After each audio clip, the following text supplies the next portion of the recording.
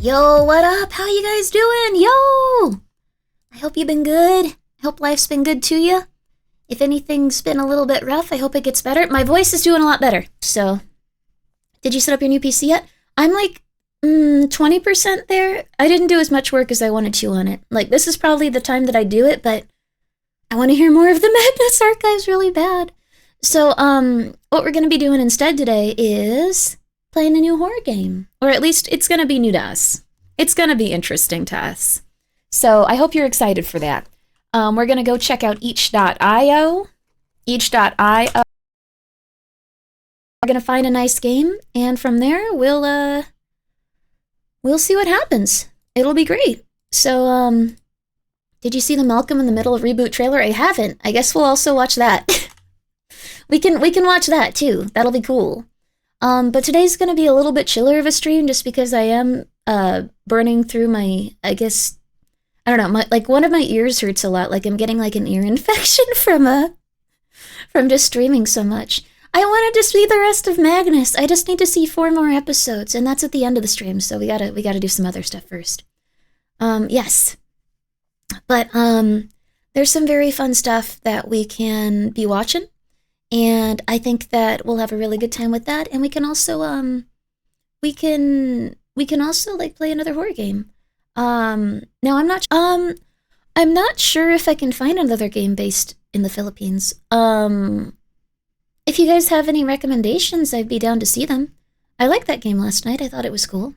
I had an honor of playing Superliminal for about an hour earlier. It was a great game. Oh, that's awesome! Superliminal's really good. I think I played the demo for it. It was very nice. Like I really loved it. What we might play today is, let's see here. There's a couple of things we could be playing. There's a cool looking horror game called Septim, The Preparation. That one looks pretty cool. And it looks like they just started doing a fundraising thing for it, so I'd love to help them get their game out there to a broader audience because, they're doing their best. They're working hard on it. Like the piercing, I think it means something else. Like, what does septum mean, actually? You should play Amber Alert if you... Wait, Amber Alert? That sounds sad. That's like when little kids go missing, right? Did you know, like, we actually watched something on it. Like, before the Amber Alert, like, was made, people just kind of went like, what do we do? We gotta figure this out. I don't know what to do. Uh-oh. Like, that was kind of how the Amber Alert system went. Just like, what do we do? So they eventually ended up making a, like an alert for people, like when they went missing and kidnapped, and like a big old, like kind of like, I guess, concept for it. But, yeah, I'm glad they did. I think everyone is. Like, no one's like pro, like, child kidnapping. Also, we still have observation duty on, like, the background. Oh, it's frozen. It's real frozen. Do you have any piercings, Grimmi? No, I had my ears pierced, but they sealed back up, so... Oh, God. It's working again. That's crazy. But yeah, I'm not a big fan of piercings.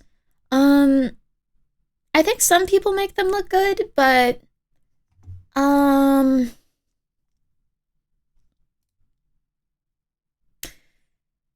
just not a fan. I'm sorry.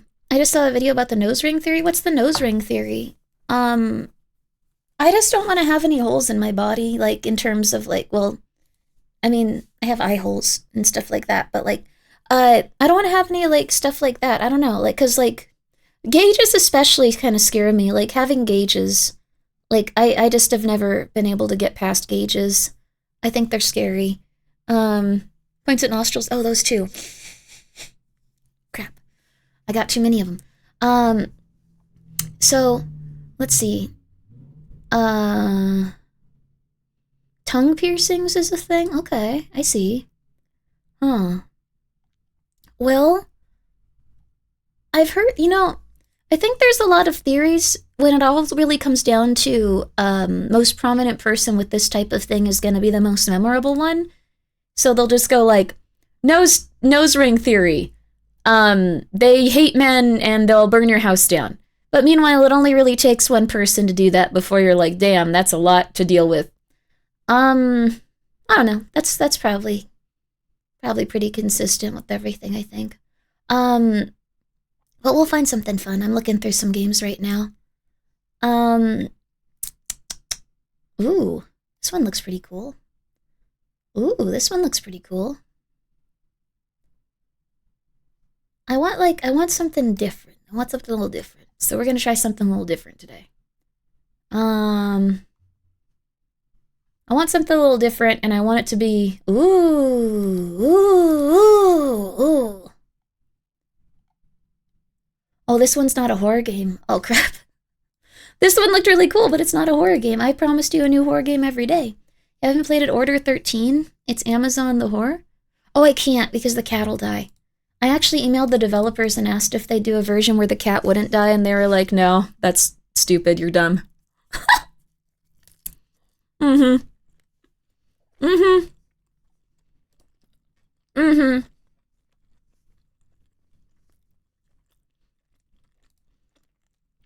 Honestly, really fair. I'm just scrolling through each right now. There's a bunch of weird games, but I'm trying to find one that people haven't played too often.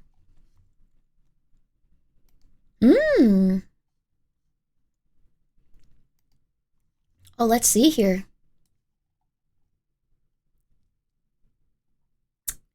Okay.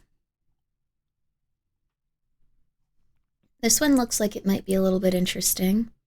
No, this one's slop. Oh, crap. Okay. All right, well, we'll figure that out in a little bit. Really, thank you so much for the 100 bits. Football game we went to the other day, bathrooms were filled with anti-trafficking posters. Never seen that before. Big events, people get trafficked in, and then part of it is that they usually have to go on dates with people, before they get to the physical assault part, which was messed up. But, so that's probably why they had posters there. There's also people that are grabbed at, like, baseball games. There's a lot of different stuff with trafficking at big events like that. Yeah, it's a huge event, so it makes sense. Yeah. And also, Kaiser, thank you so much for the 200 bits. Bioweapon, thank you for being here for 24 months. I was feeling a lot better. 80-90% better. Winner, thank you so much for the 100 bits. You saw the tweet about Silver overtaking the video because the second largest asset in the world? Where's Novel Horizon? Don't sell gold, buy more. They don't have enough silver since globally silver mines are down 18%. Yeah.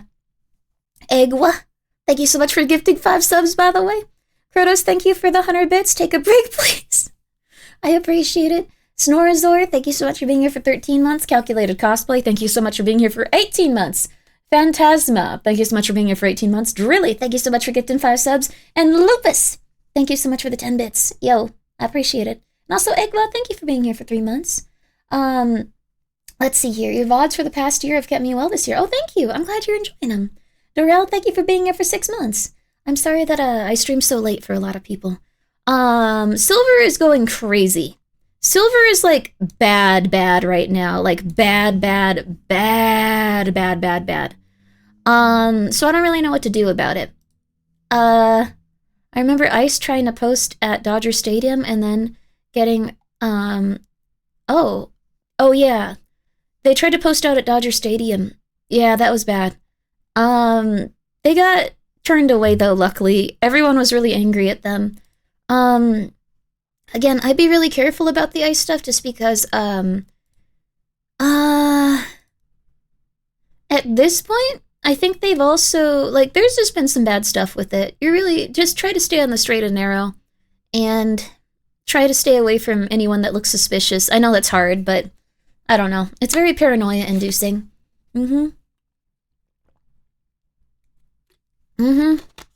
They can deport anyone at will. There was actually someone with a birth certificate that they recently deported.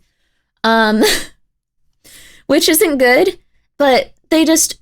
I don't think she could speak English enough to, like, tell them that she had a birth certificate.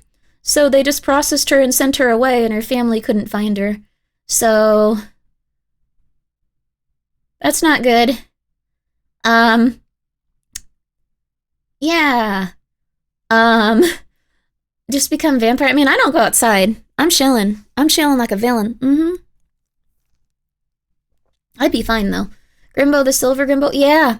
Silver is actually, it's coming in contact with NVIDIA. It's crazy. How about we watch a video on that to start with? Like, I don't think gamers, it's so Jover. So, okay, Novel, you bought the silver though, right? You bought the silver before this. You bought the silver before this, right?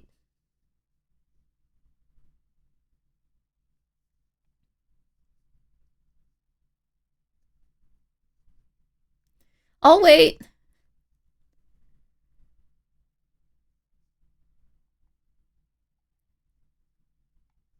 It did dip down to 72 again today, though. It dipped down to 72. Although NVIDIA is, now, like, yeah, silver is going up in price, like, a lot. You don't sound like you're in puberty today. Yeah, my voice got a little bit better today.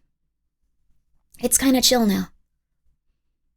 It's never been more over. I assume Novel Horizon... Okay, I think Novel did buy it. I would be a little bit disappointed and concerned if you had it, but I think Novel bought it. Thank you so much, Gaming Bleach, for gifting 2 subs. I appreciate it. I appreciate it so much. Thank you. Thank you for being here. Thank you. Okay, so what we're gonna be doing today is we're mostly gonna be focusing on a couple of little fun horror games and then getting on to the main stuff. But oh, this looks like an interesting one, actually. Do you guys want to watch a video about restaurant food quality? Buy high, sell low, baby. No! No! No, don't buy high, sell low. But I do want to show you guys this. I'm eating my food right now, and I thought this would be a good video.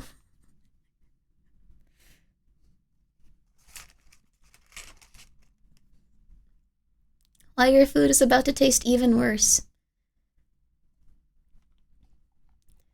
It'll be okay. It'll be okay, Novel. I'll do my best to pay back the difference of what it was. I watched. Wait, I think I watched this 2 days ago. Oh, was it interesting? I had my eye on this video, but I didn't want to like watch it without you guys. So, silver's at 73. Yeah, so it did actually go back down for a bit. So, it was down to 72 earlier. Silver probably will continue to go up though. So I'm not 100% sure. Or maybe 80 was going to be the high for a while, but this is how 3 companies own most food companies? Well, let's find out, because I haven't seen it yet. But I think it'll be an interesting one. I think it'll be interesting. Restaurant food is starting to taste the same. Not only are you correct, you're actually onto something far worse than you might realize. No matter where you go nowadays, restaurant prices are rising and menu... Chipotle's worse than before. I'm not the cause of the silver spike. Everyone in the entire world is the cause of the silver spike. At least it's not celebrity conspiracies. We can't do those, guys. We can't do those. Those were insane. People still have money to go out to eat. Yeah, that's the thing also. Like, here's the thing. Chipotle, like one of those like dinner things for 4, like where you like get a bunch of food in like tubs. The tubs are now half full. So it's hopefully 4 children that you're feeding. And the food quality is like really low. I didn't single-handedly cause silver to skyrocket. Maybe I don't know. I think that maybe this was just like silver was an interesting concept for it. I actually got like a nice treasure chest to put all my silver in. Sounds stupid, but I did do that. Now if anyone finds it, they'll get like actually not that much. I made some chicken parmesan in my air fryer this afternoon. It turned out so good. Yo, Hazmat, how you been? I'm so happy to hear that.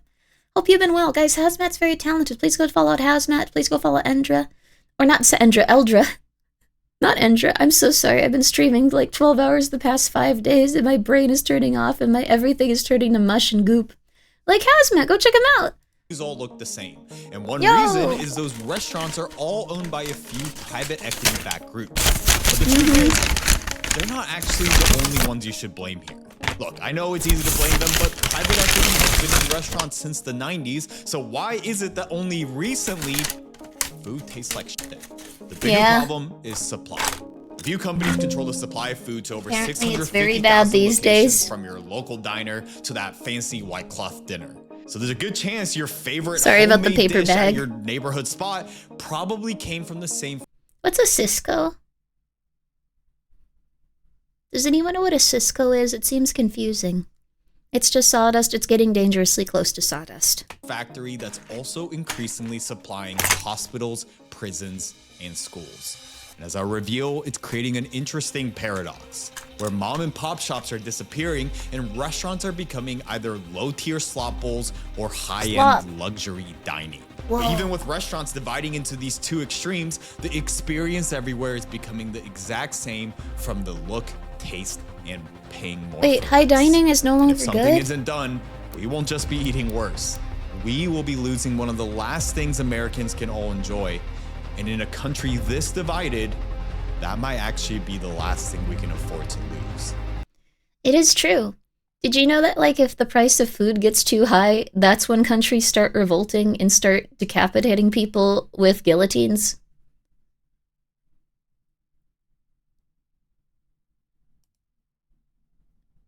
Oh, Costco for food restaurants. That's cool. The entire slop bowl industry and the commercial real estate market are interconnected. Corporate slop bowls, food that's designed to keep the body alive but kill the human soul. Good food should belong to everybody.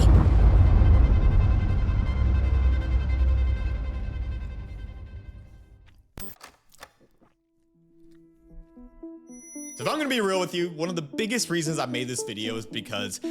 Didn't Cisco use, soy products instead of real meat? Yes. A lot of companies are now starting to use soy products. Quite a few of them. At least Costco hot dog will remain the same. Yay! Gonna be lurking it? Oh, yo, nice. Congratulations. I hope you enjoy. So, Grimbo, I salvaged my printer and got 1 ounce of silver. We're making progress. Do you need me to source the silver novel? I can do it. I can find a place. I'm wiry. I can do it. I'll go track it down. I'll find a way. How many ounces do I need based on how much was sold? Do you know? I'm wiry. I can find it. I can find it.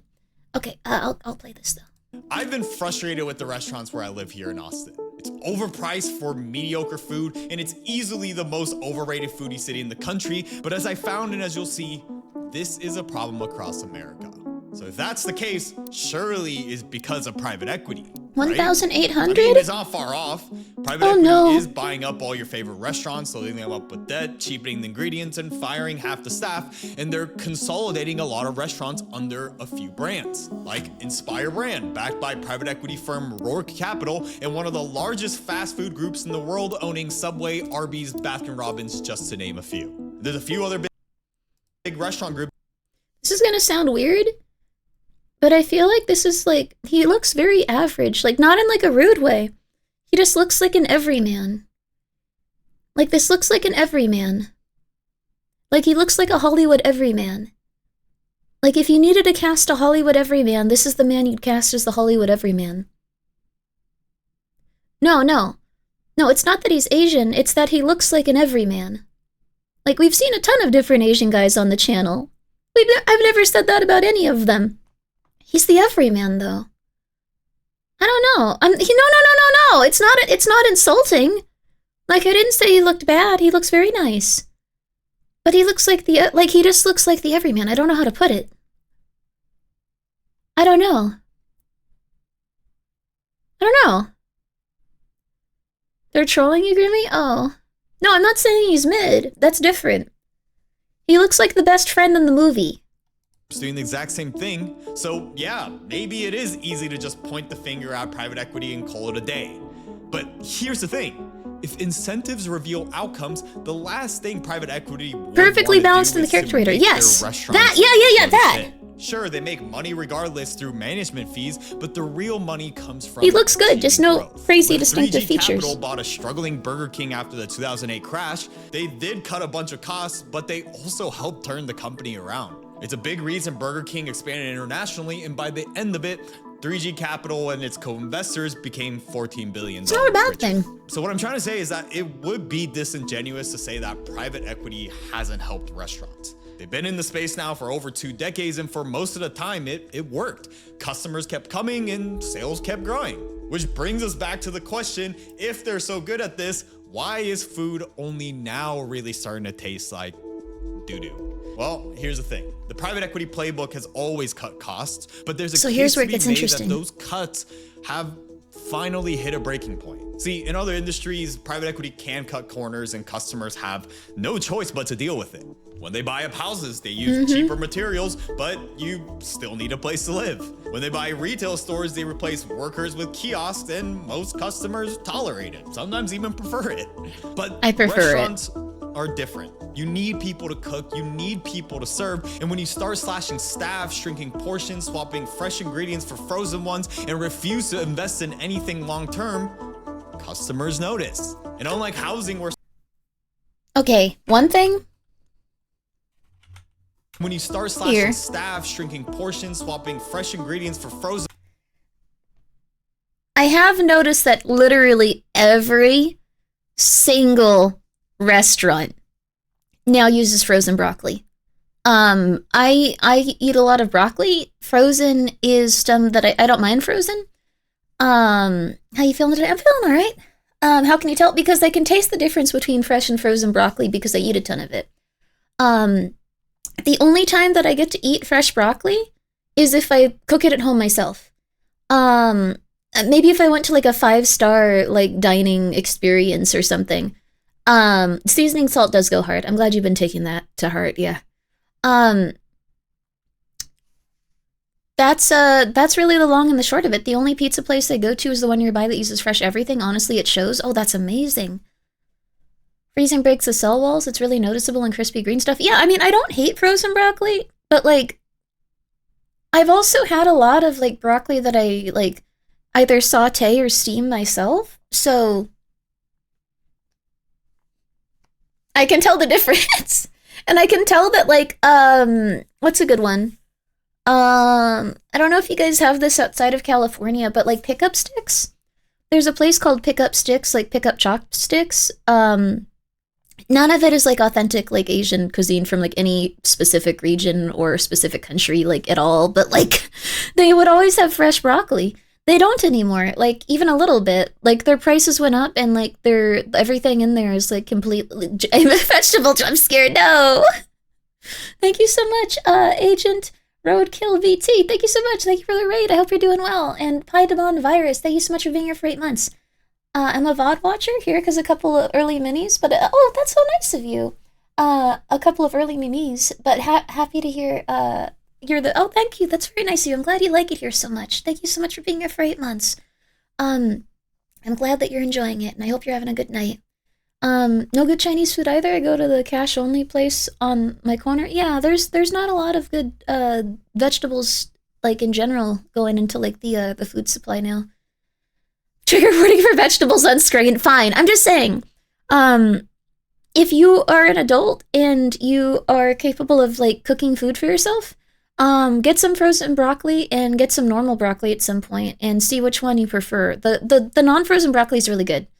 It does taste a lot better, but I could go for either, so it's not a huge deal. It's just a little bit like, damn, that sucks. Too green for me? It's good though. I like broccoli. It's good. ones and refuse to invest in anything long-term, customers notice. And unlike housing where supply is limited, restaurants are everywhere. There's a new spot opening on every corner, so when diners are paying more for smaller portions and worse food, they have choice. But as you'll see later, even that choice is becoming limited. So point is, private equity isn't blameless, and now it's starting to backfire after years of running restaurants with spreadsheets, not taste. But at the end of the day, private equity to lurk still and sleep only and love accounts chatting for about 10% food and of cooking restaurants. stuff. Oh, nice. So if we're Have a good seeing this time. across almost Thank all you. restaurants, then who is to blame for this sudden decline? Turns out, it's not those who's buying the restaurants, it's who's feeding them.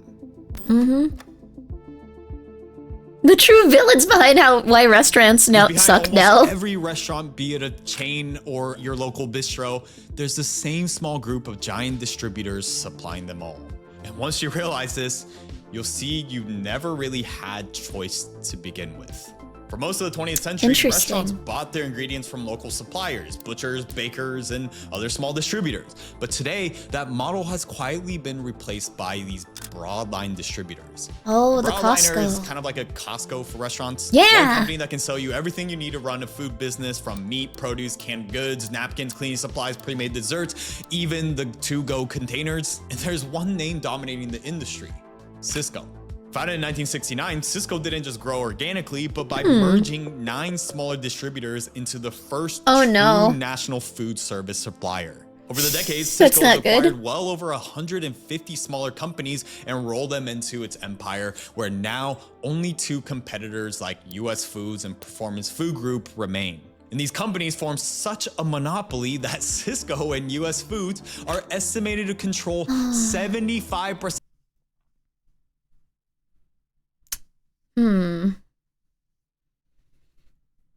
So it is just a giant monopoly, like Costco. Like with Costco, you can still go to like a competitor. With this, it sounds like that ain't gonna happen. That kind of sucks. So Sam's Club, even just like Target or like Walmart or like there's like a lot of competitors with it. So can you bring Teddy Roosevelt back from the dead? No, probably not. I'm sorry. You gotta be the new Teddy Roosevelt. Winco's a really good one too. Winco's really good. Winco's very cheap. It's maybe not the healthiest, but it's very cheap. Of the food distribution market, serving not just 450,000 restaurants, but also 200,000 more hotels, hospitals, schools, and prisons. So if I had to bet a lot of money, we've all tasted Cisco food without you even knowing it. The question becomes, why are restaurants even going along with this? It's because Cisco knows who they're selling to a T, and it's because they help create the conditions around it. Look, running a restaurant is brutal business. The margins are notoriously low even at the best of times. And in a recent survey, 9 out of 10 operators said that labor costs are a big challenge, and a lot of restaurants struggle to find staff to meet that demand. So if only there was a pre-prepped everything that not only saves money, but also saves time for the existing staff that's already overworked and often underpaid, especially if that restaurant. So this is, I think, what happened most recently. And this has happened with pretty much every industry. It's really rough. Essentially, and this is really bad. Essentially, instead of offering a better quality product for people, marketing and marketing executives, and like data statistics and like, I'm not doing a good job explaining this. Pretend it sounds smarter, but like, it became a bigger industry, and it got to the point where it's more sophisticated than just doing a better thing to attract customers. So now instead of someone going like, oh, okay, I'll work with this market and I'll get all of this stuff, and I know that they have the best stuff around, they realized that people would go to their place specifically, even if it was a worse quality of stuff, and then they could just lower it over time, is what it sounds like.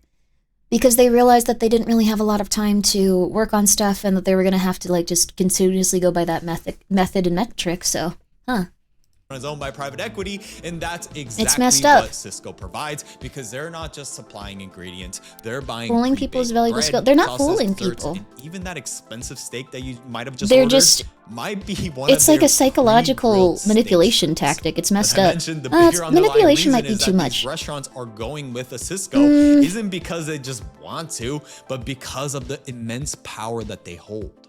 And because of that power, they can raise prices at a whim. Yeah, see this. It's not psychological manipulation. It's more like they've stopped competing in the way that normal people compete, and then they just compete in a way where they're going to come out on top consistently.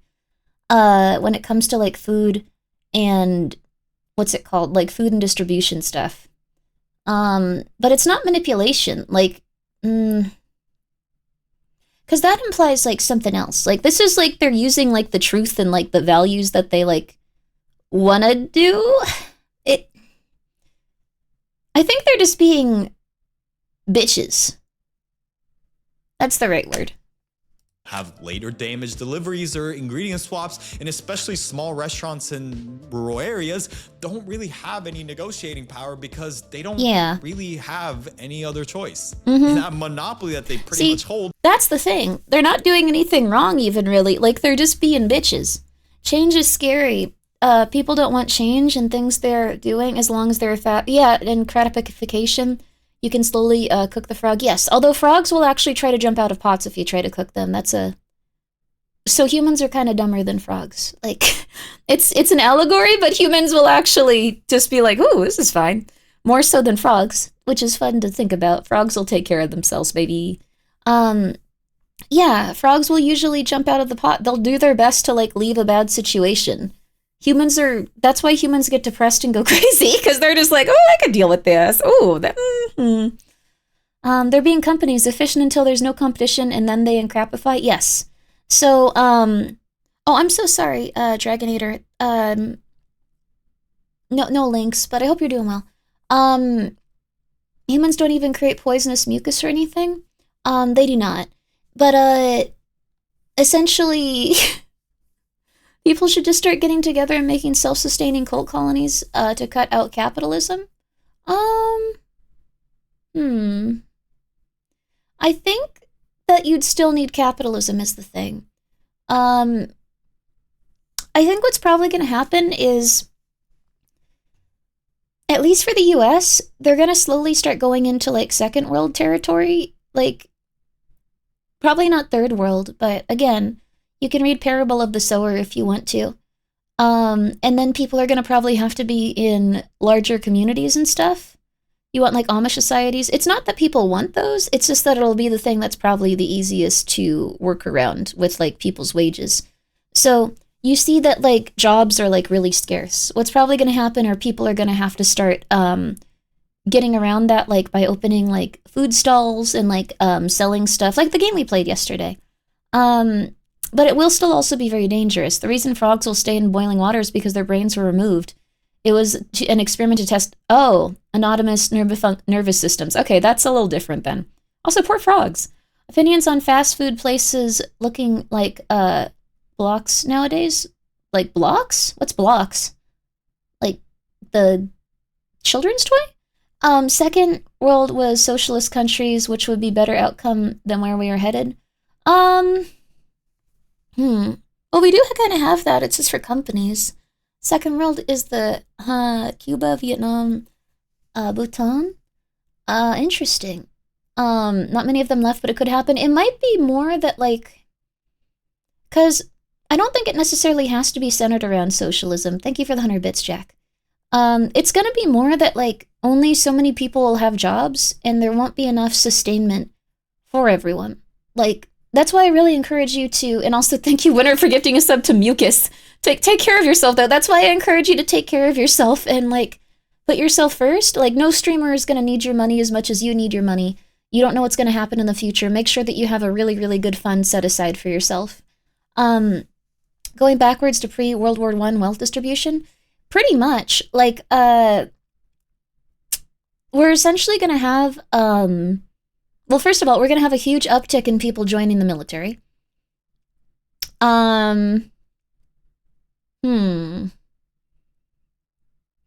Then we're probably going to have people who, it's going to be like, even like a low-paying job is going to be something that supports several people because jobs are just going to become so scarce, and they already are starting to go in that direction. So, And then from there, people aren't going to be able to afford real estate or rent, so people are going to have to, like, live in, like, 1 or 2 bedroom apartments, like 4 or 5 people. And a few people are going to have to try to do their best to have some sort of work or part-time job or something. Do you think we're going to have deflation? No, probably not. Like, inflation kind of goes in one direction. It's really rare that that happens. Let's see. Also, thank you, Lord Dorman, for subscribing with your Prime for 4 months. I appreciate that. Thank you. Thank you. That's right now. Yeah, then I suppose it'll just keep going in that direction. So, you're describing large chunks of Canada right now? Yeah, things are going pretty bad. So, the next stage is that when these things happen, criminal activity starts going up. So what that means is criminal activity will go up, and it'll become more dangerous to travel in certain areas. We already have certain areas like that. But what I imagine will happen is there will be more highwaymen, which is kind of insane sounding. Grimmi gang, no! Oh. But there will be more highwaymen, and there will be more robberies. There will be more attempts at scamming like elderly and people that still possess wealth. So, no, not the band, and not the character from Over the Garden Wall. A few asset holders, a layer of technical services, and managers, a massive base of poor, limited education, casual labor. Oh, yeah, I think that's the case. No, no gangs. Well, it's gonna be, increased law enforcement recruitment budget nationwide to make jobs? No, what it's gonna be is, I don't know how they're gonna do it, but at some point they're probably gonna get the military to be the one that deals with, like, any sort of, like, public problems, which they've been trying to for quite some time. And you probably are gonna see more people joining the military because they don't have any other options for them or their family. I see that coming like within like the next 6 months even. So I think that's a big thing. And then when it comes to corporations, I mean, they've probably also been hit really hard by like the inflation stuff as well on their front, unless they're a corporation that just like prints mad money. So they're going to be attempting to minimize their work staff, and we'll probably get more like layoffs and stuff like that. So, Grimmi gang tattoo? Oh my god. Well,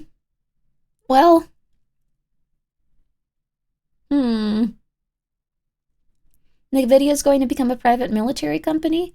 You joke, but, I wanted to hang out and play a video game today. I'm sorry. I'm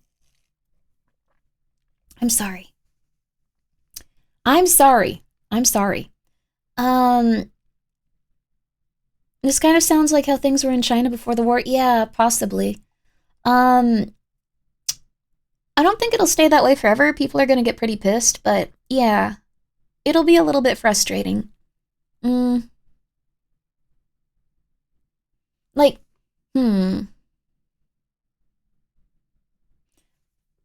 Okay. I recently bought a bottle of castor oil so I could make some stuff for my buddies for Christmas, like castor oil. The bottle they sent me was 4 fluid ounces. When I first got castor oil, I got 12 fluid ounces, 2 bottles of it for $10. This was $7. And it's been like maybe like 7 years since I've done this, like where I needed castor oil. Wait, what's wrong with castor oil in the military? Castor oil is really good for you though, and it's good for your skin and stuff, so.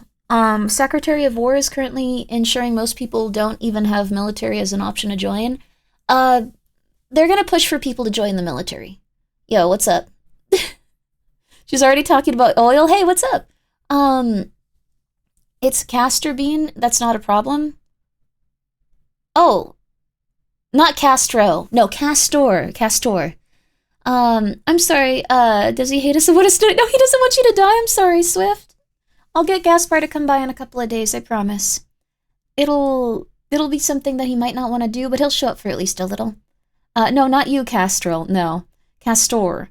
Have ricin in it? Okay, but no, the oil is... Okay, we'll figure this out later. Anyways, little things like that are going to be going up so much in price, it'll be hard for people to afford them. I don't know about you, but now if I see, like, something for, like, $2.50, I'm like, oh my god, what a deal for, like, a snack or something, which is insane. Also, Witter, thank you for the 100 bits. Oh, Prince of Excess, we miss... Excess? We miss you, come back to us, Gasper. I'll let him know those words exactly, and he'll be confused. U.S. military recruitment surged in the fiscal year of 2025 compared to 2024, with most branches meeting or exceeding goals ahead of schedule. Yep, marking the best performance in over 15 years, driven by higher goals like Army's 61K target versus 55K in Fort. Wow. Increased marketing process improvements and stronger warrior ethos focus on recent. No. The Army notably hit goals of 4 months early with 10% higher targets. No, it's not that. They want people specifically because, like, people are joining because they need money. I don't know if it's a warrior ethos focus. The Army notably hit its goal 4 months early. 10% higher than while the Coast Guard saw it. Okay, well that's, yeah. Eilenia, thank you so much for being here for 2 months. Warriors need money too. They do. How you doing, Gingy? I hope you're doing well. Guys, please go follow Gingy and please give Gingy a lot of love. Just send him some love, baby. Send Gingy some love, baby. Go, go, go, go. Go, go, go, go. You don't have to join the military for this. Send Gingy some love. Get in there, soldiers. Get in there. Get in there. Go to his shed and type smoke, baby. Soldiers get paid dirt wages, but there are several benefits. Yeah, that's the thing. They, also dirt wages are better than no wages. They're better than no wages. Aye, Grimbo, let's go, baby. Let's go. I'll keep playing this. Almost became even more powerful in 2015. Cisco tried to merge with US Foods, but that deal was blocked by the FTC after they found that they would have controlled 75% of the national market. But even just a few months ago, another merger was attempted between US Foods and this time with Performance Food to create the largest food distributor in the US, but they actually ultimately scrapped talks due to similar antitrust concerns just this November. But even with failed mergers, it hasn't stopped them from expanding to more restaurants. Because if you thought that Makes this only sense. applies to fast food joints, think again. Even in fine dining restaurants, there's a growing demand for pre-cut, pre-washed, and pre-prepped items, and it's exactly why menus across the nation are all starting to look the same, no matter what Makes price sense. point and where you eat. So whether it's a hole in the wall or a fancy restaurant downtown, in many ways they're all doing this because it's now one of the only choices, and it becomes a necessity to keep up with the rising costs of everything. So everywhere's got garbage for you now. I was Army combat engineer. You get paid low because you live in the barracks. Your disposable income is actually higher since you have no rent or utilities. Oh, interesting. That makes sense too. There's also like military housing and stuff if you have like a wife, so cool stuff like that. What did I hear about restaurants? They're all really bad. But it makes a lot of sense. It's also kind of harder to find like local cattle and stuff because so many farms have closed down. So I guess this is like the only option you have when it comes to like meats and stuff. There's just a lot of issues here. So yeah, private equity is partly to blame, but these food distributors are the one who has created this ingredient monoculture, where the inputs are the same, then the output starts to taste the same, and the only difference now is the restaurant sign and their interior designs. But even that's about to change. Because an unusual paradox is forming where things are becoming extreme, but also the same. And news can feel the same way. You scroll long enough and it's extreme outrage from both sides, but it all feels the same. This is why I've been using our sponsor, Straight Arrow News. Straight Arrow News delivers news the way it should be. Clear, balanced, and focused on facts that you can actually trust. And you get context and multiple viewpoints and deeper explanations so you understand what it's talking about. Because what we're starting to see is a Wait, I'm putting his code on screen in case anyone wanted to get that. Or you could get all your news from Grimmi and become really, really, really weird. I'm just saying. weird paradox in the restaurant industry, where at the same time everything or you could just become really weird. A weird economic horseshoe is forming where the extremes are squeezing out the middle. And even those extremes are also starting to look the same, which all this kind of sounds crazy and confusing, but bear with me, it will all make sense in a second. Just like the middle class in the US is disappearing, so are the mid-tier restaurants. And what we're left with are increasingly polar opposites between low-tier fast food and high-end luxury dining. As you can guess, a lot of it is driven by inflation and economic uncertainties, as eating out is becoming more of a luxury for some families, and these people are choosing the extremes for that reason. Instead of going to that local restaurant with mid-tier prices, they may just trade down by grabbing a fast food burger here and there. No. Because fast food burgers are like $20 now. This isn't real. Never mind. McDonald's has gone down a little bit. But, like, I think that they lost a lot of their customer base because they were like, $17, what you gonna do? And everyone was like, I'm not going there ever again. They were like, never mind, we're sorry, crap. Thank you, K-Nugget, for the 100 bits. What he says, because I've worked in the kitchen for 7 years, cooks nowadays no longer give them time to practice their knife work. People who are good with the knife are becoming an endangered species in the food industry. Oh, no, I'm so sorry. Also, Dragonator, thank you for the 100 bits. China put a brand new armed merchant cruiser on display in the middle of Shanghai Harbor. They took a relatively small container cargo ship and loaded it with containers that have point defense radar vertical launch systems. They turned a civilian ship into into a missile platform capable of launching 60 missile silos literally overnight. They have hundreds of ships that they can do this to oh wow. What is this about though? What? That's cool. I don't understand why we're talking about it though.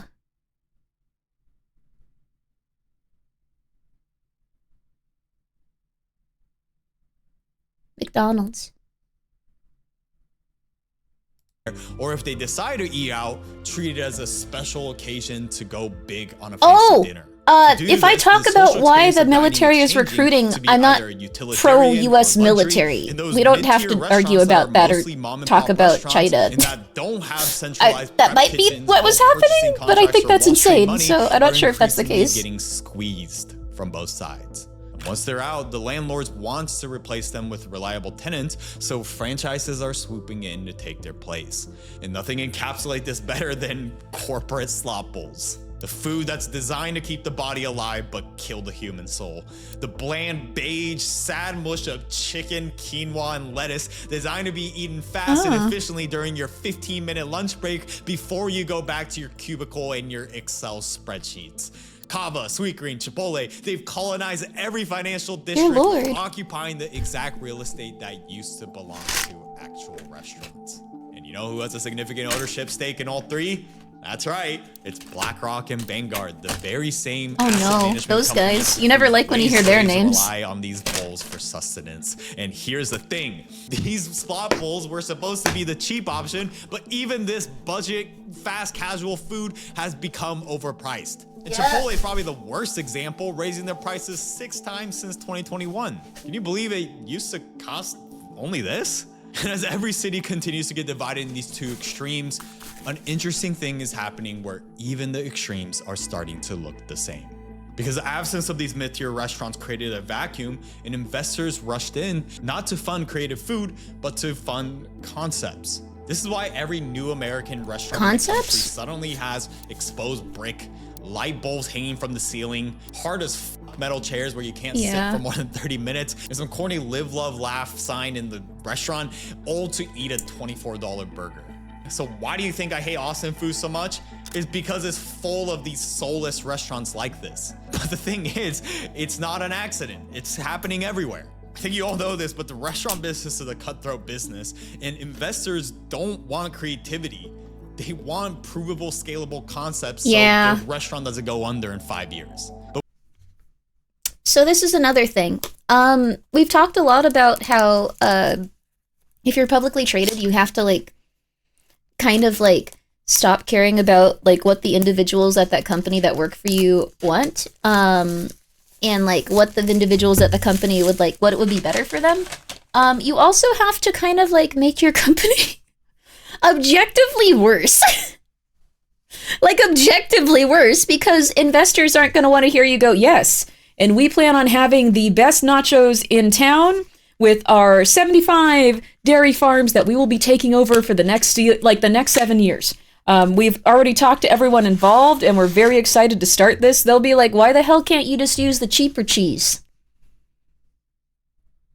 And they'll be like, well, we've talked to the 70 dairy farms, and yeah, but that's expensive cheese. Yes, But the consumer would really appreciate, well, why not just hire the guy that's already selling cheese and pay him half as much? No, you could probably go down a quarter. See if he'll give you the bad cheese. Yes, that would be another option. But we'd really like to, no, I've already figured it out. If you don't do this, I'm going to sue you. Okay. And that's what happens with most places that are publicly traded.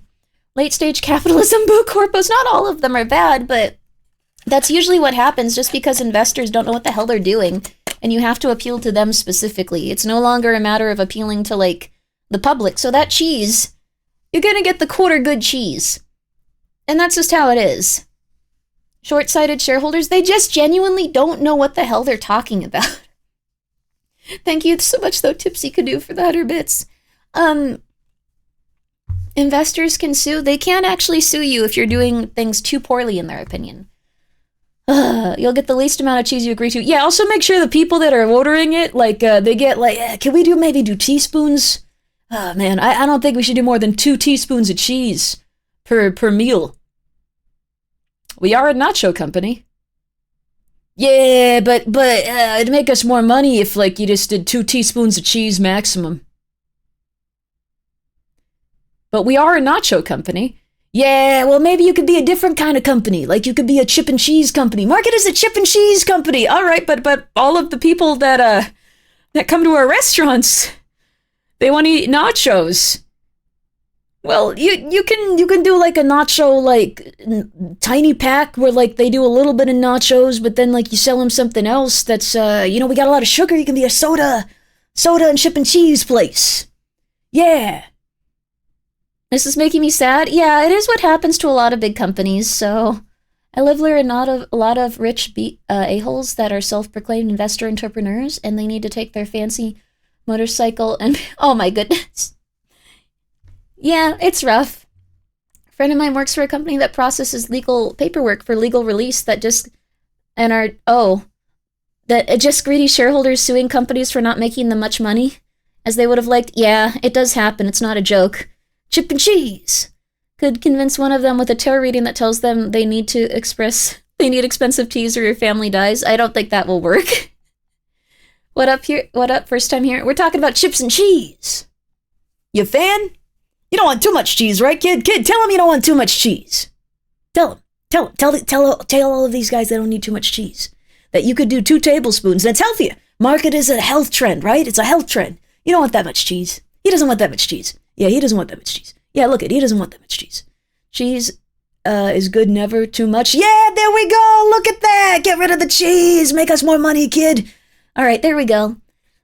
We here at Chip and Cheese are radically shifting the nacho paradigm. Vibe code your taste buds into liquid smoke adjacent adventures. Oh, God. But that is what happens. And it sounds really stupid, but it is what happens. I don't know. CEO Grimmi's bad. No, I am a CEO. But, like, of a really tiny company that barely does anything and barely makes money. And all of the money goes towards the people that are, like, doing stuff for it. What this has created now, though, is chefs that actually want to create authentic, innovative restaurants have a lot harder of a time breaking no public trading ever. Investors or customers. And with there's the a lot rise of good CEOs, apps, but public trading is just a bad idea. Authentic food for convenience. With delivery apps taking 15 to 30% of every order, restaurants have redesigned menus around stuff that travels well in a DoorDash box. So nothing delicate, nothing fragile, just wings, burgers, fries, and slot bowls. Anything you can make in bulk, box cheaply, and later stuff in a microwave. You can see now how we've ended up in this kind of culinary horseshoe, where the low tier and the high end restaurants are slowly bending towards each other, melting into one giant slop bowl of this unseasoned mix of identical corporate investors, suppliers, and templated concepts. And America's restaurant landscape is starting to look like the country itself, split into 2 extremes with nothing in the middle. But what no one has talked about is how this vicious cycle goes way beyond restaurants. It's actually a larger commentary of something bigger happening in American culture. Yeah. So, the other thing is, this isn't entirely the fault of, like, the people that sell this stuff.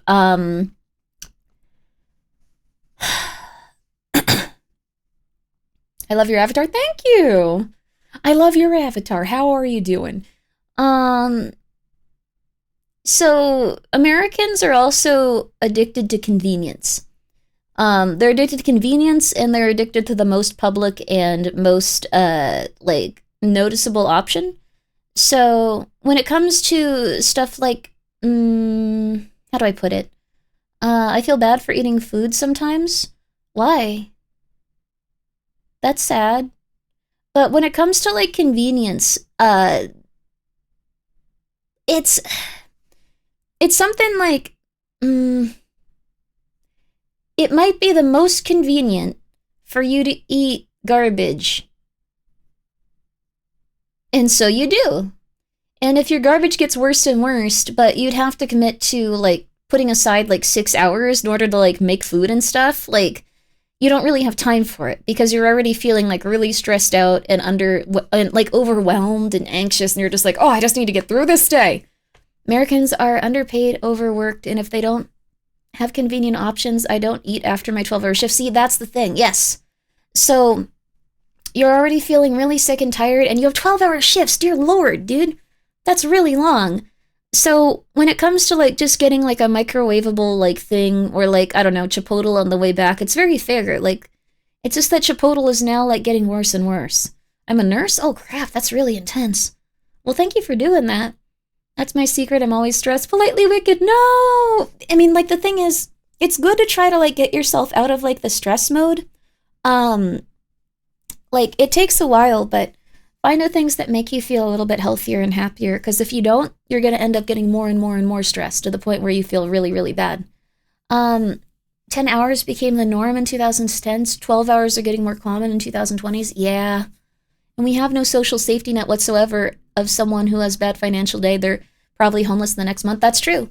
And a lot of these jobs, like, no matter how much someone works, like, people are just like, well, you're eating out. You're eating at Chipotle. That's like a good $20. You could make that at home for $5. You could make it at home for $4. People don't have time to do that. They want to die. Like, it is really good to, like, help people try to figure that out. But also, Tipsy Canoe, thank you so much for converting to a normal sub. But also, you don't got to do that. Take care of yourself. And Chris, thank you so much for gifting that young man that's approving of chip and cheese. So, like, essentially, you get to the point where, like, you have to kind of rely on these things, but they have no desire to make it so you are doing okay.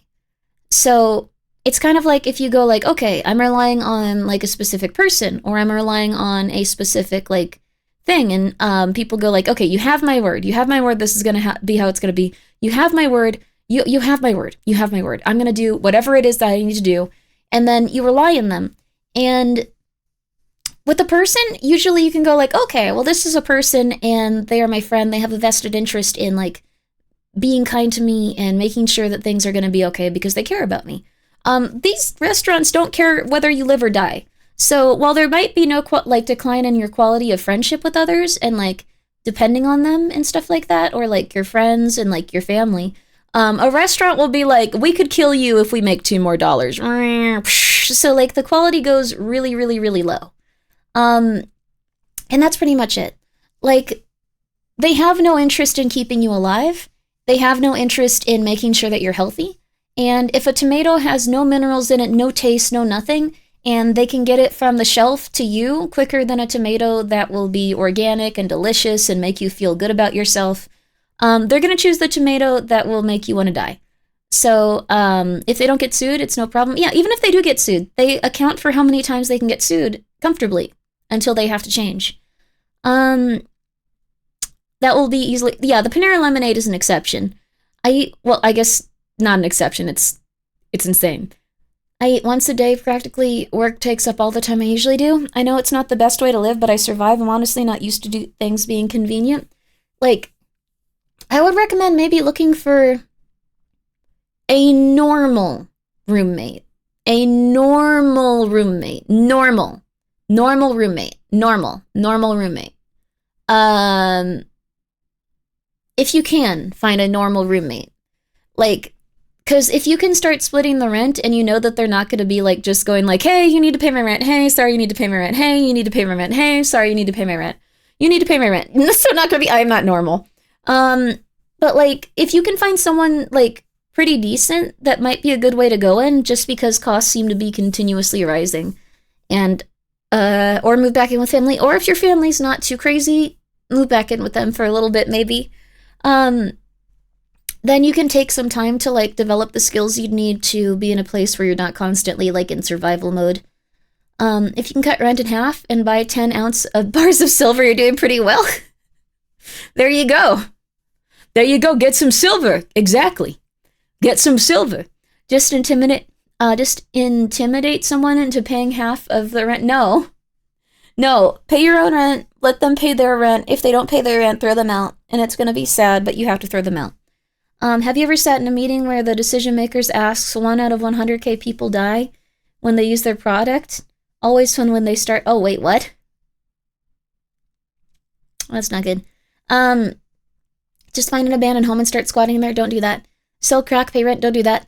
My wife was supposed to be a normal roommate. I got tricked into a one-woman autism harem full of cats and action figures. That sounds awesome, dude. Don't steal crack, sell fent, don't do that. Grimmi, notice the solution to all of these problems is to diminish your standard and quality of life. Absolutely. The thing is, unfortunately, it's really awesome to live alone. You're probably going to have to, at some point, get a roommate with the direction that things are going.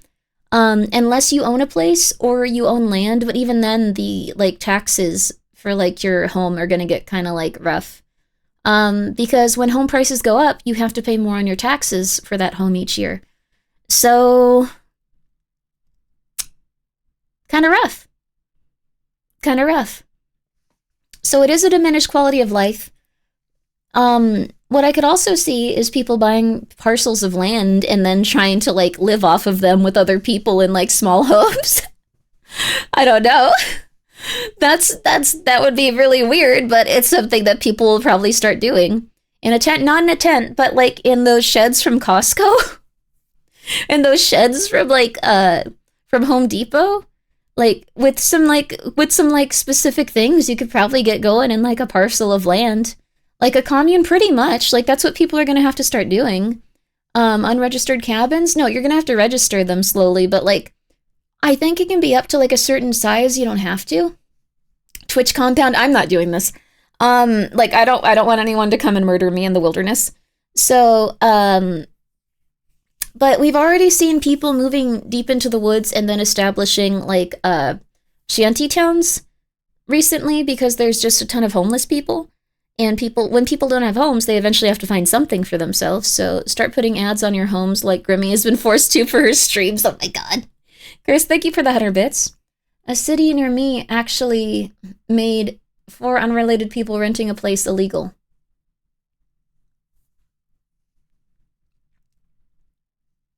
People are probably going to get pretty close to being decapitated.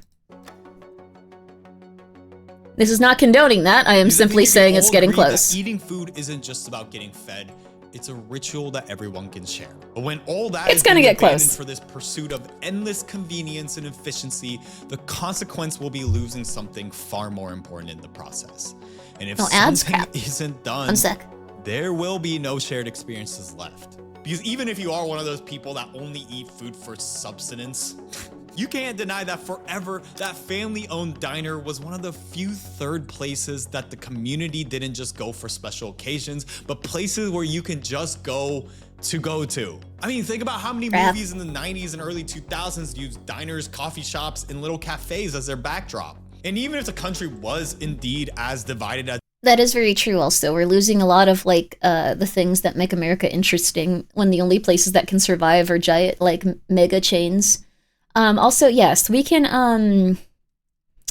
play the ads. I won't do anything for a few minutes. Yay. Third places have vanished. Third places have vanished. I miss classic American diners. They look really cool. Just like Kmart and Idiocracy. Oh yeah, Kmart died though, so maybe we're okay. I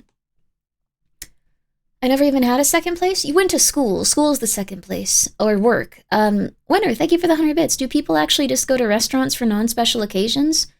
They used to. Not so much anymore. Like, some people do, but you kind of have to either be wealthy or, a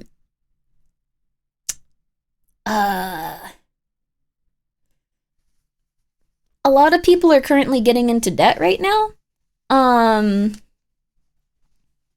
So many of my friends did, but not as often anymore, sadly. Yeah, it's getting too expensive too. So Starbucks is now a lot of people's third place or a gym. I see. If you were, like, now people kind of have to go above, like, their spending limit, like, if they want to go to a restaurant too often. I think, at least. Used to be a place to relax and ignore the outside world. While getting a treat. Oh, that's nice.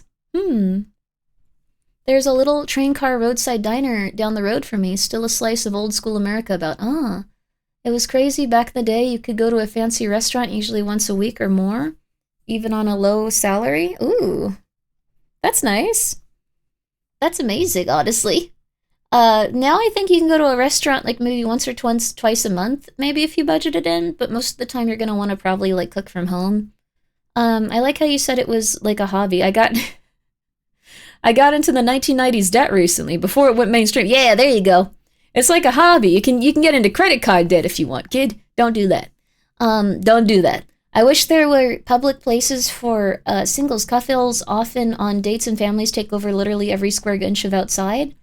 I guess go with friends if you can bring any friends along with you. I think unfortunately most people like past like I think like their mid-20s have mostly like found, like when it comes to like couples and stuff, have like found someone pretty stable, unless they turn out to be insane. So that kind of tends to be what takes up most of like the places where people are going to be eating, since it's mostly like working families now. Have they? I don't know. Like if you're going to places where like older people eat and stuff, and you see a lot of that, like there's probably people that are like single and everything everywhere, but I don't know. I've never really run into restaurants with like a lot of like coupled people or like families and stuff. Normalize just doing stuff alone and talking to other people alone. Yeah, I think that's a good idea, honestly. Yeah, it's really nice. Like you always feel excited when someone randomly talks to you. It's like a, I don't know, like RNG.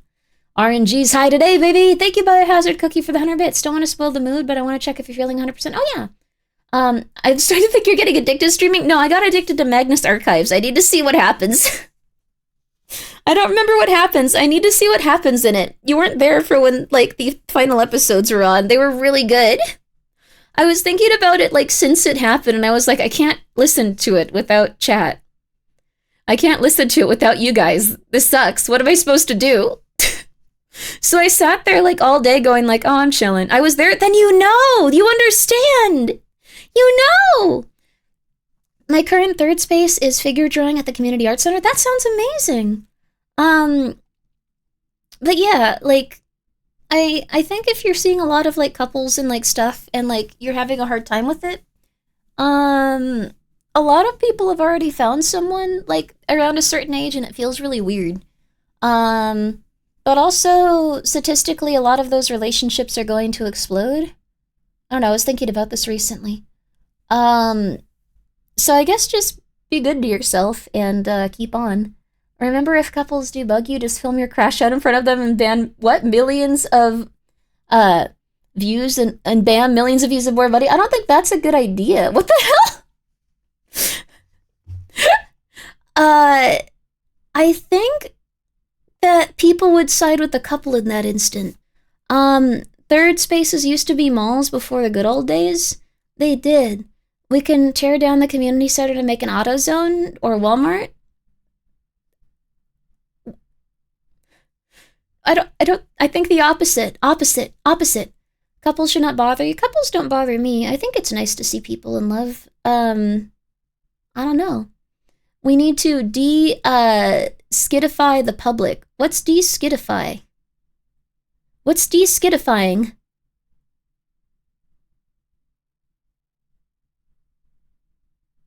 Huh? Skittish? Oh, getting people ready to beat the crap out of each other. Oh, I see. No, I think that's a good idea. Remember to gather as much blackmail on everyone just in case? Don't do that. Don't do that. Don't do that. Just be yourself. Things are gonna work out. I do know people that do that, though. Making them not think everyone IRL is a skit. Oh, I see. So, when it comes to, like, what's it called? Epstein did that for us? Oh, goodness. His name comes up every stream now. You sound like a creature that lives on the bottom of the ocean, which... Gingy is amazing. Go check out Gingy. I can only imagine how it felt having to wait months for the next season of Magnus Archives. Yeah, we get to listen to it today in just a few hours. It's kind of cold today, though. As it is right now, I'm gonna get a sweater after like this one. Glue where people could just exist with other people. But as more and more of those restaurants struggle or close or resort to cutting corners with a Cisco in order to stay alive, we're losing that culture and connection. And as more competition is eliminated with consolidation, it looks like it might get even worse as you continue to pay more for less. And yeah, it's tempting to just blame corporations or private equity or the system, but here's the uncomfortable truth. Somewhere along the way, we've all quietly accepted this. Yep.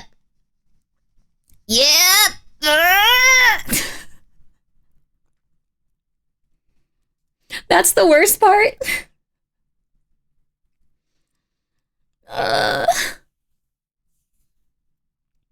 We all kind of accepted all of the bad stuff. You have to eventually stand up against the bad stuff. And they'll go, no, you simply like your chips and your cheese. How dare you? How could you? You like your chips and your cheese, don't you? You still get to have some chips.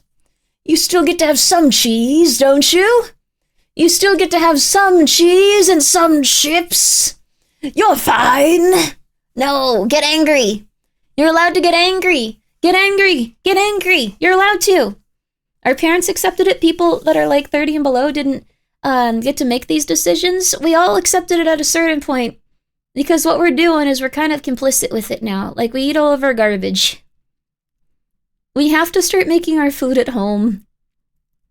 Which is gonna suck, because that takes time. Orange Mad Bad? I think it's become less of like a funny meme, like when we found out that the government website posted about a FBI inquiry talking about how they had interviews with people saying that he executed a child in a specific state where he owned a boat. So, I don't know how to feel about that. Like, I know people go like, Orange Man bad, but dear Lord, what the hell is happening lately? What? Oh, yeah. Hi, Ghosty. Sorry for bringing it. Oh, actually, Ghosty loves conspiracy. Wait, this isn't a conspiracy theory anymore, crap. Go check out Ghosty. She loves conspiracy theories. Fun ones, too. Not just this one. How you doing, Ghosty? She's amazing. Please go check her out. She deserves the world, baby. All conspiracies are based on truth. Let's go, baby. All of them turned out to be legit this year, practically. Almost all of them. My problem is that billionaires are bullying people out of housing community centers to build their mega complex apartments and parking lots. Oh, yeah. Because that's more money. We have a sovereign citizen in chat right now. It's true. We have a sovereign citizen. Yeah. Never trust the government. Yeah. It's the more human-looking VTuber. Oh, Ghosty, I said that you dress more like a human that's alive, and I dress more like a ghost that's passed away. But you're a ghost, and I am alive, and everyone keeps saying that I'm a ghost. So I assume they're going to start calling you a human at some point, which is how it works on Twitch. Yeah, see, there you go. Okay. Yep. There you go. Immediately. How you doing, though, Ghosty? Hope you're doing well. Normalize mediocrity. From airlines that actually used to be nice, housing that was a core component. Airlines suck. Of the American dream, and entertainment. Houses suck. Like I talked about in my piracy video, and on, so we can blame. Entertainment sucks. Blame all those entities all we want, and we would be justified in that, but we've also are the ones who normalize mediocrity in exchange. My model's transparency don't work too much. There is I'm hope. sorry. A lot of millennials and Gen Z are looking at corporate slop bowls and realizing that they're only paying for branding and some form of nostalgia. Yeah. This is what Chipotle does now. There is hope. A lot of millennials. Someone paid $17 for this. Mostly rice and like 1, 2, 3, 4, 5, 6, 7, 8, 9, 10, 11, 12, 13, 14, 15, 16, 17. 17 tiny cubes of steak. Probably more than 17 actually, because they got the steak. That's more expensive usually. And a little bit of salsa. I disagree. Many of us never experienced the America our parents did. Oh, yeah. No, I agree that it's gotten worse. I'm saying that we also have to just start doing things differently now, or it'll just get worse for the people that are beyond us. So, of which there aren't really that many compared to before, but, let's see. I'm just saying. I've been more transparent on screen. Oh, sometimes I'm more transparent so like you can see what's behind me, but right now it's like nothing. There's no more steak behind me. I'm sorry. But guys, please go check out Ghosty. She's really lovely. She does a lot of really fun stuff. She's very peppy and happy. She's very excitable. She's lovely. Go check her out and go check out Gingy too. And Gen Z are looking at corporate slop bowls and realizing that they're Lineup pours. We here at Chips and Cheese dish out your state-mandated steak cubes according to your credit score. Chips and cheese. Oh my god. Thank you, Silky, for gifting a sub to How Bad Can It Be. I'm just being a doomer today. I don't know what's up with me. But this seems a little bit rough. only paying $55 for 2 bowls and 2 drinks? Yeah, because they got the extra meat. Dear God, dude. $55!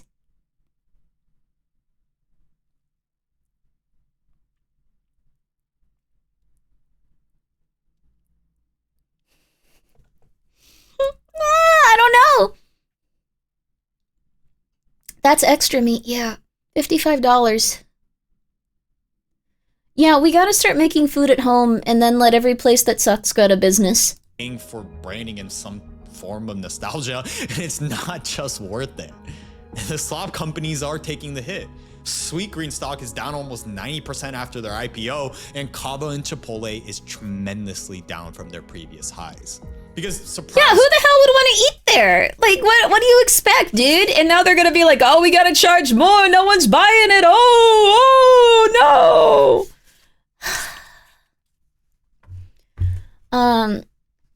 Could be your story. Oh, that's really good, DC Dan.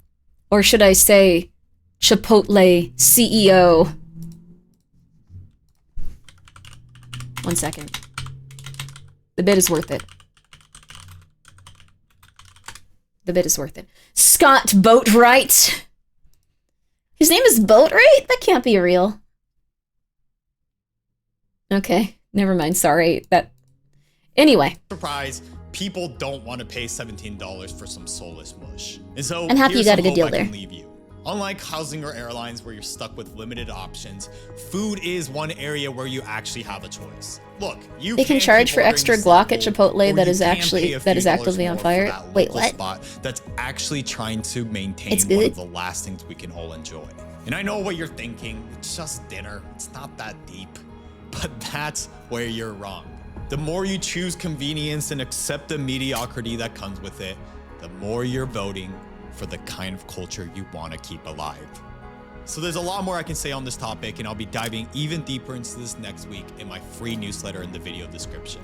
Thank If you haven't very seen my much, video sir. on how we've accepted mediocrity in entertainment, I go appreciate it. You have a good one. Thank you, sir.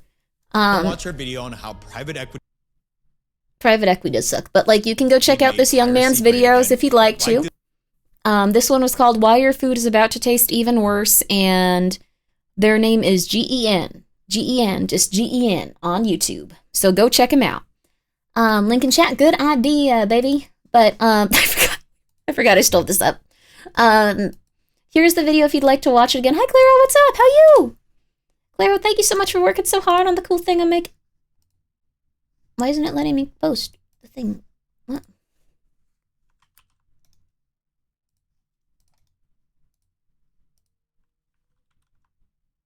Weird, it's not letting me copy. It's not letting me paste it. It's... Huh. Well, here you go.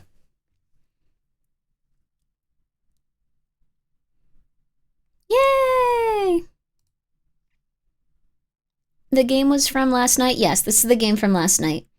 It is odd, but I guess it happens sometimes. Maybe this computer is just on its last leg. Yeah, it's not letting me paste anything in OBS. Oh well. That's fine. It happens. Okay. Alright. Now let me see here. Let me see if I can't find a good game. Hmm.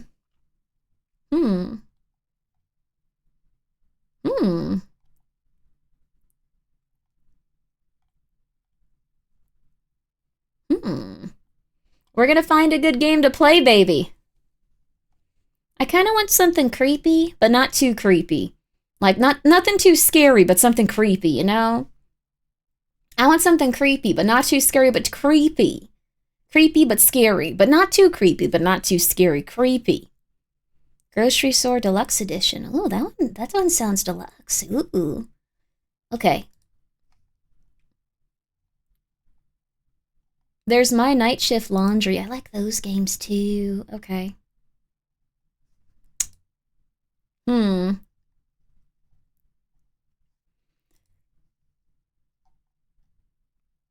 Okay. I'm trying to find something that isn't going to be too sloppy.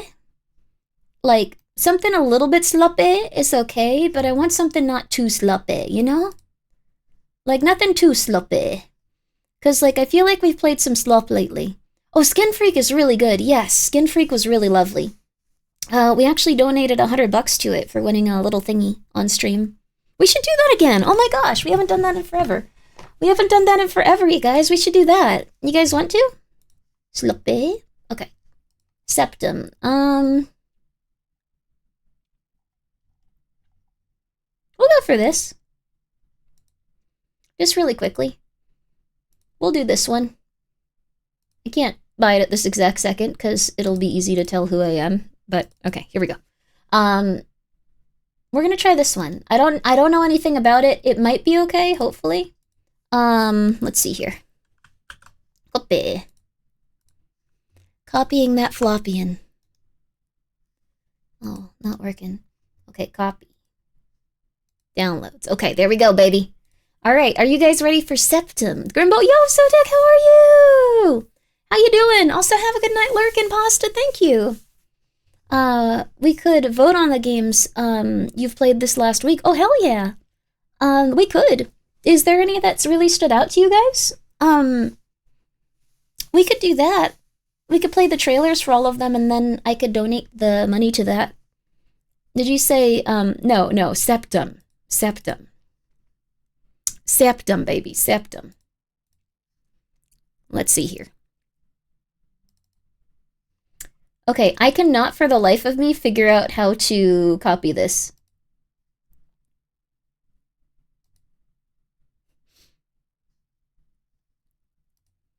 That's weird.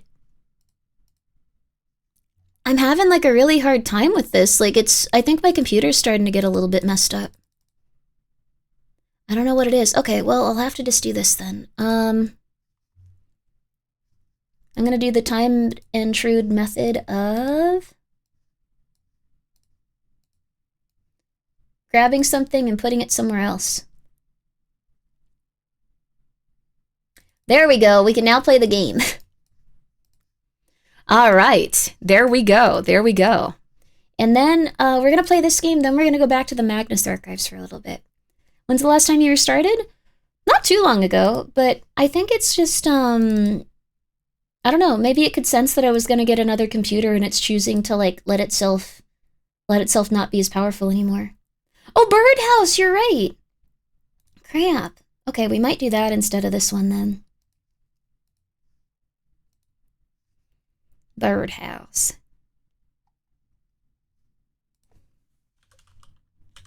So this is a short game that I think it was Mal who recommended it. Okay, yeah, my computer's just screwed. Like, a lot of stuff isn't coming up anymore. Maybe I'll try to do a virus scan or something? Although I don't think it's that.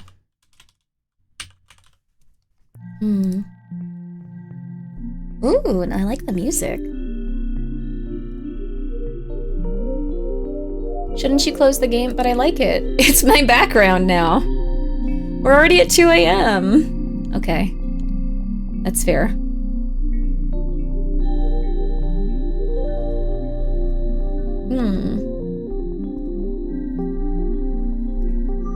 I'll do a full scan just in case.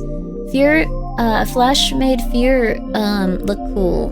Hope there, with new PC we see more of it. That would be lovely, actually. Oh, it's very possible observation duty. Oh.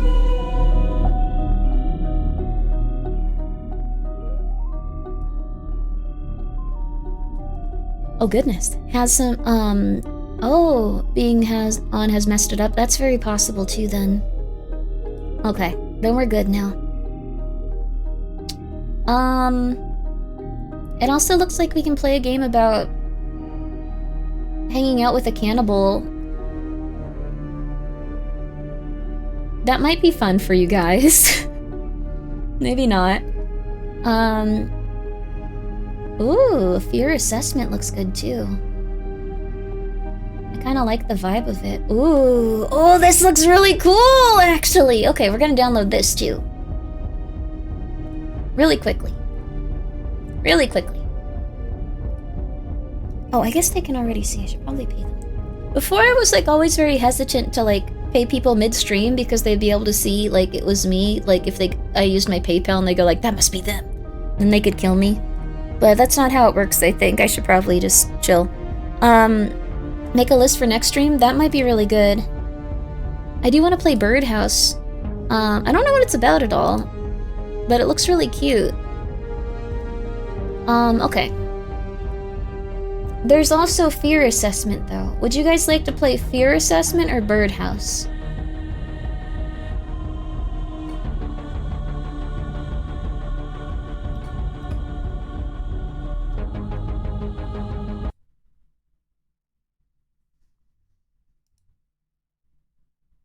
Oh, that was septum preparation. Oh, okay. I like birds, yay! Okay, so let's play all three trailers really fast. Or actually, I guess that would give us too much information. Would you guys like to play... Well, this one looks really short, actually. Oh. Okay, let's play this because apparently it's not very long. It's not very long, so we should be done with it pretty much immediately, and then we can play Birdhouse. Whichever you're in the mood for, I feel like this is going to be a good one to start with. This'll be a nice little delicious treat. Nice little delicious treat.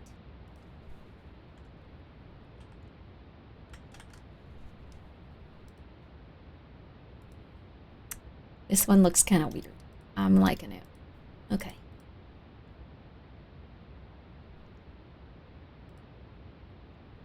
It's built on chromium.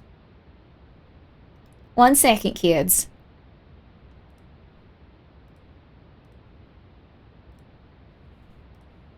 There we go. Warning. This test contains materials that may be harmful or traumatic to some audiences. It may also induce visual effects that may harm the viewer. Please proceed with caution. Yo, Digi, what's up? I am literally never going to catch you at a time you don't have stream, you workaholic. Yeah, I'm very sorry. I don't know, lately I've just been streaming nonstop. I gotta get to that Magnus Archives, baby! Go check out Digi, though. I saw that radio DM me today, too. I need to get back to her. I just have immediately lately been like, hey, streaming! I cannot judge you for that, for the fair. Thank you! I'm doing a Stabathon. There you go. I'm making up for the Stabathon. There you go.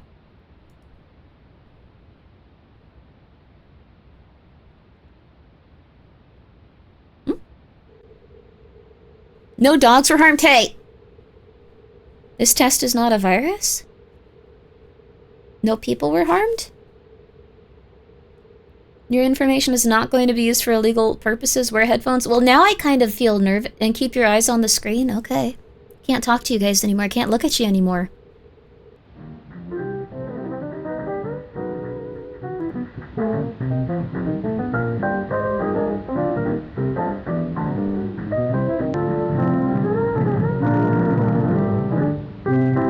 Fear Assessment Program is a specialized test developed and implemented by government agencies to collect data on psychological torture techniques and their impact on individuals. It serves as an essential tool in understanding the effects of fear-based manipulation. This test uses your webcam and information on your hard drive. Oh no. Well, I don't have a webcam, but... I guess we can't do that one.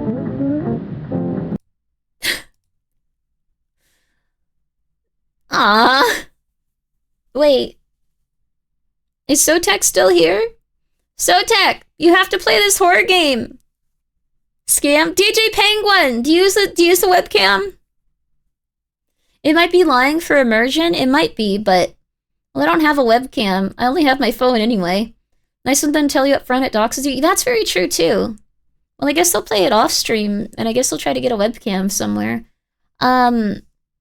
Just input-output of your VTuber? That would be very funny, but... Oh, it looks really cool, actually. Okay. Someone should play this, unironically. Someone should play this. I see what they're doing with it now. It looks really cool. I don't want to spoil it for anyone, but if you do have a webcam and if you're interested in playing a horror game, it looks really rad. Instead, we'll play Septum. We'll play Septum, baby.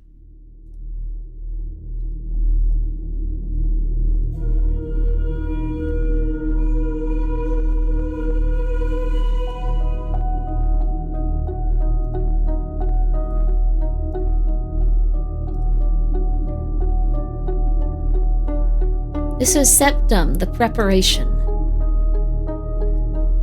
This is the same screen as the fears or the terrors to unveil intro, remember?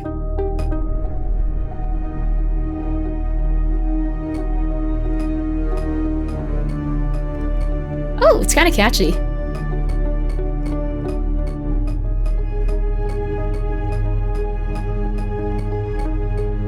What was the game we played? Oh, I'll link it in chat. That one looked awesome, dude.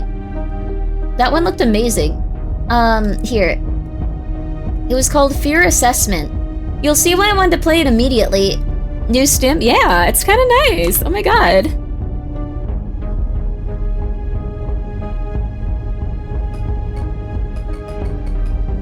It's like a Mario sound. Wait.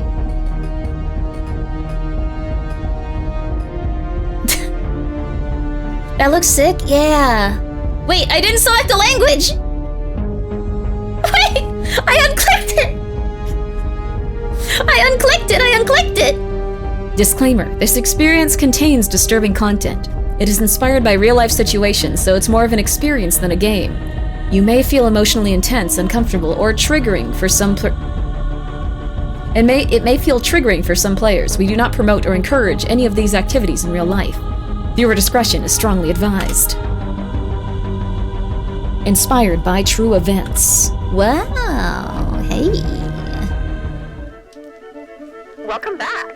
Tonight, we're preparing something truly Voice acting. special. A dish like this This is requires cool. patience and absolute attention. Always begin by choosing the right tool. Feel how naturally it fits in your hand. A real masterpiece demands courage. Stay clean. And when things get complicated, commit.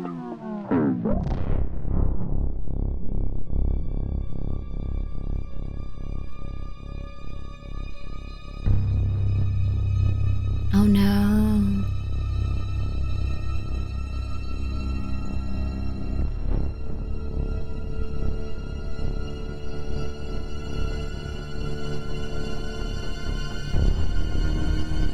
Oh no.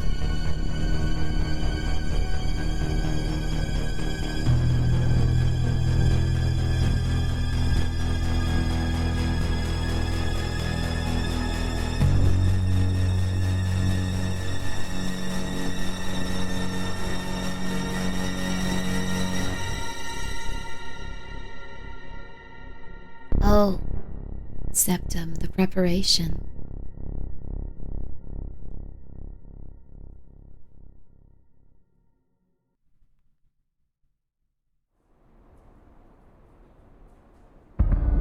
The Prey.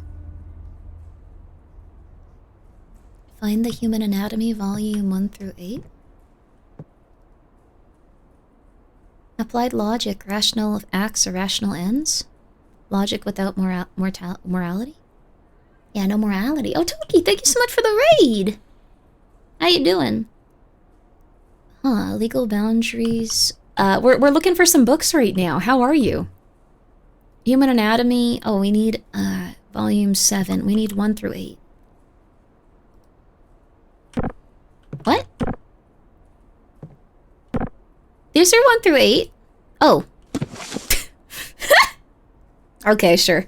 How was your stream, though? Take a seat.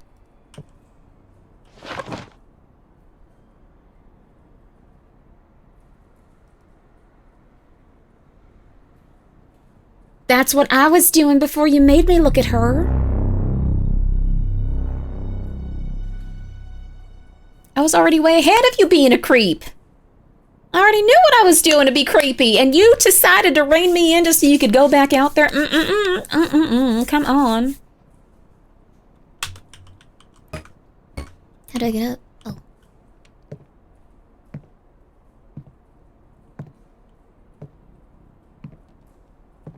Where did it go? I swear I dropped it here somewhere.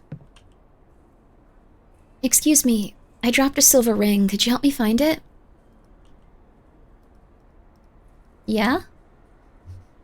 Oh, you're looking at French literature? You like French literature? That's so cool. I love beautiful French women. They're so awesome. Here, I'm from the magic internet. I downloaded a video. I'm essentially a god here. Okay, here. Oh, thank you. I thought I'd lost it forever. My mom gave me this. It's the only thing I have left of her. Okay. Oh, we're a Japanese fellow. I know exactly what case this is. You're a student here too? I'm studying literature. French poetry mostly. Honestly, half the time I don't even understand what they mean, but it sounds beautiful, doesn't it? Anyway, thanks again. I appreciate it. What case is it? You're gonna have to see yourself. 1 week later. Church history. Why did we find the Human Anatomy books in the church history? Don't talk too much, Grimmi. Give it up. Hi, how are you? Oh, have a seat. I got coffee for you. But it's not allowed here in the library. Please, throw it away, or else you'll be asked to get out. Please?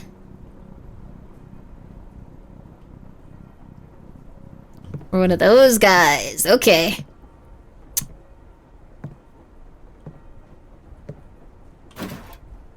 Cool.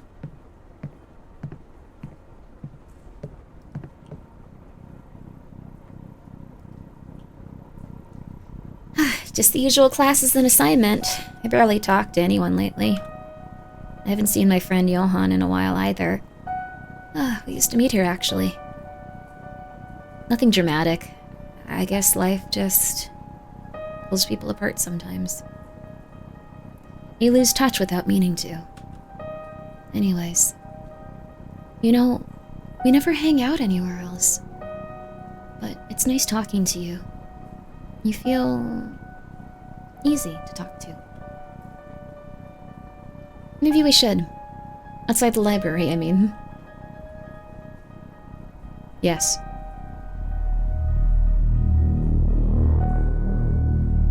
Her apartment? I mean, only if that's okay with you. Might be quieter there than here.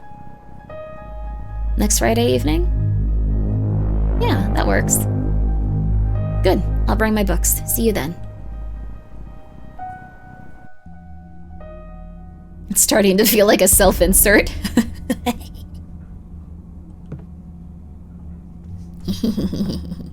Remove the trash. Place 2 glasses on the table.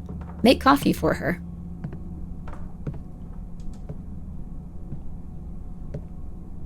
Oh, the entire computer has frozen.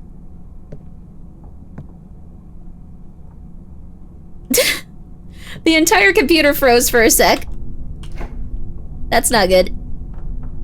We're getting back into that. I guess it's good that, I got the new PC. How y'all doing? Locked.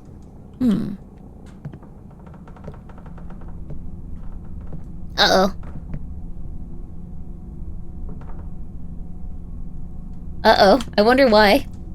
It's starting to freeze up a few times. We're finishing this game, so help me God. Oh, we have a cat.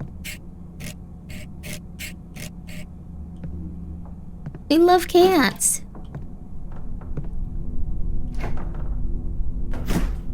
Why do we live in a terrifying hovel?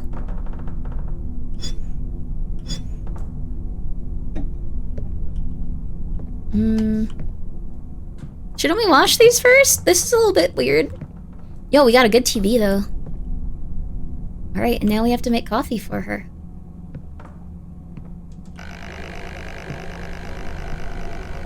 This is a game made by someone that has never made coffee before, but I still appreciate the effort. Oh, let me turn on the heater for her as well really quick. 1 second. 1 second. I also just have to turn the heater on in my home for that to happen.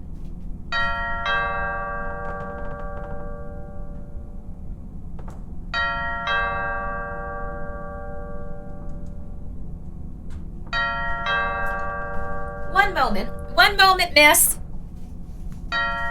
Jeez, okay, dude. Wait a second. You're making me rethink this thing. You are being very pushy. Dude, dear lord. Also, sorry. It sounds like I'm farting as I'm, like, adjusting on my chair because I have to, like, put on... I'm wearing, like, short shorts, and now every time my skin moves, it sounds like something heinous. I would not fart on stream, no. I would not fart on stream! Ghosty, you're still here just to say that! Oh, the misery. Everybody wants to be my enemy. Is that the words? I don't think that's it. Oh, hello.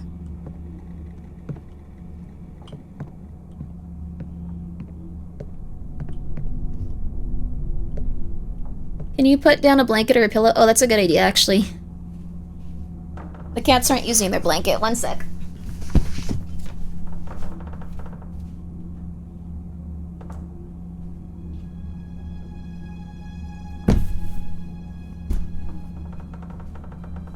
Listen.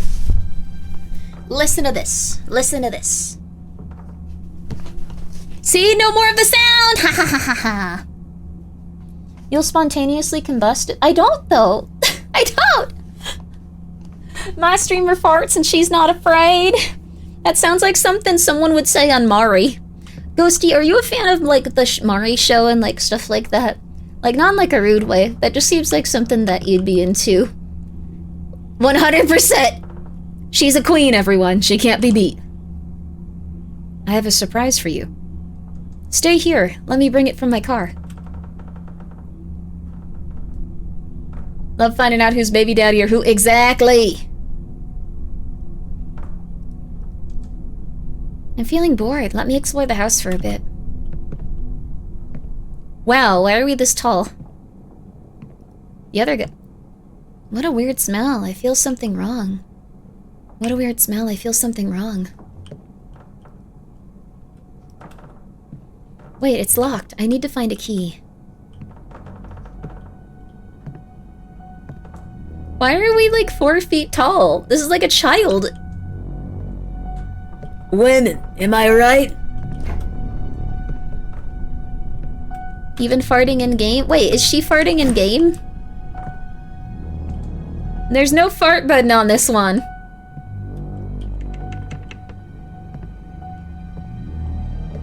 Why does he live in a house with like nothing in the rooms?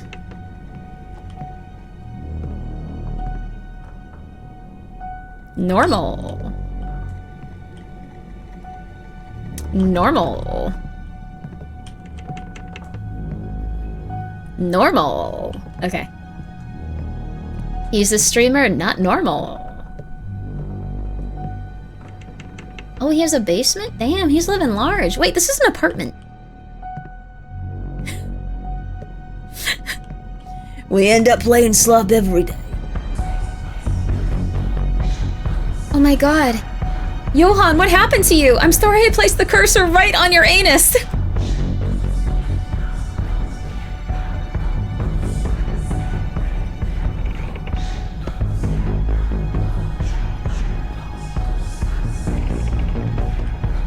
I'll give her like a good 20 minutes so she has time to get up from there and act normal.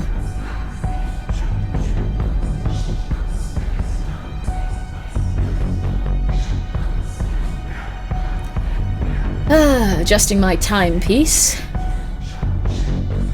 Also, yeah, the soundtrack goes hard. Sooner than expected. It keeps freezing my computer, though. I don't know what to do about that. Pick up the knife.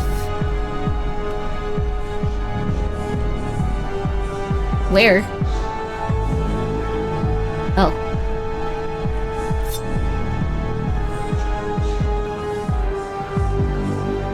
Go down.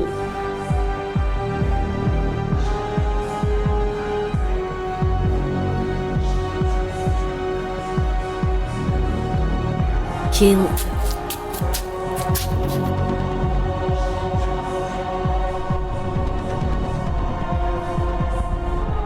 The preparation. Search for the box of weapons. So, now that we've had the big scary time, that I didn't like that we had to kill her also. That was sad. But that wasn't good. This woman did not deserve to die. Examine her. This was based off of a real case where let's see. It was a man with the rankest vibes possible. Went to, I think it was France, to study and ended up, well, you'll see. He murdered a French woman that he met in college. We're preparing something truly special. A dish like this requires patience and absolute attention. Always begin by choosing the right tool. Feel how naturally it fits in your hand. A real masterpiece demands courage. Stay clean. Feels kind of weird they made a game out of this. Complicated. Commit fully. Stay Let me have her in pieces. Perfection is never messy. And just like that. After the incident, he placed what remained of her in a suitcase and disposed of it in a river. Although the remains were eventually discovered, an investigation was launched. But he ultimately escaped through justice. Backed by his family's wealth, so he was a very wealthy person back in his home country. His father being a powerful businessman, and aided by influential lawyers. The case took a different turn. The court ruled that he was mentally ill, and instead of serving a conventional sentence, he was confined to an insane asylum for life. After 5 years, he was released and deported back to Japan. The game presents a fictionalized and implied interpretation of these events. That was weird. Thanks for playing. Credits. Program. I remember this. Yeah, this guy sucked. So sad and creepy. Yeah, this guy sucked. I don't know what to tell, but, you know, it seems like a NaNoWriMo game, perhaps. Was a very quick one.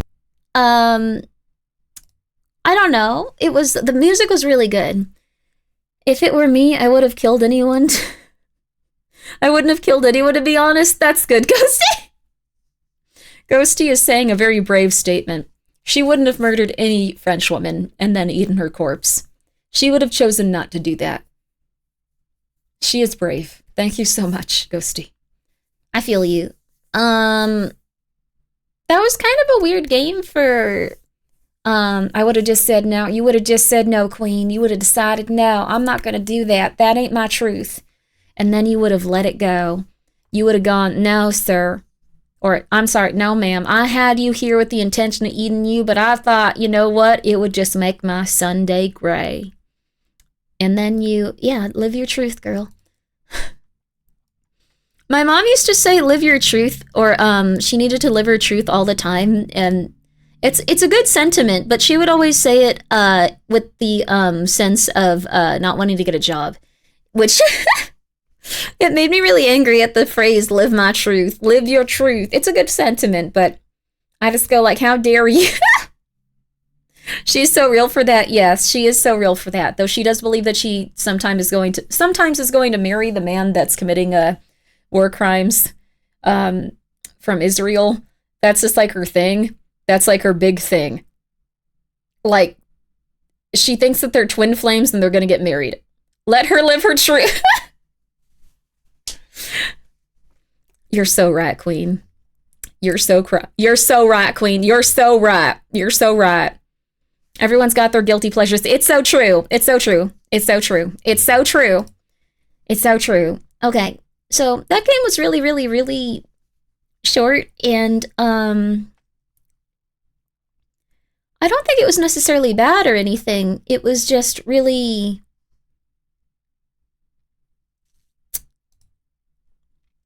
I don't know how it was under most popular. That's confusing to me. I don't know how. I don't know how a bunch of people went like, yes, 10 out of 10. But I guess it's, you live and you learn. Magnus Archives. I don't know. That was just, you didn't pay money for that? I didn't pay money for it. I usually like to tip a few dollars, but it wasn't horrible. It was interesting. It wasn't that bad. Like, we also have games like here. This is Silent Still, which is, I think, supposed to be like what your grandma tries to give you if you want Silent Hill. It's Silent Still.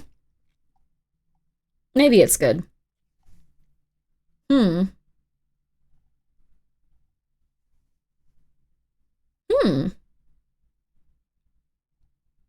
We should probably also at some point play Scary Tales, like the puppet combo thing.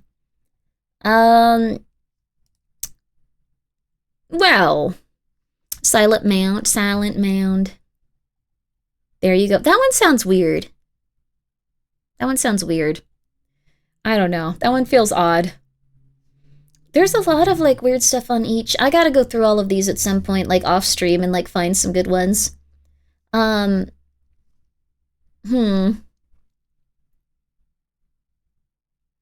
I feel like what we just watched, it was not enough. Like, I know I said new horror game every day, but are you really satisfied with that? Do you want to go on to Magnus now? Was that enough for you? Is that your truth? We just learned Ghosty's truth. Is that your truth? That game was low-key, high-key, but yes, it was. Yes, thank you for putting it into words. Thank you. Live your truth, Queen. That was absolutely the truth, Queen. I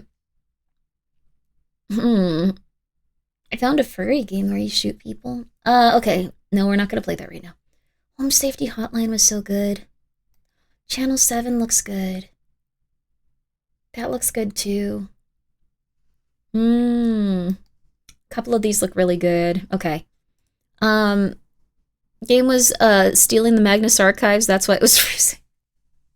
Can't believe people would accept that as, their one game of the day. Yeah, I think that's, like... It needs a little more. It just needs at least a little bit more is the thing. Ooh, The Last Broadcast Archivist. That looks pretty cool. Dude, we should have a stream where we just go to through each.io and then just, like, play everything that looks like, or, like, download everything that looks good to play it, like, later days throughout the month. Like, that'd be kind of fun, honestly. Oh, we gotta play Night Signal at some point. How about now? How about now? Let me see if I already have it on Steam, though. It sounds familiar. Okay, I don't. Okay. Let me grab this really fast. Y'all ready for Night Signal? This is from the Home Safety Hotline, guys, so it's gonna be really good. You don't gotta worry about it. We're gonna enjoy this one. Yeah. Yeah. Yeah. Okay, there we go. So this is the release build, it says, which implies that there was a non-release version. So we'll find out that one too. Oh, I love Kitty Horror Show. It's really good. Yeah, absolutely. Also, thank you so much, Rainsist Enjoyer.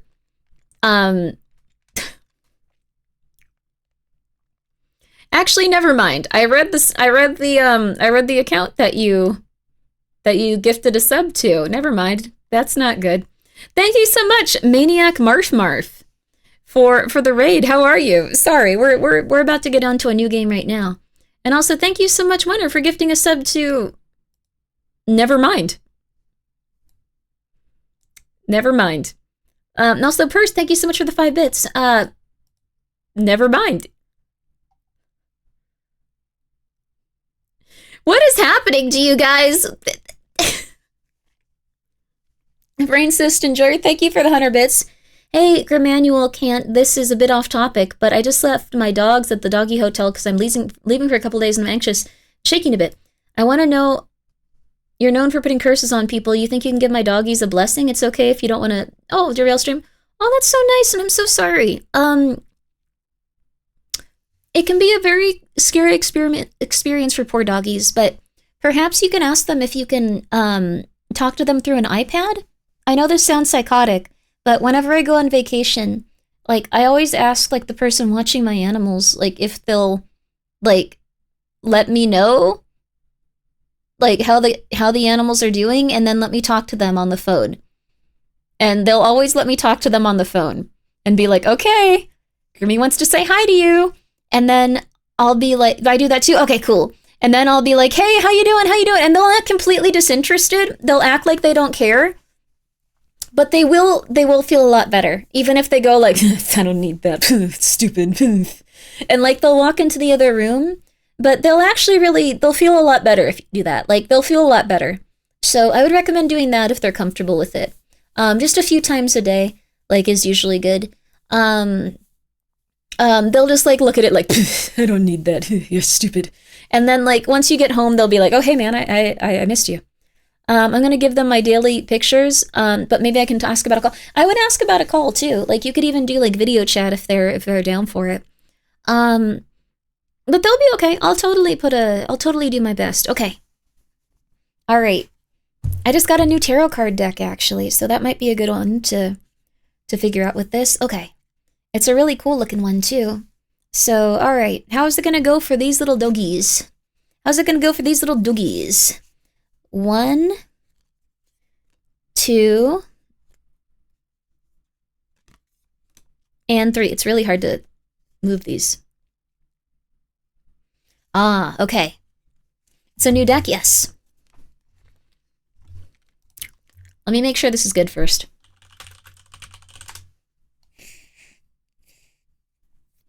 Oh, it's going to be a very restful time for them, apparently. It's the 4 of Swords. So, they're going to have a lot of peace and recuperation. They're going to feel very protected there. And they're going to be rejuvenated. So, when you get back, they're going to be feeling way better. So, don't you worry. Those doggies are going to be feeling real good. I want to see the new deck? Hell yeah. Let me show you.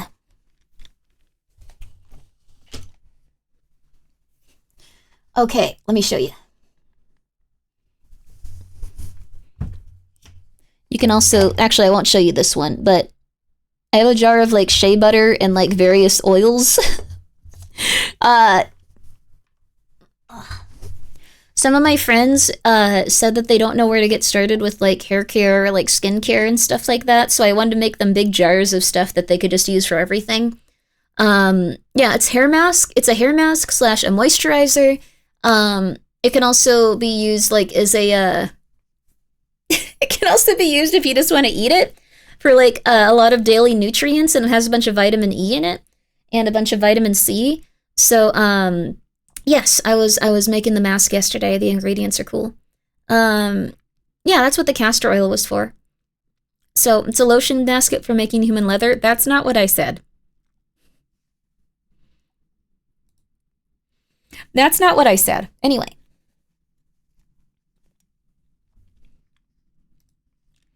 Here are the new cards. They're cool.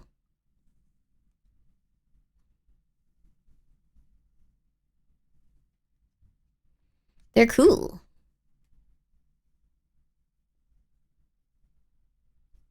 They're cool. they're pretty fun. Very Grimmi Court. Yay, nice nails, thank you. They're the backroom's nail polish again, so I like it.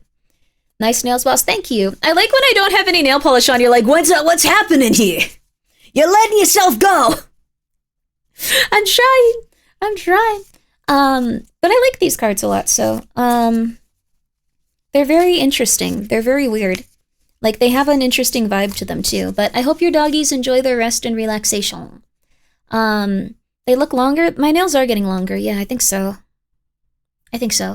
Do you do Magic the Gathering content? Nah.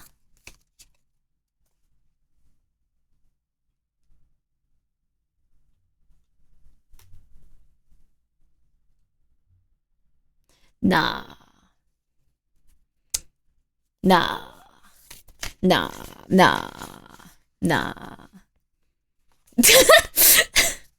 I do. I like Magic the Gathering.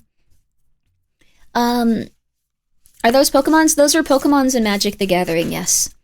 I really like them. Do you do USB ports content? Nah.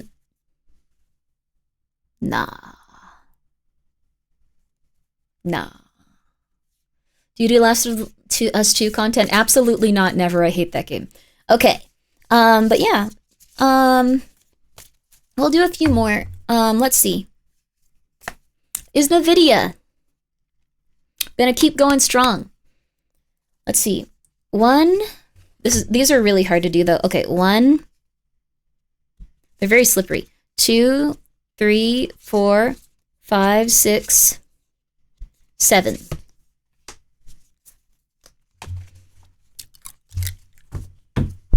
Let's see.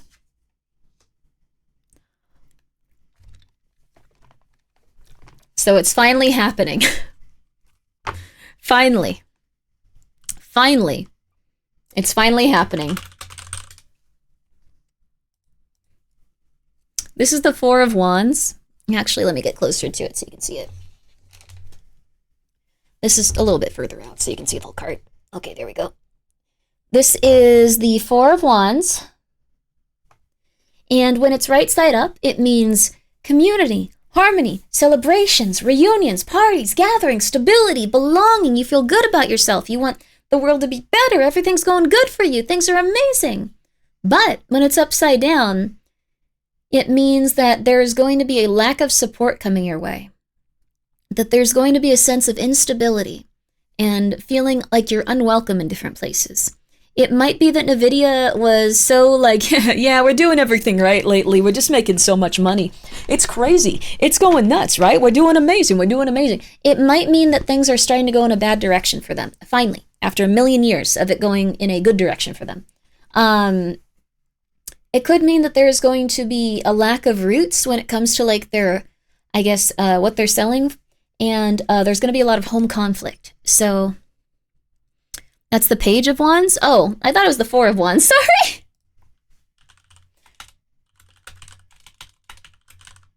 Let me see.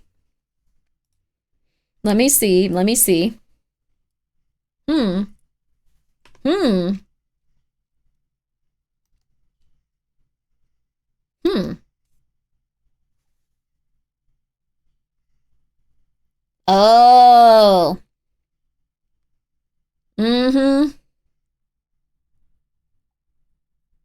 Oh.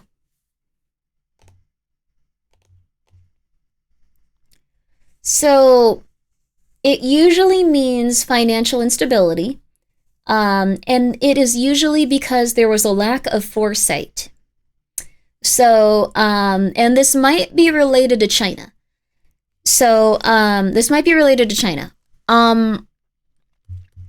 China is now starting to make their own competitor CPUs and GPUs.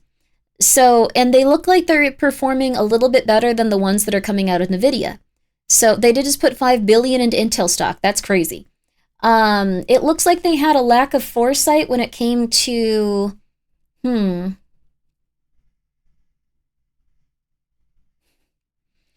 like building up enough of their finances to, I guess, get through like the situations that are about to unfold. they don't really have anywhere to go from here, and they don't know what they're doing, is what it's saying. So right now they're kind of like in a bad place in terms of they need something, and they need something fast. They need, I don't know what they can do, but they need finances, and they need finances fast. Because apparently they were really overspending, which really goes to show you that on every single level imaginable, no matter what, you can still overspend and still destroy your own life. So let's be real. Everyone who has jumped into AI bandwagon has been suffering a massive lack of foresight. Yes, that is true. Let's get another card for clarity here with NVIDIA. 12? Okay. It's hard to do these ones. 1, 2, 3, 4, 5, 6, 7, 8, 9, 10, 11, 12. These are really hard to deal. The moon reversed. Ooh, that's also a very pretty card.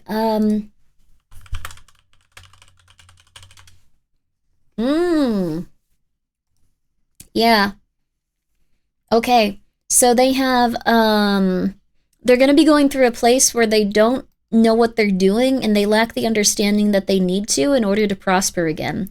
So, there might also be some deception regarding the finances that are going through their company right now. So,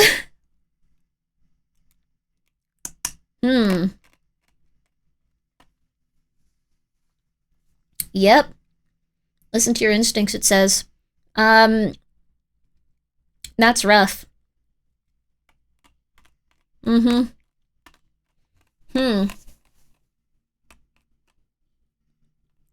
the best cases, the absolute best cases, the reverse moon can mean that you understand your financial situation. So, also, thank you so much, Tanuki Tubber, for being here and for the 100 bits. Wasn't sure Grimmi was the true Luna until she dunked on The Last of Us 2 and introduced me to Magnus and pulled tarot card to dunk on the video. I'm really glad that you like Papa Mutt so much. He's awesome. Him and Mario are just some of the nicest people in the world. Okay, the reversed moon. Let's see.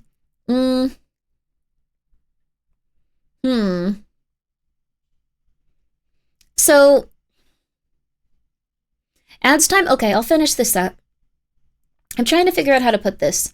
It might mean, based on these two cards, that they've started to figure out that they're screwed and they burned through their money too quickly.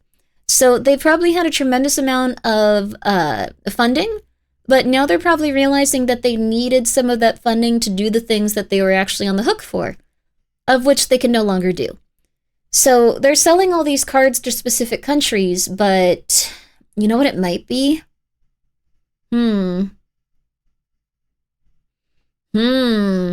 Okay, one more. 1, 2, 3. The Hermit. Yeah, okay. The Hermit. So that's reversed too. So, and here if you want to see the card. So yeah, okay. Yep. Okay. Oh. This one is when it's reversed and about your finances. This does usually mean that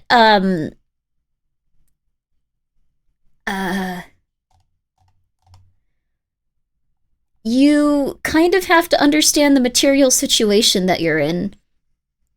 What could have happened is that they gave everyone specific quotes for what they were going to be buying, but now that there's not only a shortage on RAM, but also the materials for it are now on a shortage. They might be going through something where, okay, so like all three of these cards are kind of together and they kind of represent not similar things, but they're realizing their financial situation is not ideal.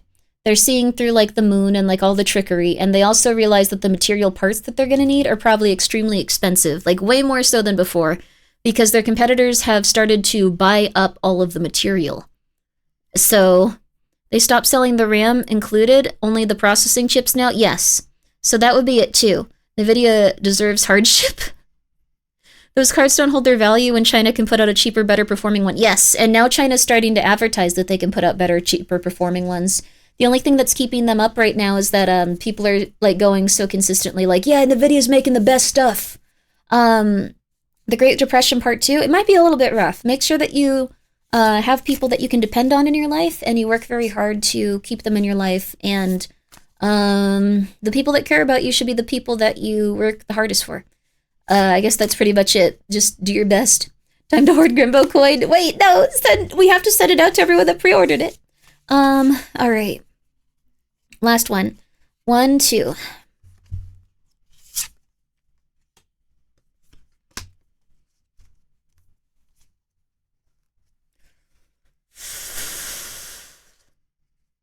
So NVIDIA is going to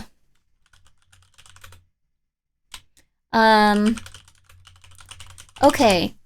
You remember that part where I don't know how to describe it. I've recently been thinking about that one part of like the producers where the like blonde guy comes out and says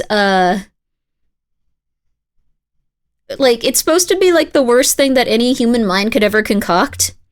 But it's kind of going like, oh, everyone's going to be in a such good position, like springtime for the evil of that situation, winter for the people that are being picked on in that situation. It's going to kind of go from springtime to like just winter. Things are about to get really bad for NVIDIA. NVIDIA's about to be absolutely destroyed. So thank you so much, Grimmi fan, for clipping, and thank you 6 people for watching their clip. So, don't be stupid, be a smarty. I really like that, and I've been having a hard time not quoting it and having a hard time not singing the songs because they're so...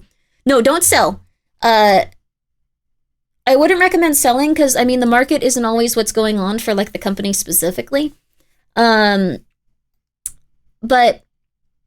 they're about to have unrealistic expectations put upon them. And they were overly optimistic about their financial situation for quite a while. That being said, it could be... with all these cards, it's probably that they were really dumb about things, but they're probably going to be okay and their hardships were temporary. So their financial problems could be short-lived. So it could be that there's going to be a bailout coming, which I wouldn't imagine would be that impossible. Let's see. Will there be a bailout coming? To 3, 4, 5, 6. King of Wands, reversed. A lot of reversed cards coming up. Dear Lord. Let's see.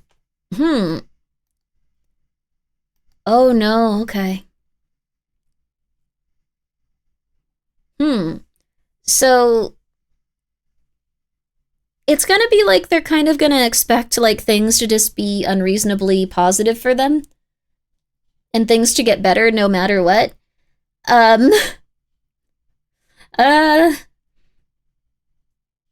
They really need to seek out new opportunities instead of sticking with the ones they have. So they're probably not going to get a bailout. But they might start to seek different opportunities. So in order to like take steps towards their goals, they might not work with the US exclusively. They might go to different places. The sky isn't falling, no. Could it be the tarot deck is upside down? Like, does reverse work regardless of orientation? It's not upside down. No, that's not how it works. Like, reversed is, essentially, like, they have different meanings if it's upside down and right side up. So there was one card that was right side up. Let's see. That's the sun. That was the moon. No, maybe they didn't have any cards that were right side up, did they?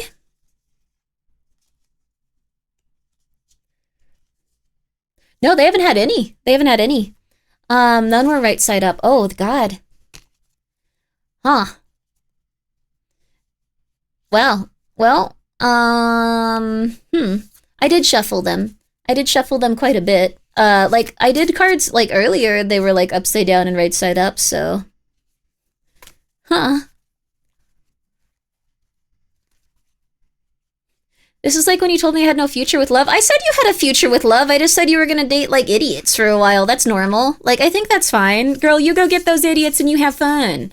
You go see them and you watch their, like, miserable, insane person, like, I don't know, like... what's it called? Journeys. And then you find a nice gal that's not a VTuber, because VTubers are crazy. You find a nice girl that's not a VTuber, okay? And she'll treat you right. No VTubers, they are insane. Okay. Let's see. Evan will always be there. Ghosty, I will give you money to not talk to ChatGPT as a boyfriend. Okay. Is that Ghosty? That is the Ghosty. All right, let's see. How about this?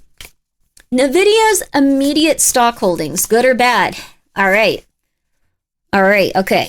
Immediate. So, like, the upcoming. So, like, how is it going to go? Will it make money or not? I'm not interested in personally. 3, 4, 5. These are hard to, like, move. 6, 7, 8. Okay, I switched the deck upside down at this point. So, 6 of Wands reversed, baby. He loves me, I swear. He is Reddit. He is predictive text from Reddit. 6 of Wands. All right. So, it looks like if you invest into NVIDIA now, you might not get a financial reward. You might have a failed investment. That being said, I don't know if you should pull out of NVIDIA. I'm just saying if you invest now, the cards are saying it's going to be a financial loss, that it's a bad purchase. So that's pretty much it. Wait for the dip then buy? Yeah, it might be at the point where it's like kind of like it's the pinnacle. It might be the pinnacle. It might be impossible for it to go any higher. Let's see. I'm just saying. Don't buy Grimmi coin till Grimmi says it's okay.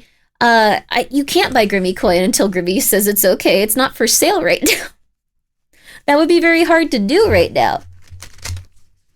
Here, I'll shuffle these a little bit more. These are very hard to use though, or shuffle or anything. There we go. There we go. If that one guy can marry his inflatable balloons, I can marry Evan. Oh my god, Ghosty. No! This is one of those bad relationships already. We're already on him. Okay, also, Silpha, thank you so much for gifting a sub to Uno Reverse. Very fun. Banish the third-party selling sites for 10 cost. Wait, what? Gone forever? Oh, wait, are third-party selling sites selling them? 1 second.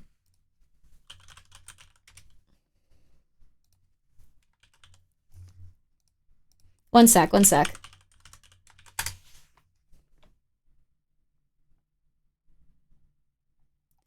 Skelters for $250? You guys haven't bought these, right?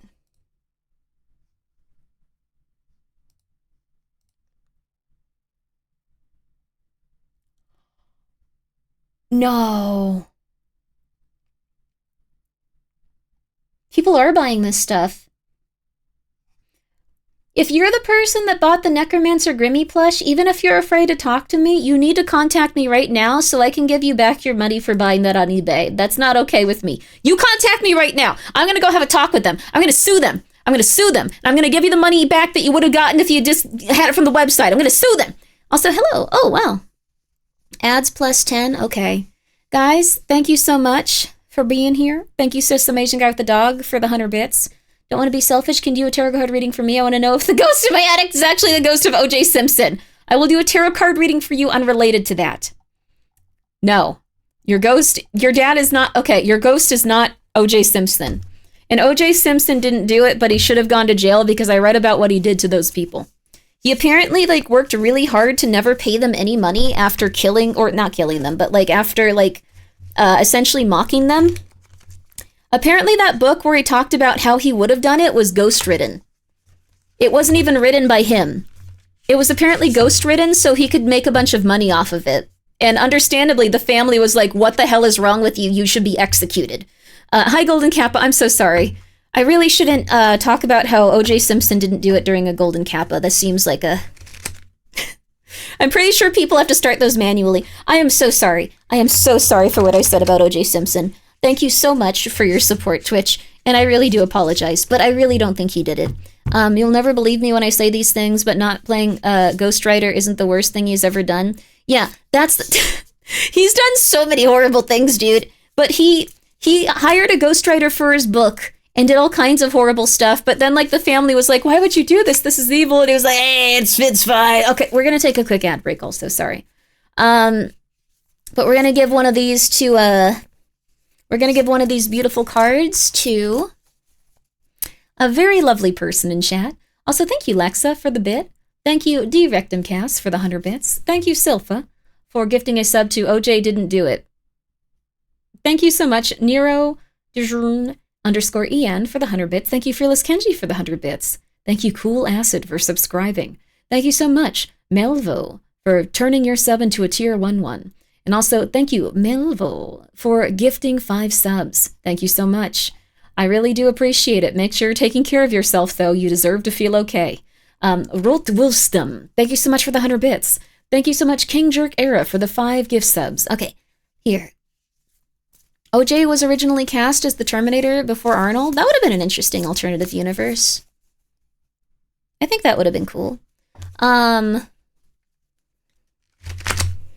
don't think OJ did it, though, also, just because I saw a clip of, like, when, like, people were like, wait, but you were wearing those terrible shoes. Look, you were wearing these shoes. And his eyes get really wide, but it was also, like, the expression, like, my horrifyingly crazy dad would make, like, when he wanted people to, like, think that he was like, oh my god, this is crazy. Wow. So it could have just been that he looked really shocked in, like, a different way when that happened, but if OJ was not guilty, I just want to trust the justice system. I don't think he was guilty, but I think he tried to take the bait for it because he didn't want his son to go to jail.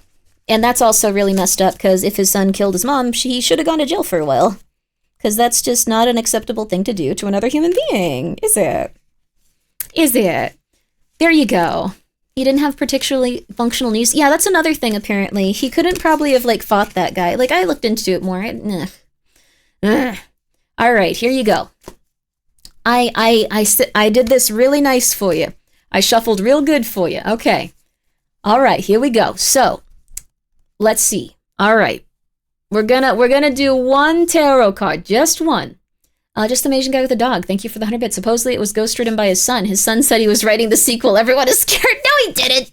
And thank you so much, Lexa, for the 3 corgi bits and the 1 corgi bit. And the Directum cast. Thank you so much for the 100 bits. Okay, there we go. Okay, let's see. And Roth Wolfstein, thank you for the 100 bits. And King Jerker, thank you. And no username found, username not found error. Thank you so much for If the Glove Don't Fit. Thank you for gifting them a sub. And Lupus Familiaris, thank you for the 10 bits. Just so I can hold some hope, would you consider doing a Skelter plush again one day? I'll do my best to. I'll do my best to. I just want to make sure it's a good experience for you guys, 100%. Okay. Just Amazing Guy with the Dog. Let's give him a card that he needs to hear. 2, 3, 4, 5, 6. Okay. 7, 8. All right.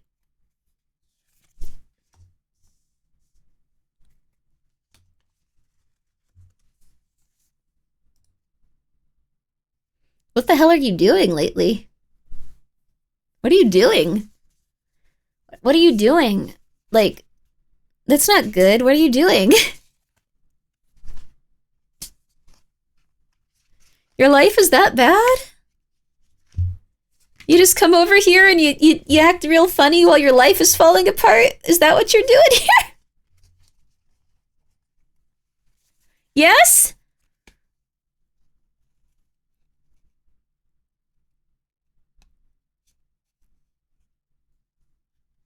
I thought that was the point. Oh.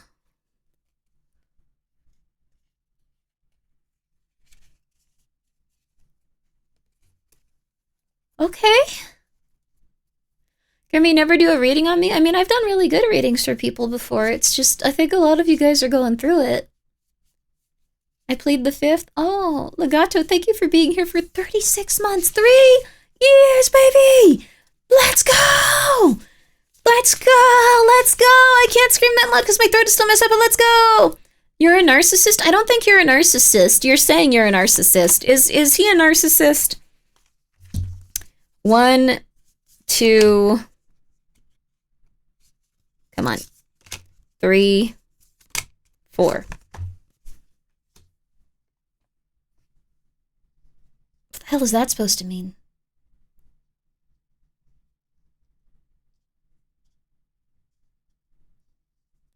Oh. So you've been a manipulative person and now your entire life is falling apart.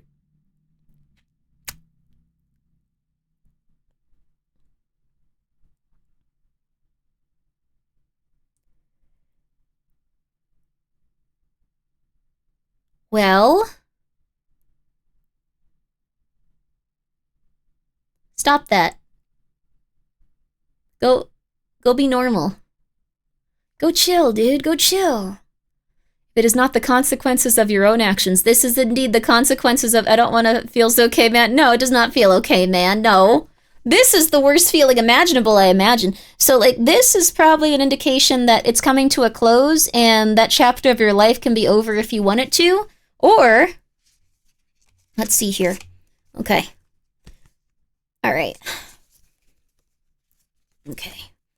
1, 2, 3, 4, 5, 6. All right.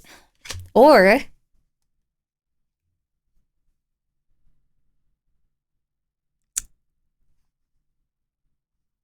okay.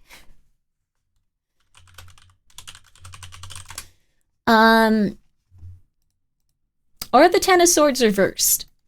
Or relapse. Okay, so look. You can either start healing. The Ten of Swords can either be a card of healing or it can be a card of falling into the same patterns and relapsing into the same bad place. Wait, it's been 20 minutes? I'm so sorry, Yama. Wait, I thought we... No, it's been 2 hours. Yeah, crap. There's a lot of spheres in here, too. It's a lot of spheres. That's sad. You don't want to disappoint the spheres. They're cool. Okay, we can go to an ad break. Thank you guys so much for your support, by the way. And thank you, Twitch, for the Golden Kappa trade. Maro the Majin, thank you so much for being here for 6 months. Haven't been able to watch my episode here. Yo, what's up? How you doing? Ayo, the Pizza Hit, thank you so much for the 100 bits. You must have quit. Thank you. And thank you, Lucky 7 Evans. Would love a reading from Grimmi one day to compare my own readings to see if they're similar or not. This is a bad one, though. Thank you, Lexa, for being here for 7 months. I appreciate that. Thank you. I really do. That's very kind of you.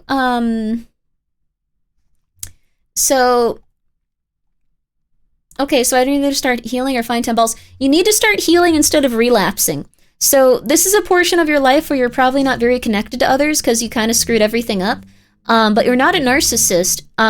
You have the ability to let this be something where like you're kind of going into like the next stage of your life. And that's shown by this, where you start to rest and recover and reflect. Or you could easily relapse. This is a card where it could easily also mean that you relapse into something bad.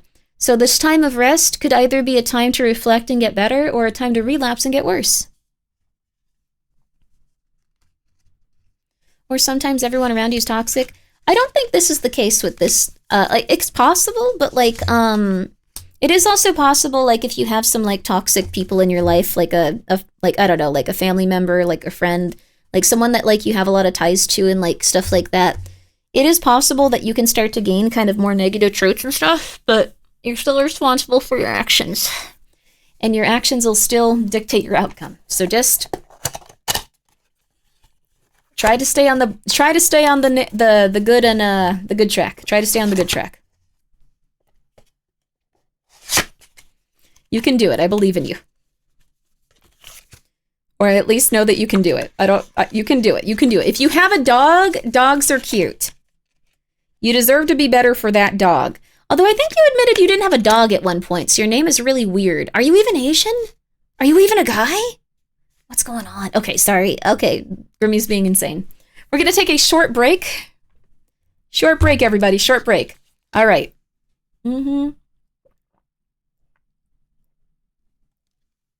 have 2 dogs? Okay. You said you didn't have a dog at one point. You devilish man. I'm actually the dog, and I have an Asian. 3 minutes, guys. 3 minutes. 3 minutes, and then we're going to Magnus. 3 minutes, and we're back on Magnus.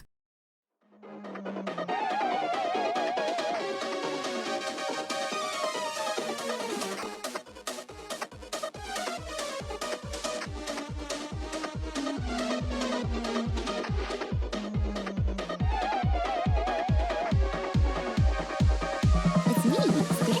Those of you that don't know Grimmi, I play a lot of interesting horror games. I play a lot of horror games. It's debatable.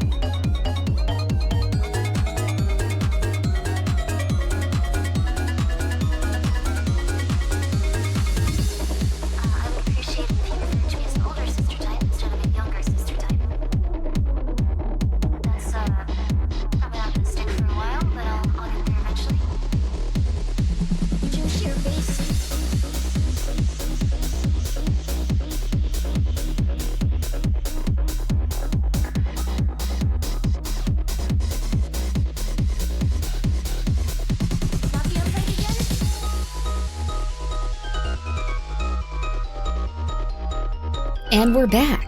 And also, a friend sent me the name of another Filipino game. So if you guys would like to play a Filipino horror game instead, Grimmi, why did you think OJ wasn't guilty? Because apparently OJ was, let's see, there was a lot of just like specific evidence that made it so OJ was probably not the killer, and his son was most likely the one that did it. First of all, his son's alibi was that he was cooking in front of 200 people. Turns out that it was a Sunday, and when someone actually asked one of the other chefs that had worked with him at the time, it turns out that he wasn't there at the time the murder took place. Which is weird, because that was an insane first message. I'm going to just respond to it normally. Yes, that was the first thing that was a little bit off. He was actually not at the restaurant that he used as his alibi. Someone that worked at the restaurant said, no, he just wasn't here. That was the whole alibi. Yeah, that was the whole alibi, but he wasn't actually at that restaurant. The other thing was he had a syndrome called Jekyll and Hyde syndrome. Yes, I looked up Jekyll and Hyde syndromes. It's not a diagnosis for anything. It's just a descriptor. Yes. So he had a specific type of violent syndrome or not violent syndrome, but a violent mental illness where he would be very, very kind and then become so enraged that he actually physically hurt people. Before the murder of his mother and her friend, he was arrested for stabbing someone. He also, at one point, almost killed one of his girlfriends. Another ex-girlfriend that he liked a lot, actually, he stalked for several months and actually moved to a different state to continue stalking her. And then the day of the murder, the entire family was supposed to go and eat at the restaurant that he worked at. And they were supposed to bring the whole family, and they were supposed to all eat there, and he was very excited about it. And apparently they just didn't show up that day and called him and said, it's too expensive for us. But then they ate at a different expensive restaurant, and someone told him that, and he was apparently really upset with it. The other thing is that he had his own knives that he used as a chef, and no one could find a murder weapon. No one could find a murder weapon. Like, just no one could find a murder weapon because it was a very specific type of blade. They said that OJ had bought a switchblade earlier, but a switchblade is very hard to attack and kill someone with if you're trying to, like, do a bunch of defensive wounds and, like, not defensive wounds, but if you're trying to fight someone while giving them defensive wounds as they're, like, punching you and kicking you and stuff, which one of the people was. O.J. Simpson was also extremely out of shape at the time, like, extremely out of shape.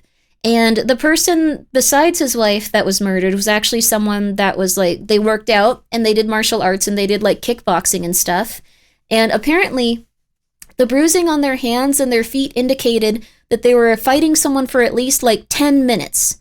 He had multiple knee surgeries, no defensive wounds. Yes, he had no defensive wounds. So the person that was being hit for 10 minutes couldn't have been O.J. Simpson. So there had to be at least an additional killer. Another thing is that O.J. Simpson was hanging out with his family that day, and he seemed to have no ill intent towards them. But someone that did have a lot of ill intent towards them was their son, who was waiting for them to come by at the restaurant and was set off by little things to the point where he was trying to murder his defenseless girlfriends and stuff. So, and he actually did already stab a few people. Well, at least one person that he got arrested for and had to serve time for. So, there you go.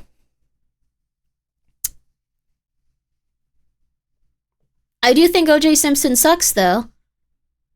And I don't know. He should have went to jail anyway. O.J. Simpson still did it. He didn't do it.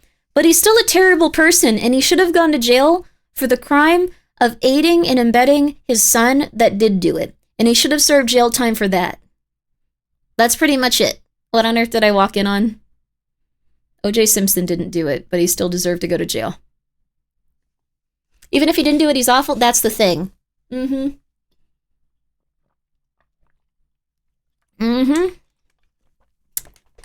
He beat his wife, too? That's horrible. He deserved to go to jail. He deserved to go to jail. That's pretty much it. That's all I can say. He deserved to go to jail. So Grimmi, can you put this together? You can put this together, but law enforcement? Do you know how many cases are opened up by law enforcement and then closed and going like, okay, yeah, well, it's just this, and then they move on?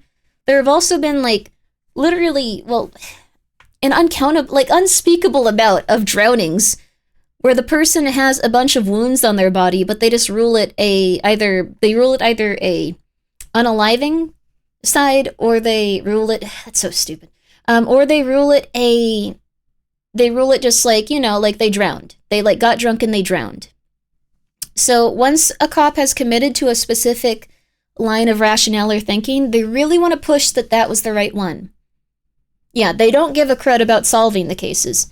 The person that I'm listening to is a person that was a very intensive detective that actually flew out because he wanted to try to get to the bottom of things and clear things up.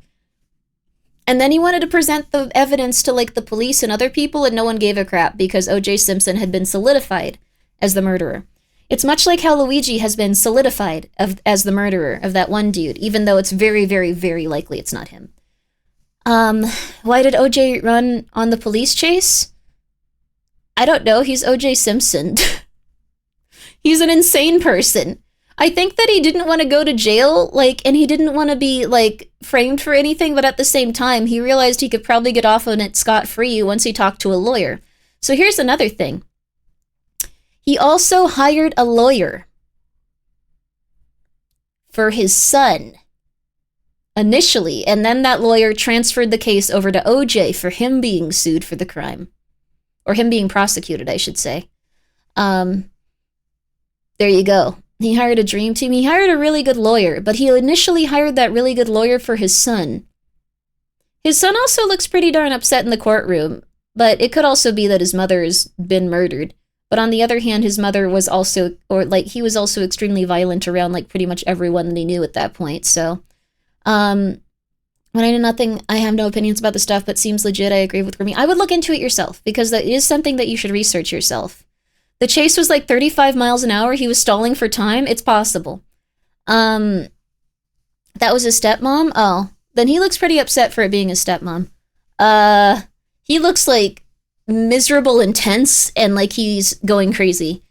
I don't know. I would really look into it if you would want to.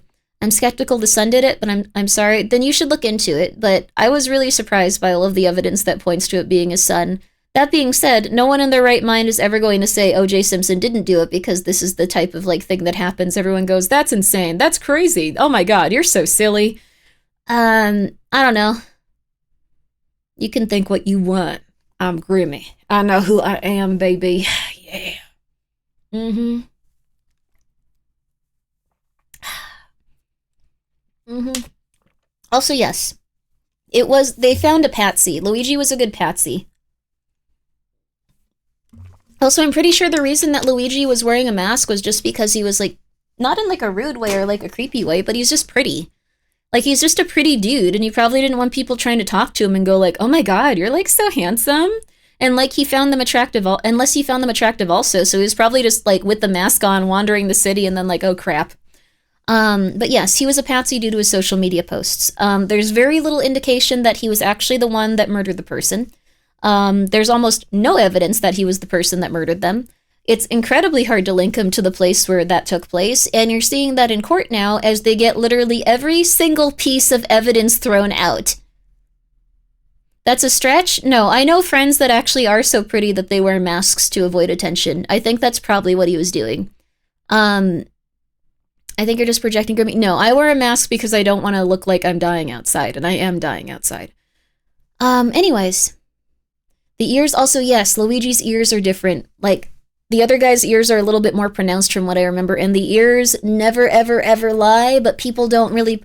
if we ever get to the point where, people are looking at specifically people's ears to, identify them, and it's just a normal thing, everyone's kind of screwed, because any sort of crime that tries to be pinned on anyone else, you can just go no, that's what they look like here. Here you go. Here you go. Here you go. Most VTubers are beautiful. I am a mess. I have such high stress. My cortisol is at 180. My cortisol is at 180% out of 100, okay? It is bad. It is bad. I'm saying I'm looking like I walked out of a trash can. I walked out of a trash can today. I look like a garbage can. I look like some sort of weird goblin.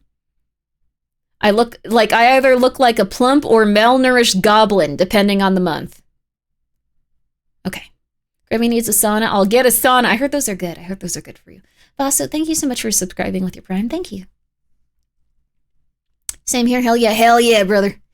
So anyways. You need a glow-up montage in a teen movie? I don't want that. I like being a goblin. I'm reducing my cortisol to a little bit lower, but what is cortisol? Cortisol is a stress hormone. I've been very stressed out by quite a few different people and quite a few different events in my life. Also, they call me Kirby. Thank you for the 100 bits. And I'm just a very stressed mess. A messed stress, if you will. So, anyway, I'm doing my best to get back on track with it. Did you ever find links for the articles on the Luigi case? Yes, actually, I did. I can try to, I can try to find them again, but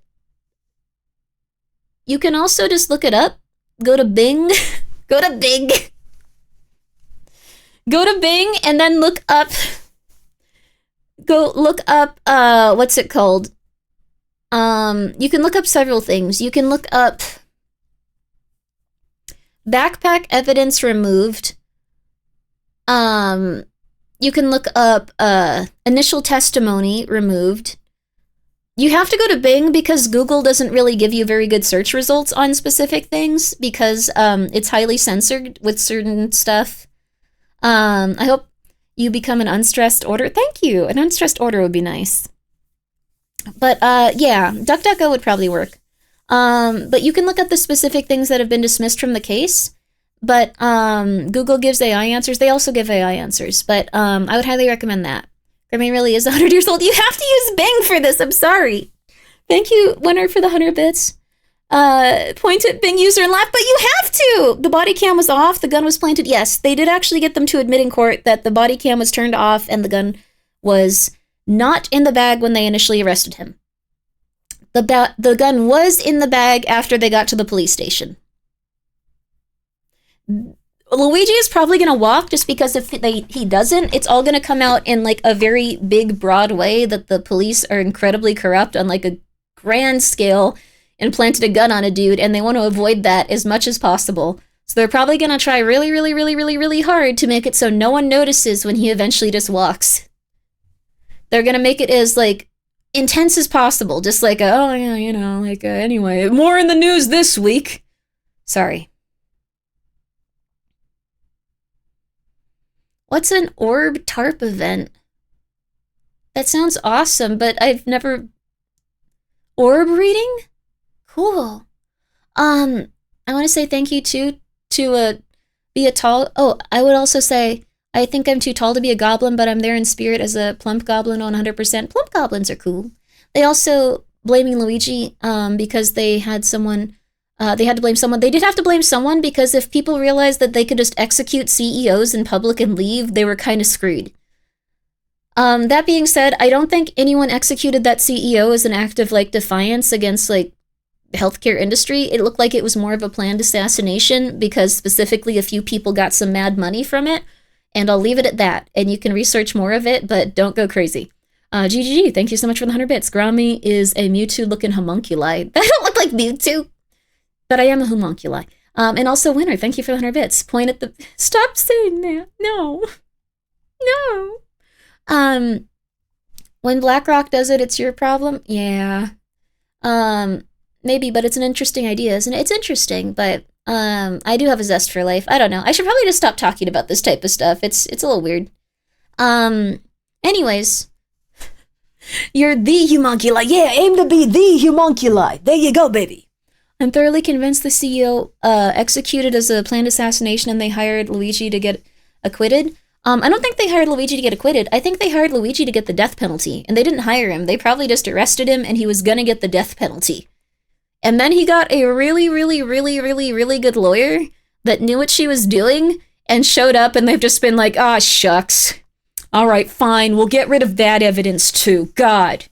Can't even plant a manifesto on someone these days. It's so mean. You guys are being so mean to us. God. You're so mean to us. Anyway. With what money, Grimmy? Oh, people have been donating to Luigi nonstop. He also comes from a wealthy family. And also, they also said at one point his mom said, like, I could see him doing that. But apparently she was like, no, I couldn't. That guy's, like, really nice. That's, like, my nicest kid. Like, it's just been, like, loss after loss after loss for everyone involved in the Luigi thing. Why is it so funny when people get timed out for saying the forbidden... Oh, it's a nickname. Oh, yeah. That one got forbidden. I'm sorry. People were using it during raids in other people's chats as well, and that's against the TOS, so I think it was Yama who said we should start shutting it down. Just some Asian guy with a dog, thank you for the 100 bits. My 2 theories on it are either the CEO heads just randomly exploded, OJ killed the CEO! Get your life together! Get your life together for the sake of your Asian man, you dog. Come on. Thank you so much, Anonymous, for gifting a sub to... Alright, so... Let's see here. We're gonna be, let's see, really quick. We're gonna probably be playing Don't Sleep. Like JFK? Yes, like JFK, who was famously murdered by OJ. No, OJ's kid killed the CEO! Funniest comment possible in that situation. Good callback. There you go, baby. That's how you do a callback. Live and learn, live and learn. Well, I'm not sleeping till 6 a.m. You're sleeping right now, buddy. Get in bed. Get in bed. I imagine that if that a person actually comes to chat and gets censored for existing, oh, that'd be sad and cool. Maybe the CEO had the brain chip from Fallout, Grimmi's favorite television show. Okay, execute that, man. Chibi, the Raiju, thank you so much for gifting a sub to Orange Juice Simpson.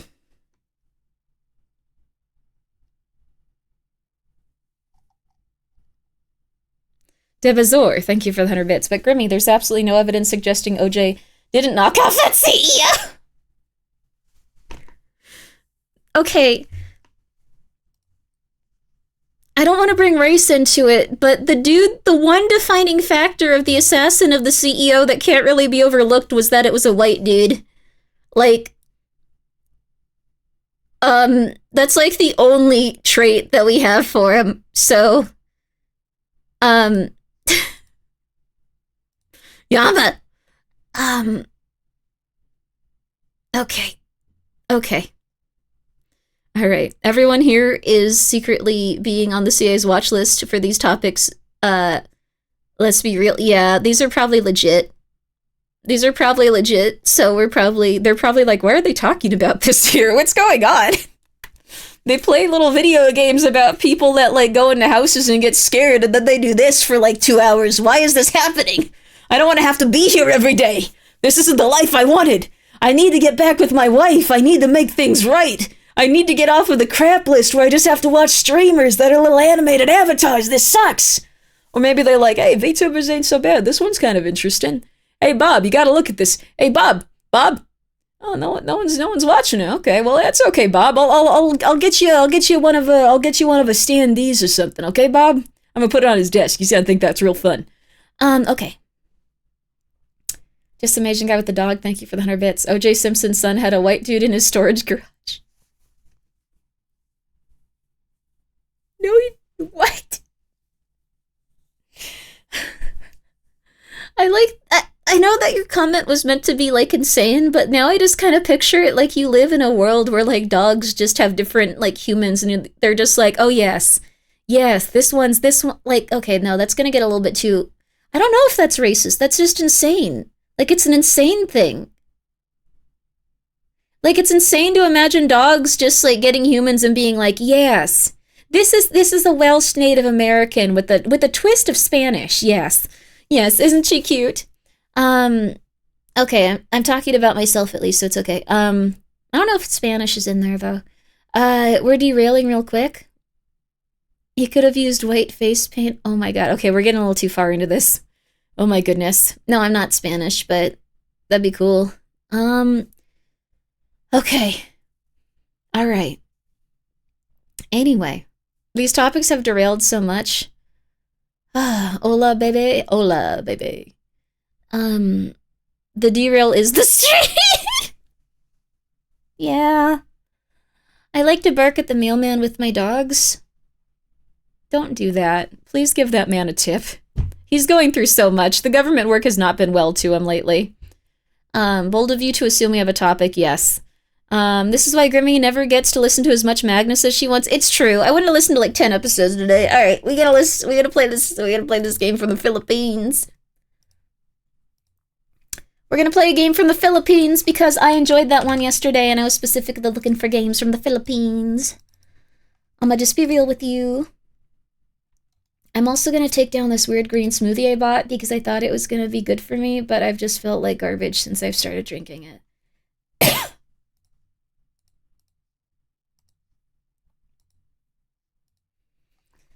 All right.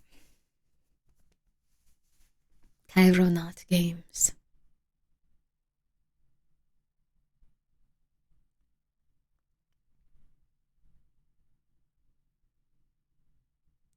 Crying napalm. Okay.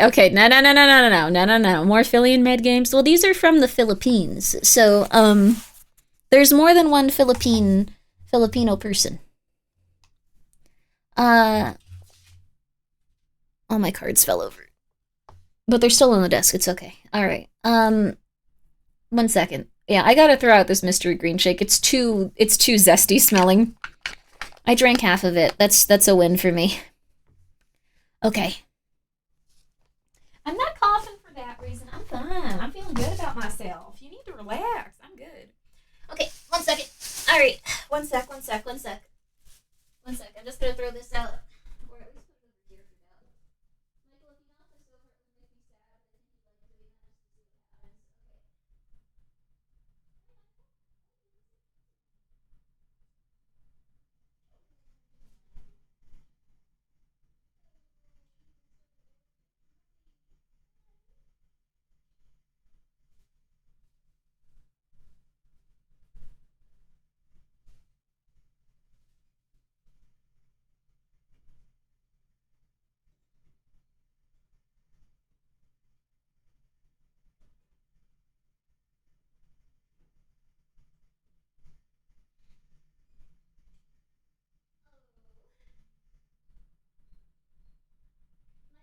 to see what happens. Okay. My cat rests in this one little area where it's like right under like the heater vent, so he feels all nice and warm when you pet him. It's so cute. Okay.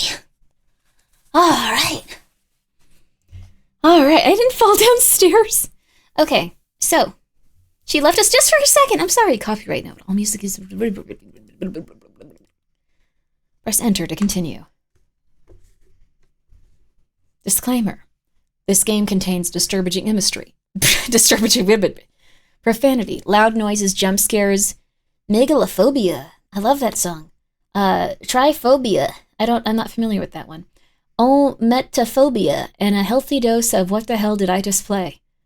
As with our previous titles, this game is part of a larger interconnected universe we're building. Hope you enjoy it. Use headphones for the best experiences. The voices sound better that way. Ooh. Oh no. We're going through it. We got that lawn chair computer set up. One of my roommates had this chair when she was like the most depressed she'd ever been in her life, I think. Hope she's doing okay.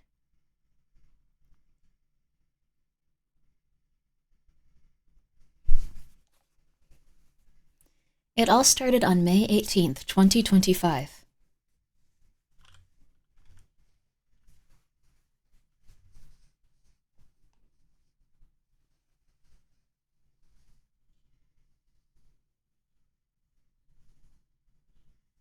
I was working on my school project in my room. After a few hours of work, I started to feel sleepy, so I told myself I'd close my eyes and rest for just a second. But suddenly, I was in a different place. A scary, dark place.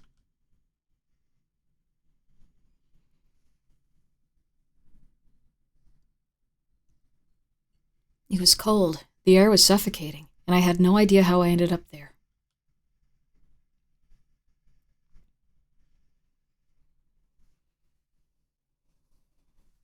When I closed my eyes, I was back in my room, but something returned with me. I don't know what I brought back. I don't know what's waiting for me. Don't slouch. You don't slouch either. Just please, don't let him get to... Oh, don't let me go to sleep again. Huh? Don't let me go to sleep? Wait, are you like a sim? I have to take care of you? School project. Writing an essay. Phew, I need to take a break. This is going to be a long night.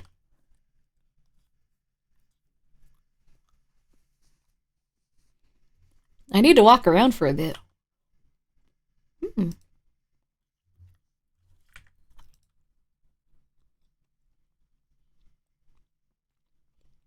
No VSync for us. We're gonna deal with it.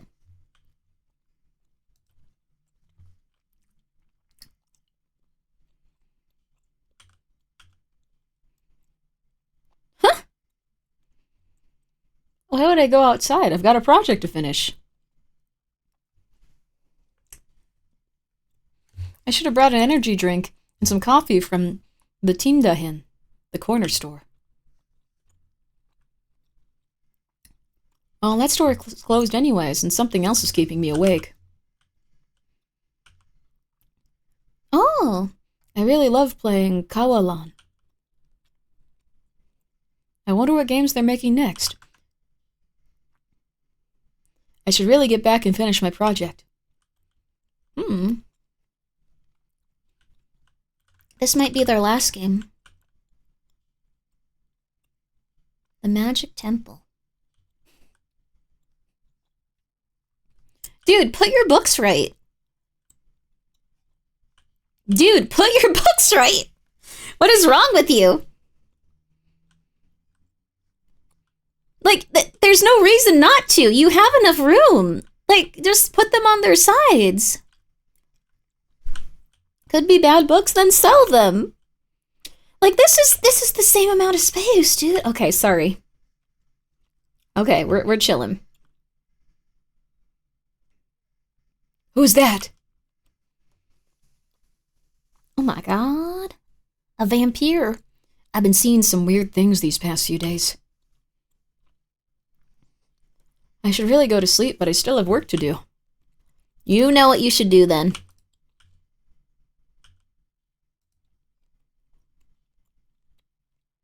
You know what you should do then. Oh, is the game... Oh, that's fair. Sorry, I thought you could hear it. Thank you, Yaba. Sa wakas, natapos ko yung project ko. Finally, I finished my project. Yay! Nasubmit ko siya on time, tapos nagkaroon ako ng perfect mark. I submitted it on time and I got a perfect mark. Lahat to dahil sa'yo. All because of you. Dahil hindi mo ako hinayaang. For not letting me sleep. Yay!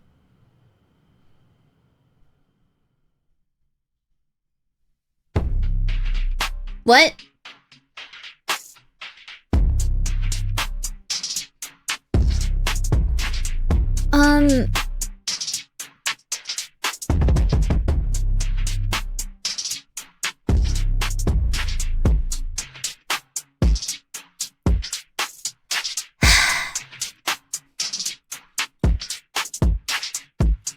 Ten out of 10. You've unlocked ending 1 of 2. Okay, 1 of 3. 1 of 3. Okay, there you go. There you go. Alright, one more and then Magnus. One more and then Magnus. Short game, huh? I was gonna say, if that was the only ending, like, and if you just went like, I don't want to sleep, like, it would be incredible. And also, I would start to think that maybe people in the Philippines are making games to, like, survive, because $5 in a game will help their family a lot and stuff, like, which would be something that I'd want to support, but... Audio for the stream as the game ended. Okay, okay. Wait lang. Ano nangyari? Wait, what happened? Oh? Bakit mo nilaro ulit yung game? Why did you play the game again? Natapos ko na yung project ko. Tapos na yung game. Pwede ka I already finished my project. The game is over. You can quit now. Wag mong pindutin yung ihi.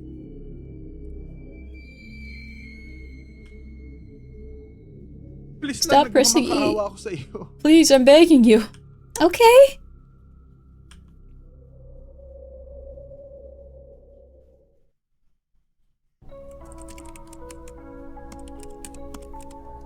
Oh my god. Oh, you gotta be kidding me. English. Sino nagsabi sa'yo na laruin ulit yung I game? told you to play the game again. Wala naman Well, there aren't any interactables in this part of the game, so just do your thing and choose the let me sleep. Patulugin. Interact with the door. Tol. Dude, I swear, I was about to head out earlier, then suddenly I was back at my computer. Tapusin na nga na natin to, Let me get please. this over with, please.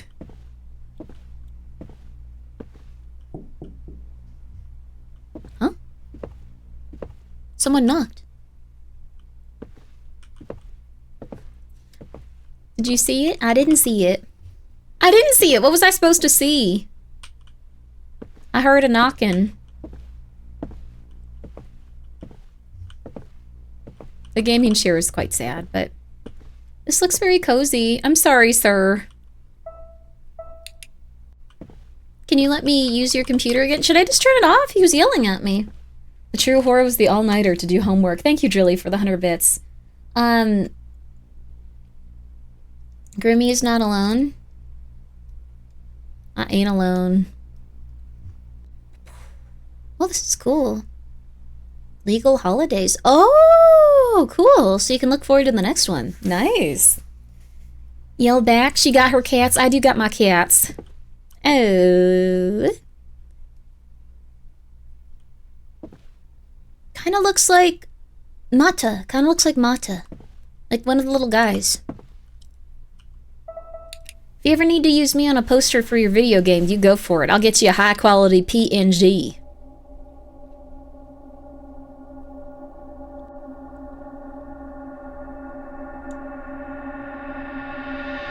A Momo? Yeah. Oh, crap.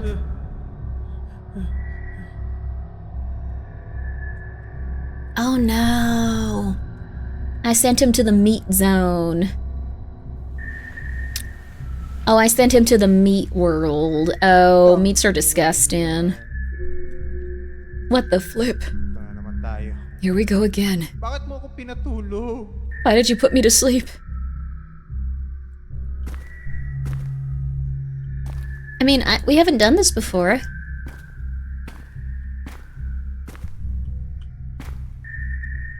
Ito yung Inspect rason eye. kung bakit ayaw kong matulog. This is the exact reason why I didn't want to go to sleep. Hindi ka nakinig sa akin. But you didn't listen to me. Hindi ko talaga gusto to. I really hate these things. Dang, this is like a pretty rough time, though. I'm sorry, dude. Well, just go back to bed. Don't worry about that.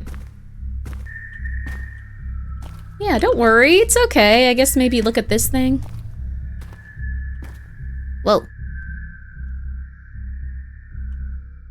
Inspect table. Itong lugar na to. This place is disgusting. Sobrang galit ako sa'yo. I hate you so much.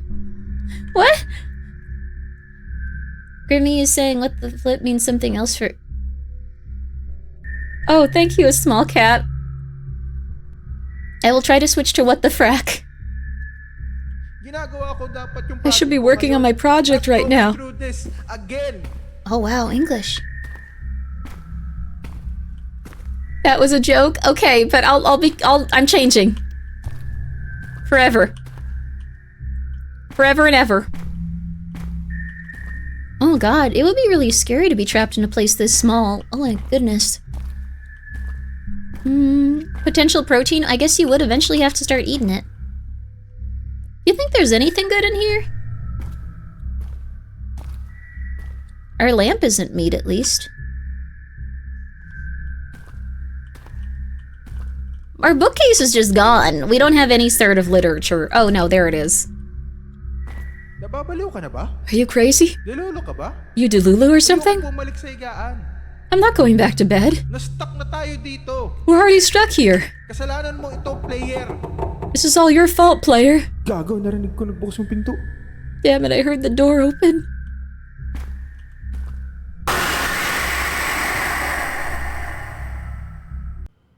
Game over. Try again. What are you supposed to do there? Anong ginagawa mo? What do you do? Try again. Tumigil ka. No, no, no. It's okay. I got Patay this. mo na ako. You already killed me. I got this. Tulog mo ako. You let me sleep. I got this. Please, I don't want to experience that again. I got this. You know what? I don't care anymore. Do what you want. Yeah, we got this. We got this. Maybe walk out backwards? Ah. Press mo yung try again. This is what happens when you press try again. Start ako ulit sa simula. I get restarted back from the beginning. Please lang, ipagawa mo Please na just sa let me akin. do my Ayoko project. nang matulog ulit. I don't want to go back to sleep again. I can't. You gotta keep going, dude.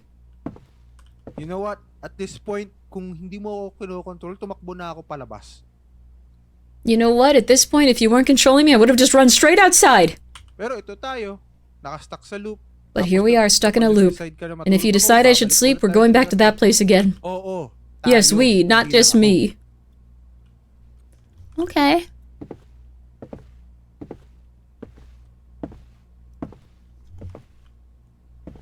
What else can we inspect? I know you don't want to go back to sleep, but I'm bored. Do you want to look at your action figures? Maybe they're cursed.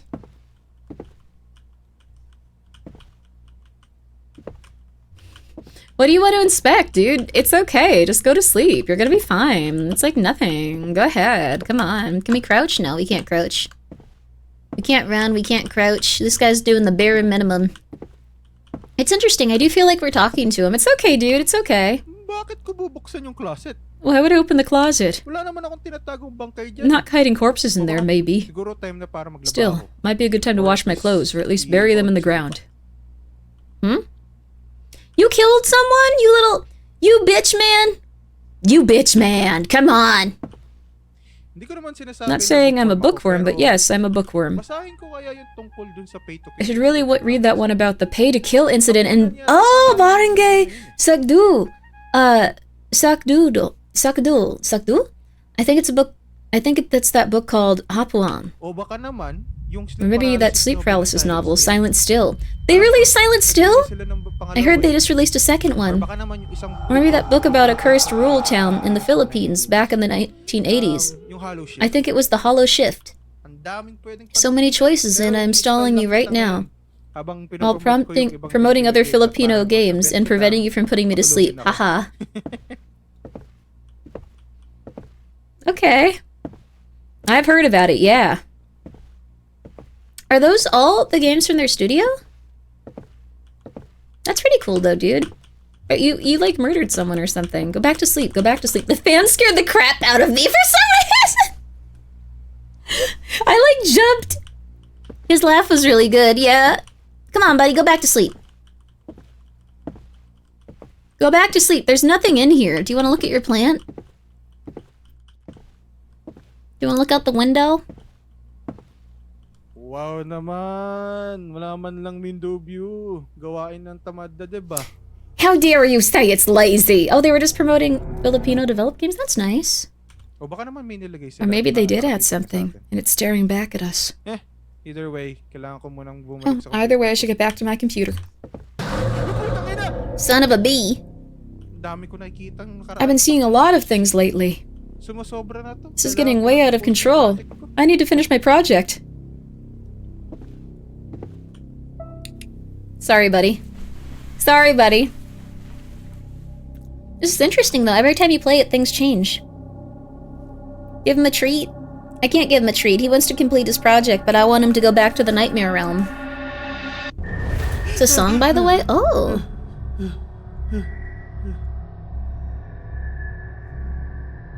It's a cool little Nightmare Realm. We had to do at least one more game. The other one wasn't like the game of the day. Like, this is a good game of the day. You gotta admit, it's a good game of the day. It's a spooky game. Ah, well, Nandito na naman tayo. here we are again. I blame you. Huh? He knows I speak English. Hi. Do you think a Southern Belle will be playing your game? Yeah, now there's one. I bet you're just too cute. Yeah. Don't worry. You're gonna get out of here. I'm don't know. What would he want to do? Oh, I guess work on your project.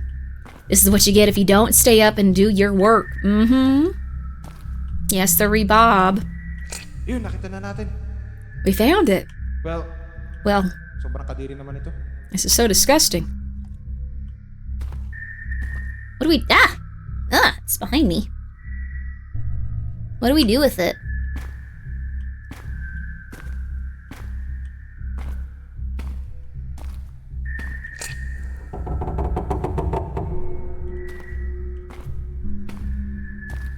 Huh?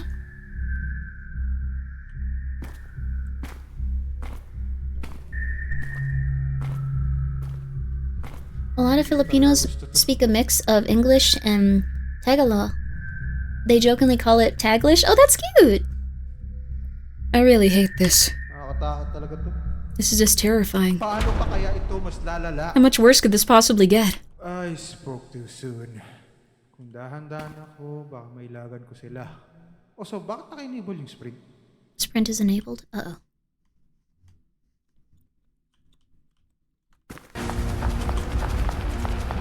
Find the glowing door and get out of the void.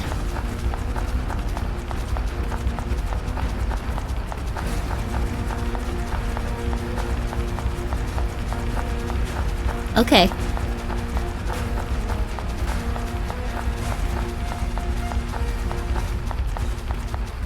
You guys see a glowing door anywhere? I think that also... Oh, there's like a lot of, there's a lot of streamers from the Philippines too. That might be why.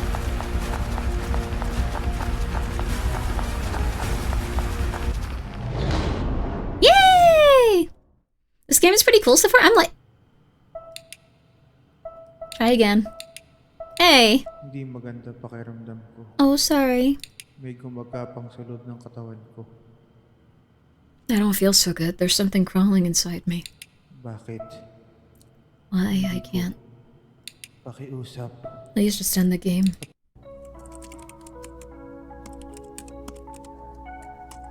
You gotta come to terms with murdering that lady in your closet. I'm sorry. I don't know anymore. Hayaan mo na lang ako. Just let it consume me. Ugh. Wala na akong pakialam. I don't care at this point. Pumili ka na lang. Pick whatever you want. Anong gusto mo. Walang laman sa likod. There's nothing beyond the door. Kariliman lang. It's just darkness. Ulit-ulit I've been na looping in this akong place for a very long time now. Sobrang tagal. You got through the door. Oh. Your action figures are gone. Namatay na ako ng I've already died here a million times. Hindi ko to binuksan kanina. I didn't dahil open this puro earlier mga because there are so many corpses of me inside this closet. Wait, what? Kaya pinilit ko sa sarili ko na wag. That's why I forced myself to not open it. Oh, crap.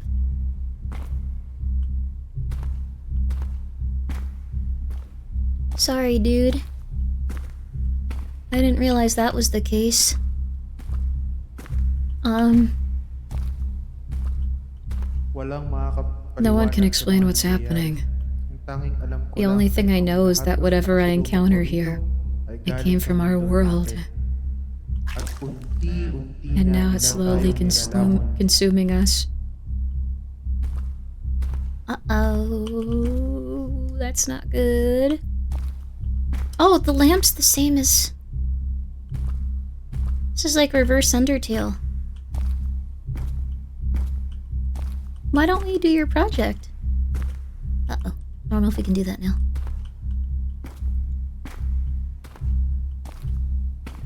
I don't think there's anything more to inspect, though. I think we found everything. Overtale?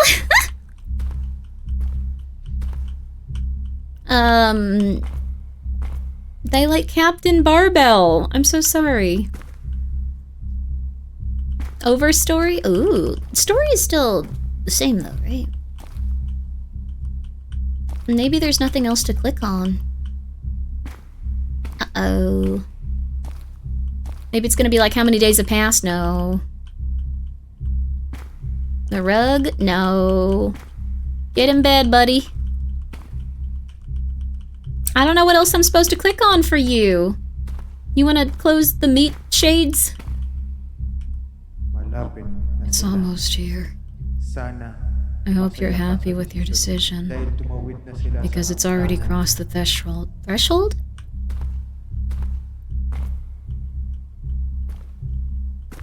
The computer's already messed up.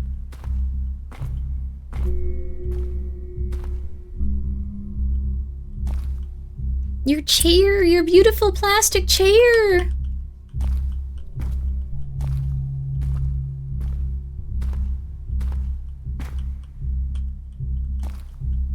Oh no, oh no, oh no. No computer no more, no. There's gotta be some way out of here. There must be some way out of here, said the Joker to the thief. This game is making me feel claustrophobic, yeah. I mean, I don't go outside, so this is... Like, smaller spaces are actually, like, much nicer for me. If I'm in a room that's too big, I start to get stressed out, which is stupid. But if I couldn't leave it, I'd probably... Hindi ko na matatapos ang proyekto I ko. won't be able to finish my project anymore. Lalamunin tayong lahat. We're all going to be consumed by Dahil sa them. iyo. Because of you.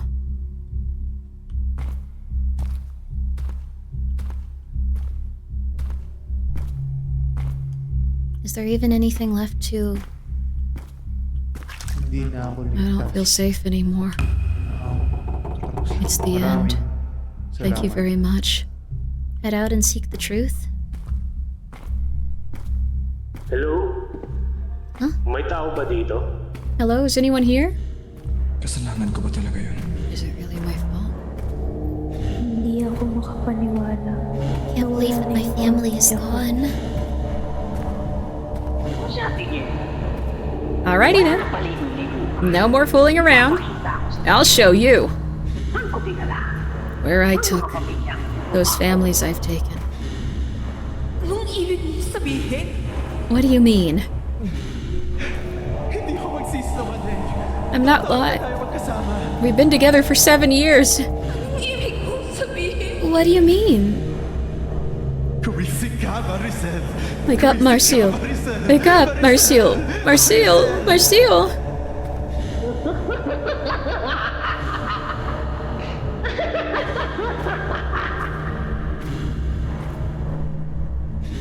There's the guy that runs after me to kill me. Hindi ko alam saan sila dinala. They've been Kahit taken yung iba, somewhere, hindi ko and rin no one alam knows where to kung find them. There's another guy. Hindi. Hindi ito totoo. Hindi ka totoo. No, this isn't real. You're not real. Stop it. Tigilan mo lang ako. Look up? Nothing there yet. Why are you so pathetic? Why did you do this? Akala ko natakasan ko ng bagay na ito.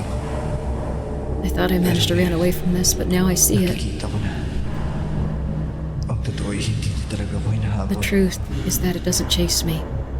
Hinihintay niya lang ako. It is waiting for me to give up. Kinawag. Let him in.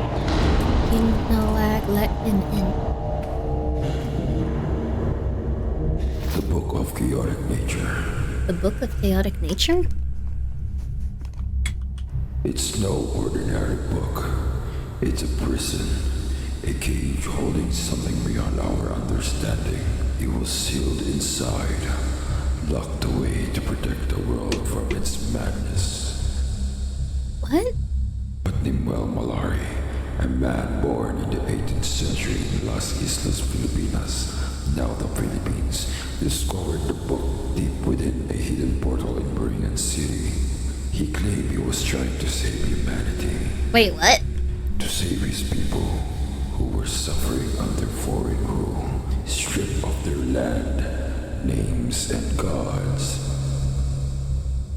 What?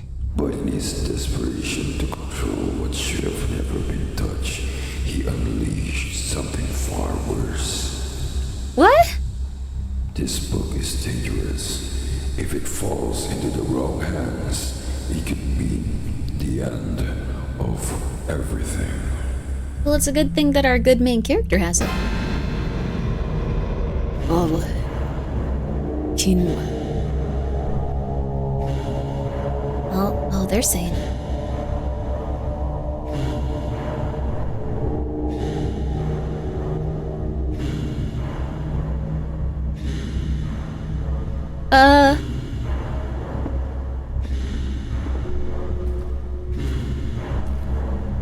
Let it in. Okay, I know I said the last one, I didn't believe that this is what was happening, but this isn't what was happening in the Philippines, right? For centuries, mankind has searched for meaning in its suffering. Some turned to gods, others to madness. But buried beneath the noise, a name persists in the shadows of the forgotten. Kinawag. An ancient presence, not born, but formed in the cold silence between stars. A thought, a hunger, an echo that took shape. Its flesh is not its own, but borrowed. A collection of the broken. It lurks across the world, searching, hungry for the next followers to join it. Those who encounter it share one trait. They were suffering. Depression, guilt, loss, weakness, trauma. Kinawag does not visit the strong.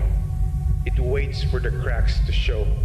The recorded victims who somehow managed to survive include investigator Robbie Perez, Jim Guzman, Cassandra Reyes, those were the people we saw. Santos, Joaquin Belmonte, and especially Bernila May Mabayapa. They all claimed the same thing. They were trapped in pure darkness, a void of memories. Kinawag showed them every single memory from their past and completely broke them. And you, my friend, you've seen what Kinawag looks like. But you haven't seen the rest of it. And believe me, the party is just getting started. Oh no! All hell, Kinawag. No, don't say that. No, don't say that. No, you're fine. You don't need to worry about that. All the characters you've seen just now are from our previous games. Every characters are part of a larger interconnected universe. The entity you encountered called Kinawag has been quietly referenced throughout those games in subtle hidden ways. It is the main threat of the universe's current phase, and its presence will only grow stronger in the next games to come. Wow. Well, now I want to play those other games. All hail Kinawag. I wonder how you get the other... This had to have been made by the other guy. Like, no, okay, wait. This was made by the Balut guys, wasn't it? This is too similar to how the other one ended. Is this just something that everyone from the Philippines really likes? Like pop music after no matter what story takes place? It's just like, no, we got a party now. Yeah, we died. Yeah, that 5-year-old was killed. Ooh, yeah. Yes? They all do that, yeah.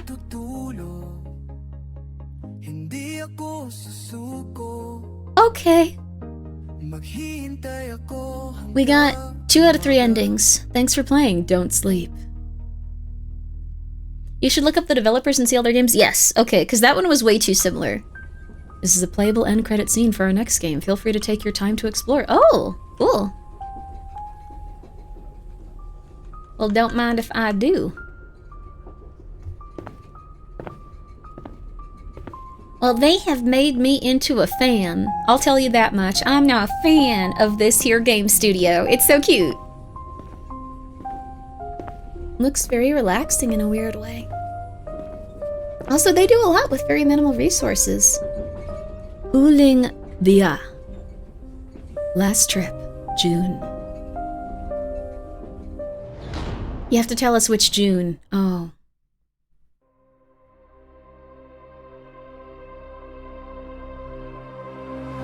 Murushi Studios. Murushi Studios. Get all the games and send them to the Filipino VTubers you know. Oh, that'd be really cool. Who do I know? Do I know any Filipino VTubers? I think Michi's is Filipino, right? I'm not sure actually. Filian? Okay, I'll send it to Filian. Numi Filian? Michi? I've only known, is Deme? Oh, I'll send it to Deme then. Deme seems so sweet. Oh no, she's from Indonesia? Okay. Michi is Indonesian? Oh, I'm so sorry, Michi. Deme? Okay. Is Deme actually from the Philippines? Philippines Filipino? Well, people say that a lot to me. Okay, Numi is? Michi would still like this stuff? Yeah, that seems like a cool game. I've only met her like a few times though. Let's see. Let me look this up really quick. Each IO, don't sleep. I like this game a lot.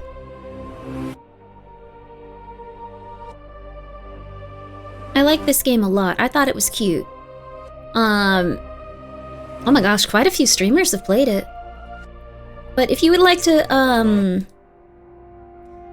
I've had gummy bears. Oh, that's nice. That's lovely. Y'all, let's see. We're at the trivia thing at TwitchCon. Oh, with Fillion? Yeah, I've talked to Fillion a few times. She's really sweet. She's a sweet pea. Let's see. I think... Okay, so the developers have done Markup, Dot, Christmas in Our Fears, Kawalon, Don't Sleep, Scary Maze 3D, and Taguan. Taguan also looks pretty good. Like, it looks like it's a larger version, like a larger game than this, though, so we'll probably play that next time. I'm enjoying these. These feel a little bit more, like, okay. How do I put it? How do I put it without being rude?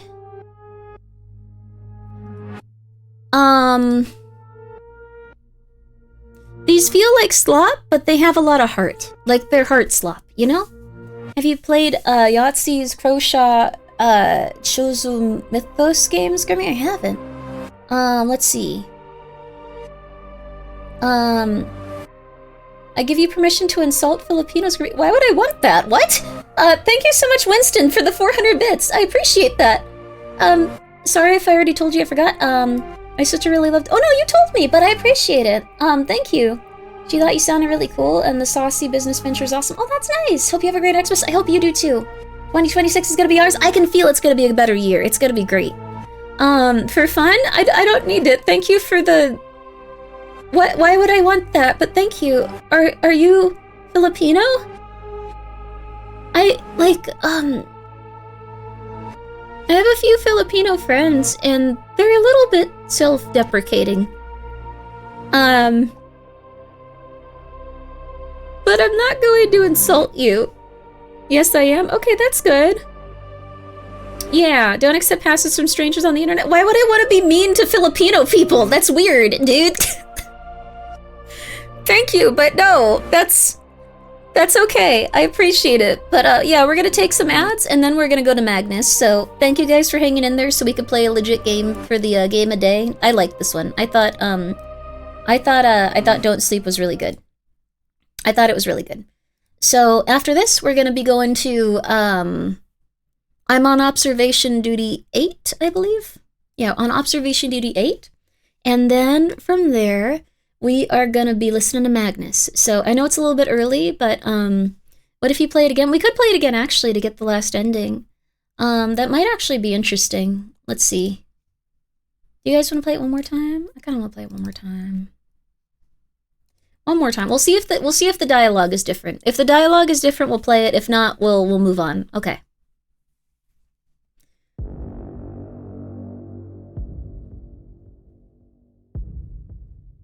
Murushi Studios. I'm good for whatever. Let's go, baby.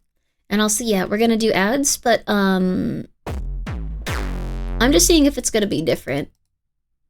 If it's different, we'll keep it on. If not, we'll go to the other thing, then do ads.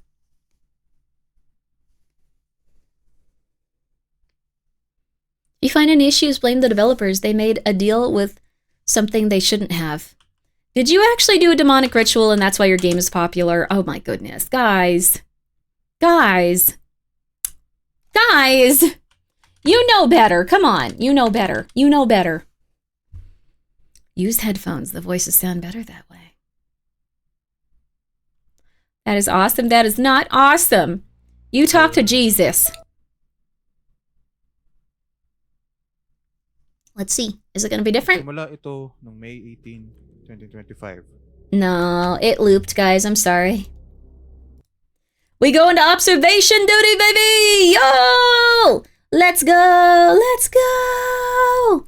We on observation duty 8, baby! 8, baby! 8! Okay, so we're gonna have a quick break, probably about 5 minutes, then we're gonna be right back to it, baby. Alright.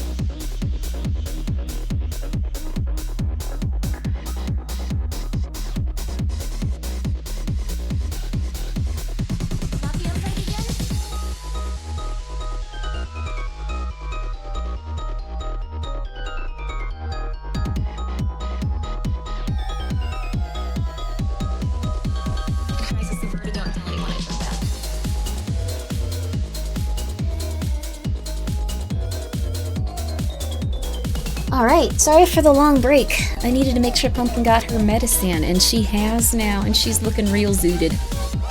I love when Pumpkin... She gets her anti-anxiety medicine and she finally starts feeling like a cat, but she wobbles everywhere. It's very cute and very sad. But she'll be a little wobbly until she can conquer her demons, and that's okay. I wish I could get her cat therapy, but she does not have access to it, so, welcome back, thank you. How are you? Cat be cat, she be cattin'. She's very sweet, though. I'm very happy that I get to take care of her. She's a little angel. We love a bit of a wobbly cat. She's very wobbly. Is cat therapy a thing? I wish. I don't know. Let's see. Did you publish your story anywhere? My wife wanted to read it. Oh, the one about the back rooms? I haven't published it anywhere. Or the one about the cat guy that everyone goes crazy about the cat guy and I'm afraid to publish it. I haven't published that anywhere.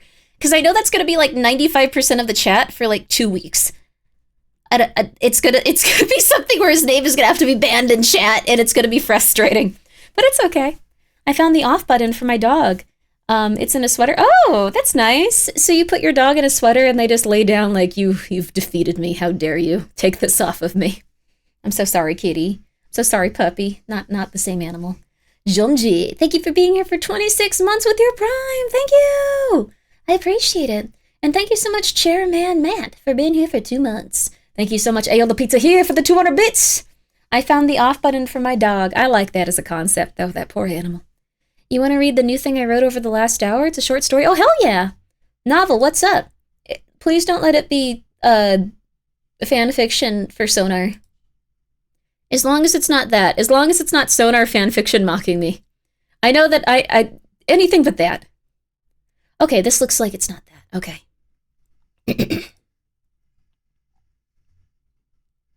Hell yeah. Let's listen to one episode of Magnus and then we'll read this one.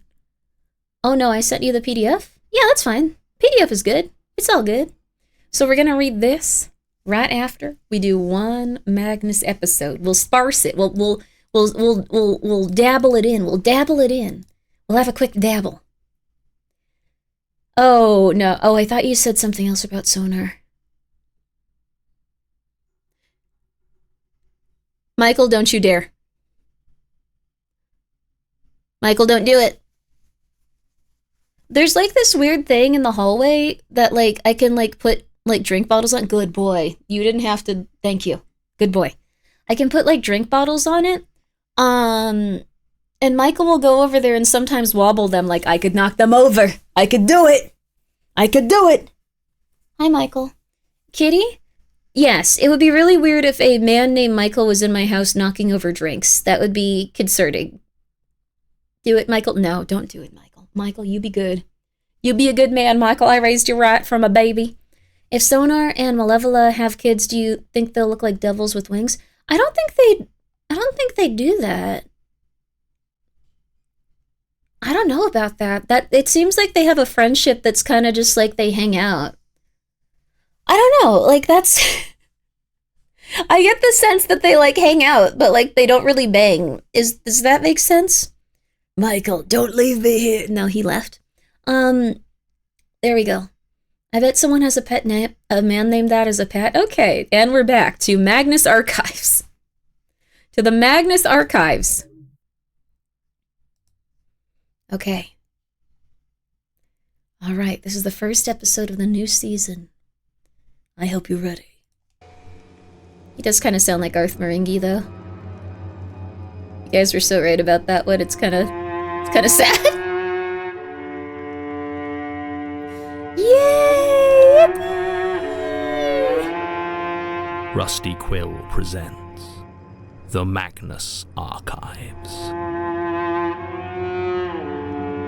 Let's do it, baby.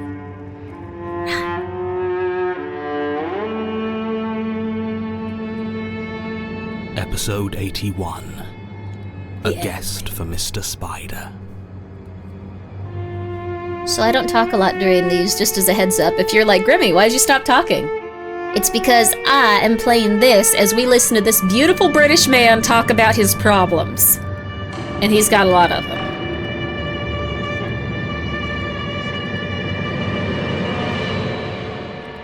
Try to remember everything on this plane.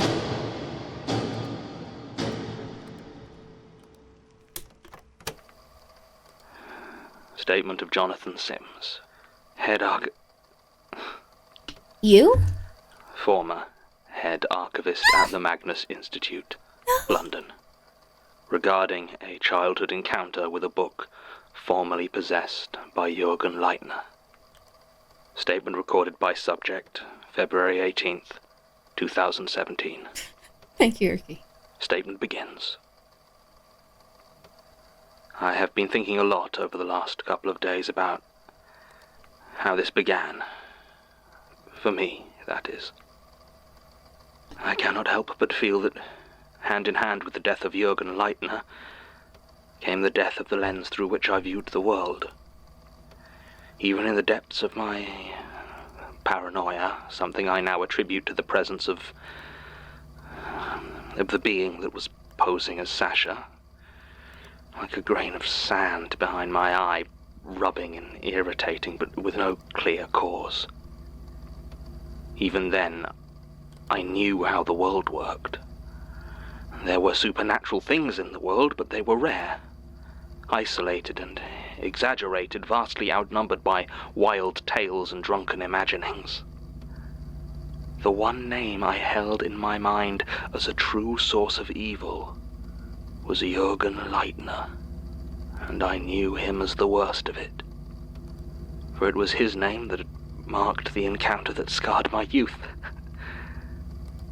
And of course, in my heart, I knew that no one else could have possibly seen anything as horrible as I had.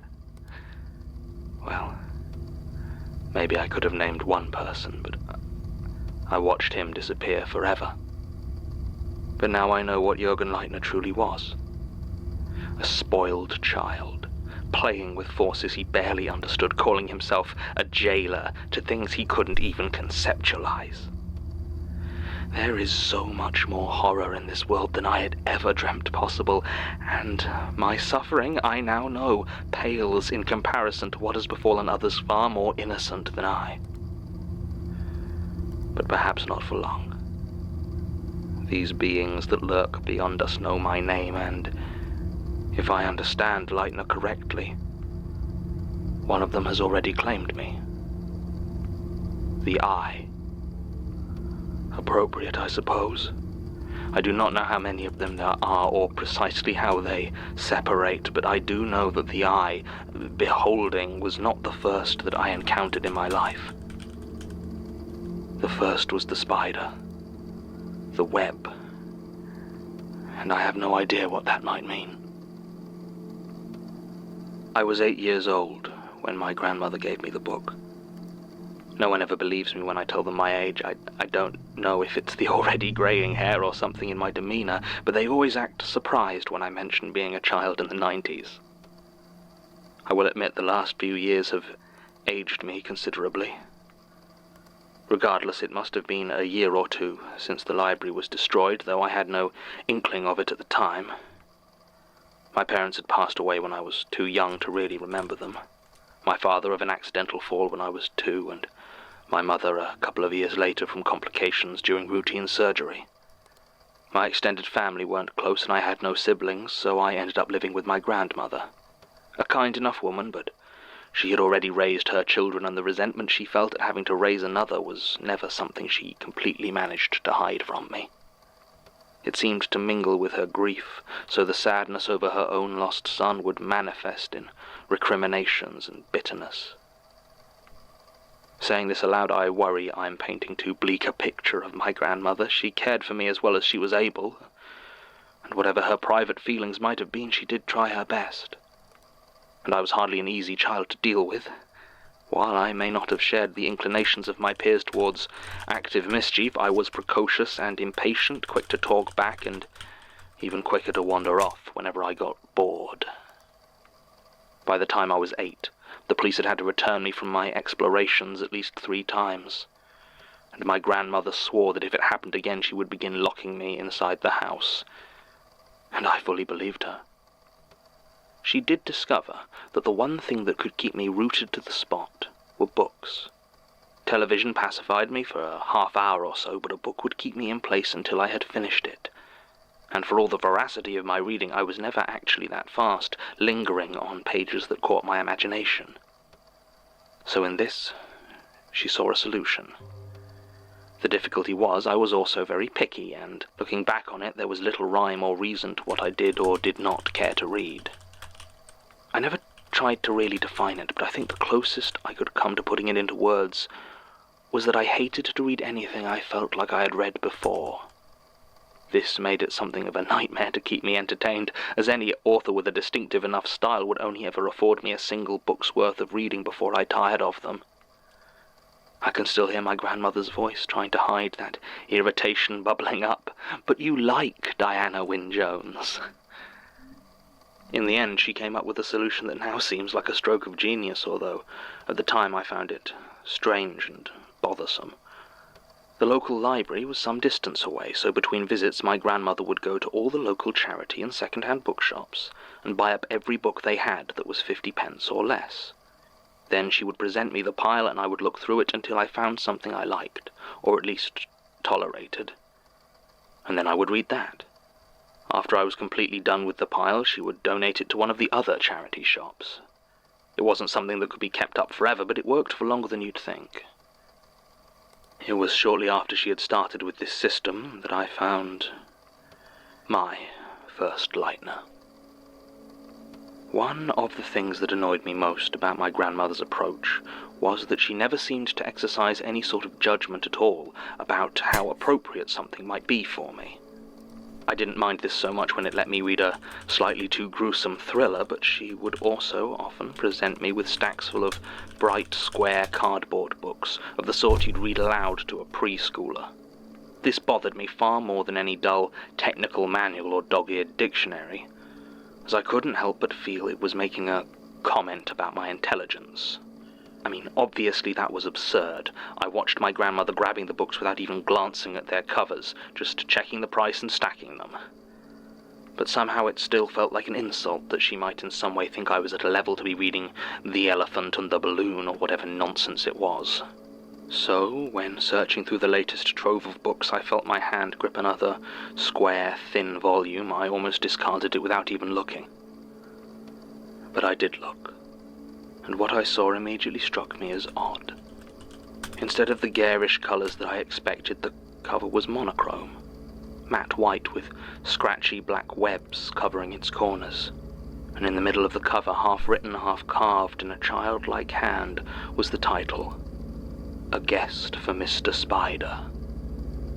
On the back cover there was no blurb, just a crudely sketched image of what I assumed to be the eponymous Mr. Spider. He stood upright on his spindly black legs, attached to a disproportionately swollen abdomen. The rest of his legs were splayed at odd angles as though in the middle of some sort of dance, and his head had no mouth, but was covered asymmetrically with 8 eyes of all shapes and sizes. On the top of it there sat a small bowler hat, which had been drawn in a splash of red ink, unlike the black and white which made up the rest of the image. I was a bit taken aback. I had seen plenty of children's books that tried to be a little bit scary or ended up being unintentionally disturbing, but this felt different. There was something to this drawing, to this book, that I'd never seen before. A violence seemed to ooze from it, sticky and pungent. I had no idea what was inside, but I knew that I hated that book. And I knew that wasn't going to stop me opening it. You know what was immediately inside the cover. If you're in a position to be listening to this, you know exactly whose mark was there. The book itself starts with a blank room in a simple house, almost entirely bare save for a small table with a pot of flowers on it and 2 doors. The flowers are drooping in a way that might just be a poor rendering of bluebells, but with the black and white it just makes them look sick. In the center of the room stands the figure I take to be Mr. Spider. His arms are still splayed wildly, and his back is turned to the reader. He is staring, it seems, at the door on the left. On the next page the image is identical, save that the arms are now in different places. The third and the fourth are the same again. There is no text on any of them. Then, on page 5, the words, "Knock, knock," appear next to the door in the same style as the words of the title. Mr. Spider's arms are suddenly straight and still by his side. The text comes again. Who is it, Mr. Spider? The door opens, and stood there is a thin, scrawny-looking fly clutching a box. It is crudely dressed in an ill-fitting suit. It is hard to tell from the fly's face, but his attitude seems to be one of trepidation or anxiety. It's Mr. Bluebottle, the text reads, and he's brought you a cake. The next page is a close-up rendering of a large slice of cake in a box. It does have colour, but it's a pale green that makes me think of disease. Then comes a page showing the insectoid face of Mr. Bluebottle, the worry now stark, etched there. Then there is a page with no picture at all, just the words, Mr. Spider doesn't like it. Then the book returns to the room. Both doors are once again closed. The only difference between this image and the one on the very first page is the ink that seems to have been spilled on the lower half of the right-hand door. There are several more pages of Mr. Spider waiting, his arms a windmill of activity. Then another knock, knock on the left door, and Mr. Spider goes rigid. Who is it, Mr. Spider? In that position it's clear his belly is even larger than it was before. The door opens on another fly, this one slightly larger, wearing a pale yellow dress. It's Mrs. Fruit, the book announces, and she's brought you some flowers. The flowers on the next page look even less healthy than the ones on the table and are coloured with a gentle pink. A close-up on her face, frozen in stark fear. Mr. Spider doesn't eat flowers, the next page announces, and Mrs. Fruit is gone, the door closed again.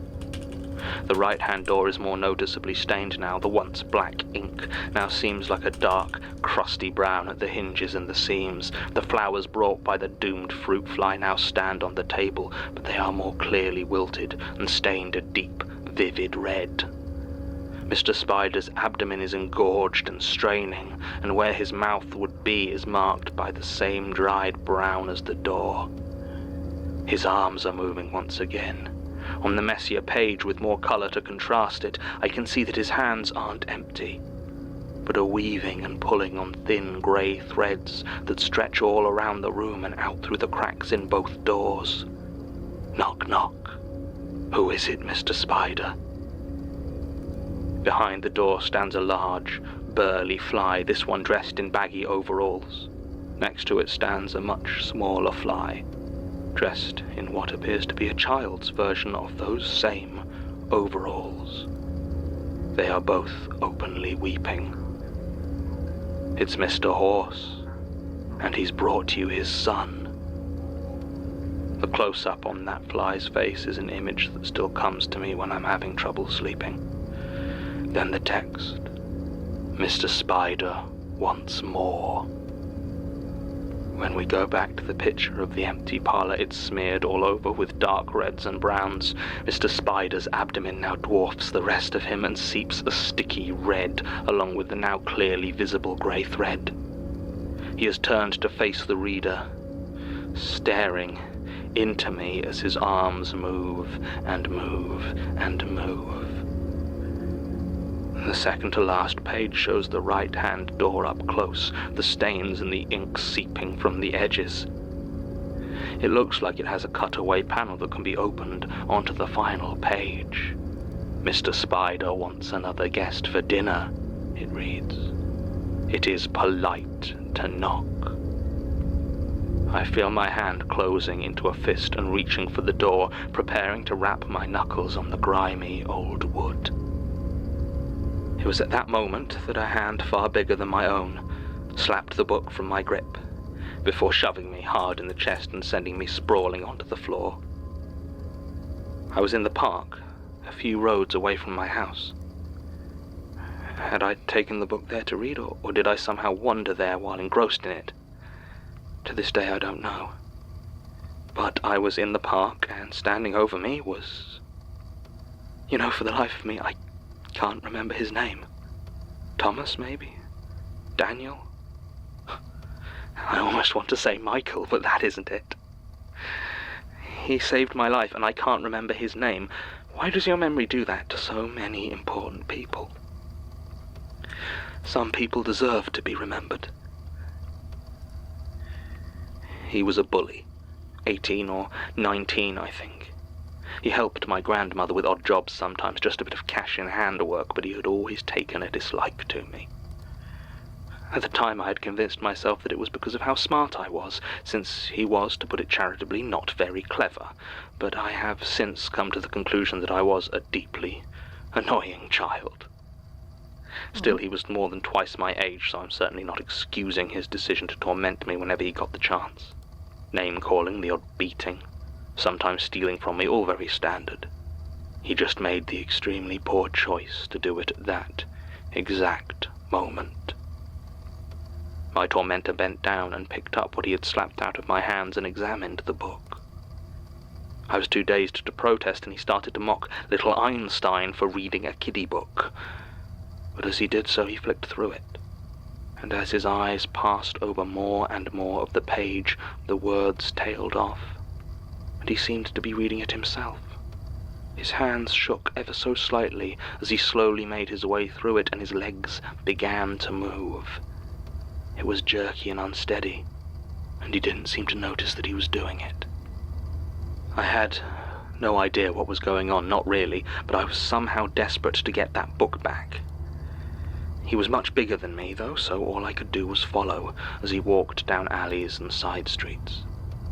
There were fewer and fewer people about, and I realized with a start that I had failed to notice night falling. At the far end of a quiet residential road, he walked up to one of the houses. I never found it again, and for all I knew it might have actually been his house. He was still reading. When he reached the entrance, he held up the book and placed it on the front door. I saw that cutaway panel of Mr. Spider's stained and bloody right-hand door, and he knocked on it twice. I saw the words clearly in my mind almost more than I heard the sound. Knock, knock. The door opened, and inside was dark. Against that darkness I could see the thin grey strands wrapped around the limbs of my former bully. And then, from inside, stretched two impossibly long limbs, bony and covered in coarse black hair. For a second there was almost the start of a scream, but the legs wrapped around him too quickly and he disappeared into the doorway and out of sight. It slammed behind him, and he was gone, taking the book with him. Statement ends. You can see, I hope, why this engendered in me something of a fascination with the supernatural, and some deep feelings regarding the name Jürgen Leitner. I cannot corroborate this story in any real form for obvious reasons.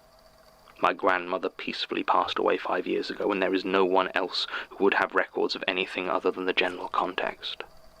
If I were assessing this as someone else's statement, I would have dismissed it out of hand. And don't think that doesn't eat at me. But it is so vivid in my mind. The spider's legs reaching from that tiny door. The first of the dark powers to touch me, perhaps. But it did not claim me. Speaking this out loud for the first time, I am struck by something else. The feeling I have been living with my whole life. That if that poor idiot hadn't gotten involved, he would still be alive. A strange conviction that if I had been able to face the thing myself, maybe I could have saved him, stopped it. Ridiculous, of course. I was 8. But it has made me reconsider my attitude to getting help.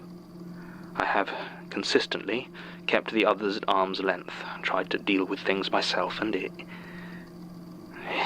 hasn't gone well. Whatever is going on, this unknowing that not Sasha was talking about Elias killing Gertrude and maybe Leitner as well. I need help. I need allies. I just wish this revelation didn't come just as everyone is convinced I'm a deranged killer. Oh, hello? Everything okay, John? Yeah, just recording some thoughts.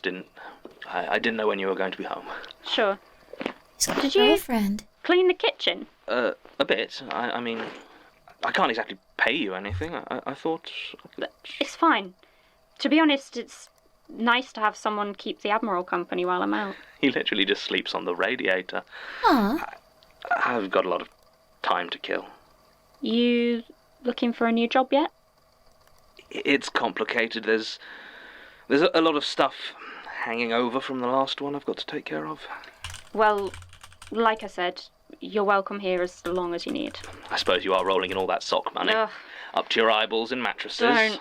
They did send me one, you know. Oh, it was dreadful. I couldn't sleep on it. I managed 3 days before my back gave out. I've still got it somewhere in the guest room if the other one's not up to your exacting standards. I think I'm all right. I was going to make a cup of tea if you want one. Maybe later. I've got recording of my own to do. Right, you are. I'll keep quiet. I wouldn't worry too much. The studio's pretty well soundproofed. What's this one about? I'm trying to find some new angle on the ancient Ram Inn. Well, there'd already been a What the Ghost on that. No, you're thinking of every other Hacky Ghost podcast. But, you know, if it sells a few t-shirts. Oh, yes, I meant to say, actually, thank you for... Oh, it's fine. Though I don't know what sort of employment dispute leaves you without a change of clothes. You wouldn't believe me. Do you even listen to my podcast? I'll believe anything, but on air. I will tell you, Georgie. I just... It's all right. There's no rush. I mean, it was clearly pretty bad, so only when you're ready. If you're ready. Thanks. Sure. Thank you.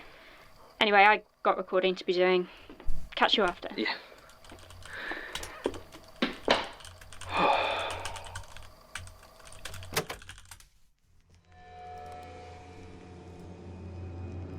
No more extra snippets because Jonathan has been fired.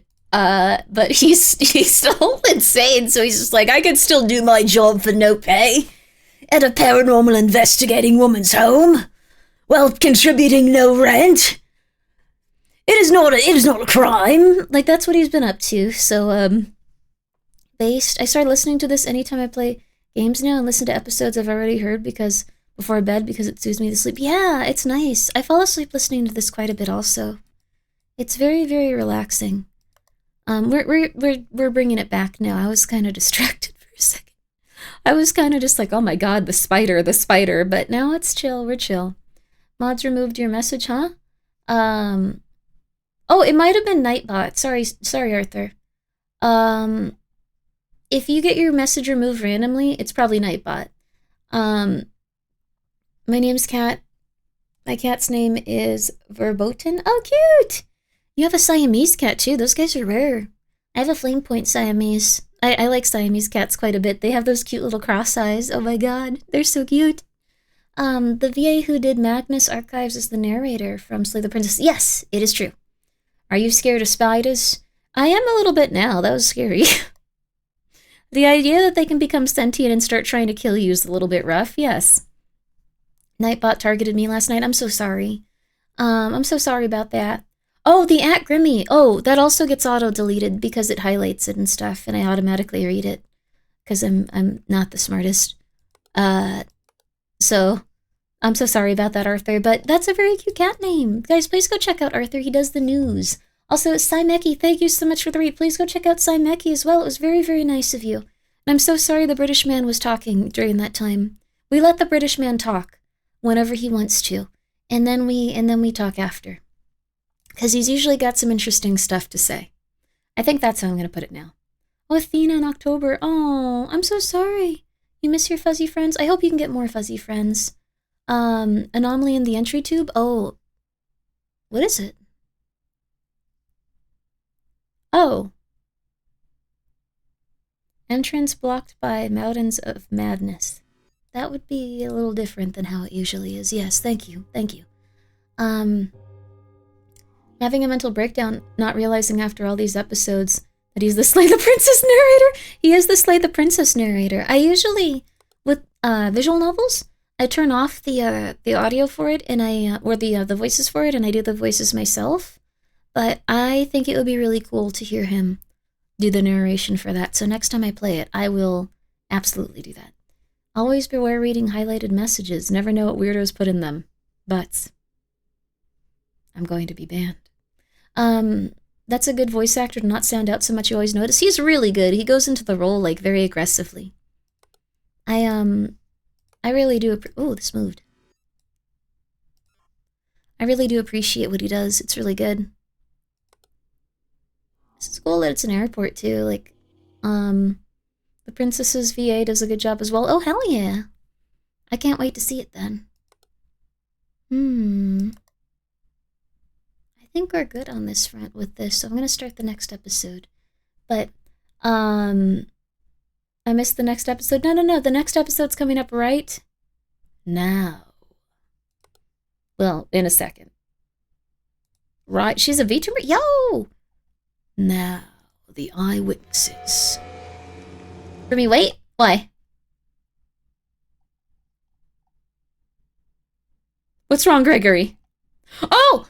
We're gonna be reading Novel Horizons, Beautiful Story. I'm not even sure if Novel Horizons is here right now. But we're gonna be reading Novel Horizons, Beautiful Story. My voice is destroyed right now, though, so don't expect Jonathan right now. Don't expect Jonathan. Okay. I could try to read it like him. Long ago, one could never cross the river of Erie or travel the lands of Greenwood without hearing the name Finian O'Hare. During times of famine, he provided grain. During times of plenty, he would sell entertainment. Never a gold coin left his palm without being counted not twice but thrice. His greed was without satisfaction, and while the world was no worse for it, for all his vast wealth, it was never better either. At least not until the fire of youth tempered into the subtle calmness of age. On a bright morning many years ago, Finian stood through thick meadows, high above his estate, with only a walking stick and old leather purse. He traversed old cobble paths with no errand and no goal.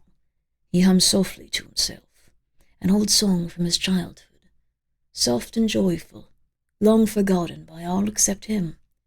He crossed paths of brush, and the sound of tapping reached his ears. A rapid sound like a woodpecker, but steadier, deliberate, rhythmic and masterfully so. Parting the branches, he noticed a small man in a green coat and a battered tricorn hat. His face was serious, concentrated on his work. He sat on a flat stone, hammering a sail onto the tiniest shoe Finian had ever seen. The little man worked fiercely, tongue poking out from the corner of his mouth, and Finian watched in silence as the work continued. Deft hands and firm fists formed several shapes, and once the work was done, only then did Finian speak. "That's a beautiful work," he said. "Those shoes." A gust of wind bellowed to life as the leprechaun's head snapped up. His eyes were sharp and grey as river stones with a venomous distrust that amused the aged Finian. "Beautiful," he replied the leprechaun, voice dry as autumn leaves. Crap. What a big lummox. What would a big lummox like you know about beautiful? Enough, maybe nothing. Finian smiled softly. But quality like that is enough for even a blind man to acknowledge. Even if they were made for the feet of the Fae and not mortal men.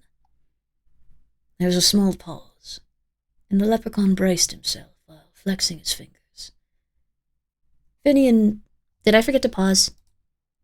Oh crap, I did. Sorry.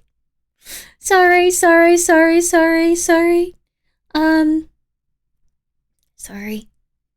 There was a long pause as someone paused their game, and the leprechaun braced himself while flexing his fingers. Finian knew that look. The look of a man waiting for a threat, waiting to fight, waiting for the right chance to flee. That was when Finian opened up his purse and took out a single golden coin, bright, honest, and freshly minted.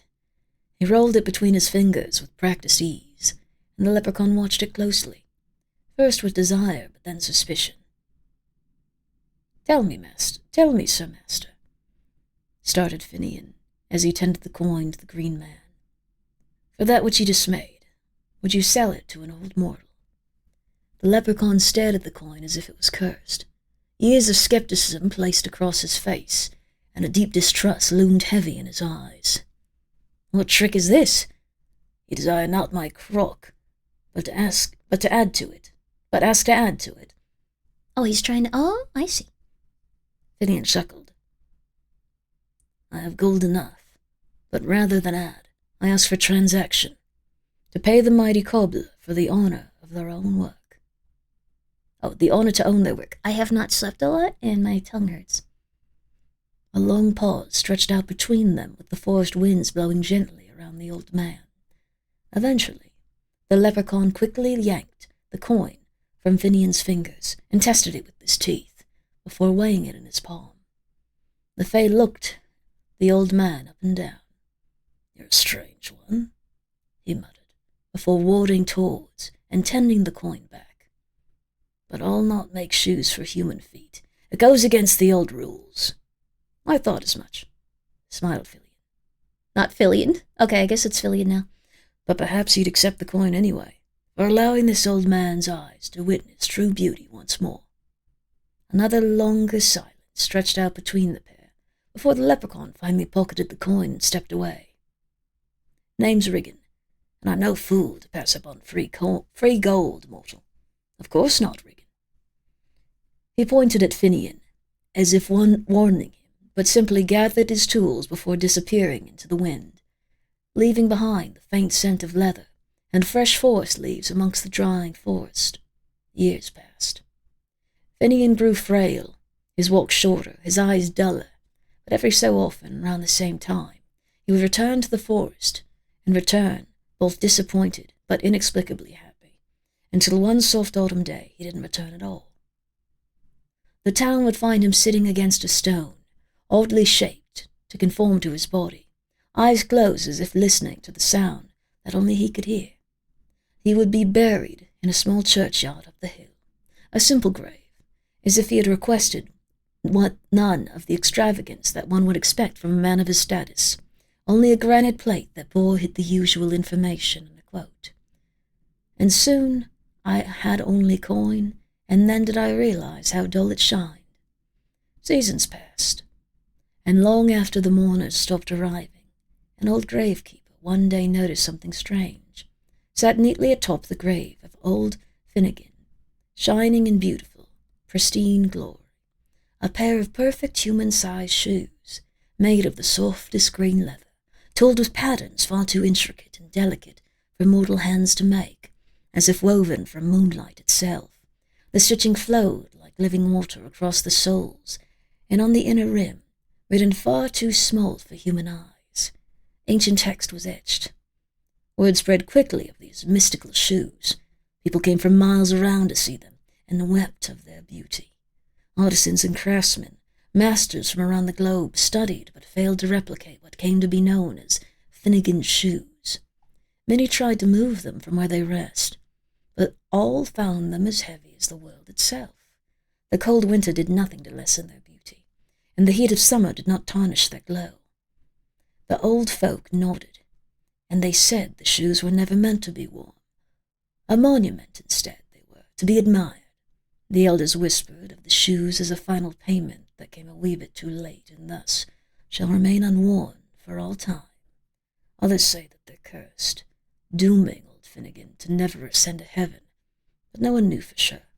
All everyone knew was that every so often, if he listened closely in the high meadows, on a certain quiet evening, one might hear the faint sound of a small hammer and humming, the old song of a man long forgotten, and a busy cobbler with a long memory.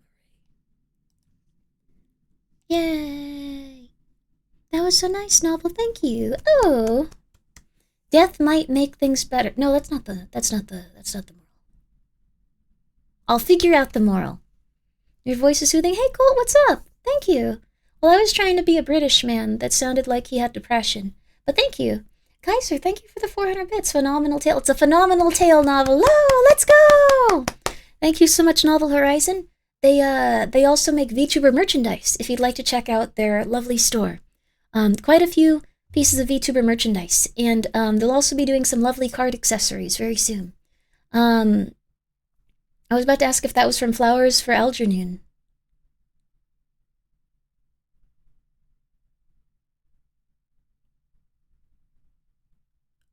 No. No, you're just clapping? Okay, all right. Oh, my goodness. Oh, my goodness gracious. But I liked it. It was very cute. Guys, please go check out Novel. He does a lot of story writing, and he also owns a store where he sells VTuber merchandise. I hope you're doing well tonight.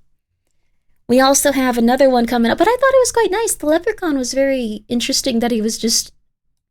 Fae are always mean. Fae are mean little guys. They never do what you want, but I guess he did something, which is nice. That's beautiful. That's wonderful. I did purchase her novel. Yo, that's awesome. Thank you. They have a lot of lovely VTuber merchandise. If you're a fan of Over Easy Eggs, trying to think about everyone else.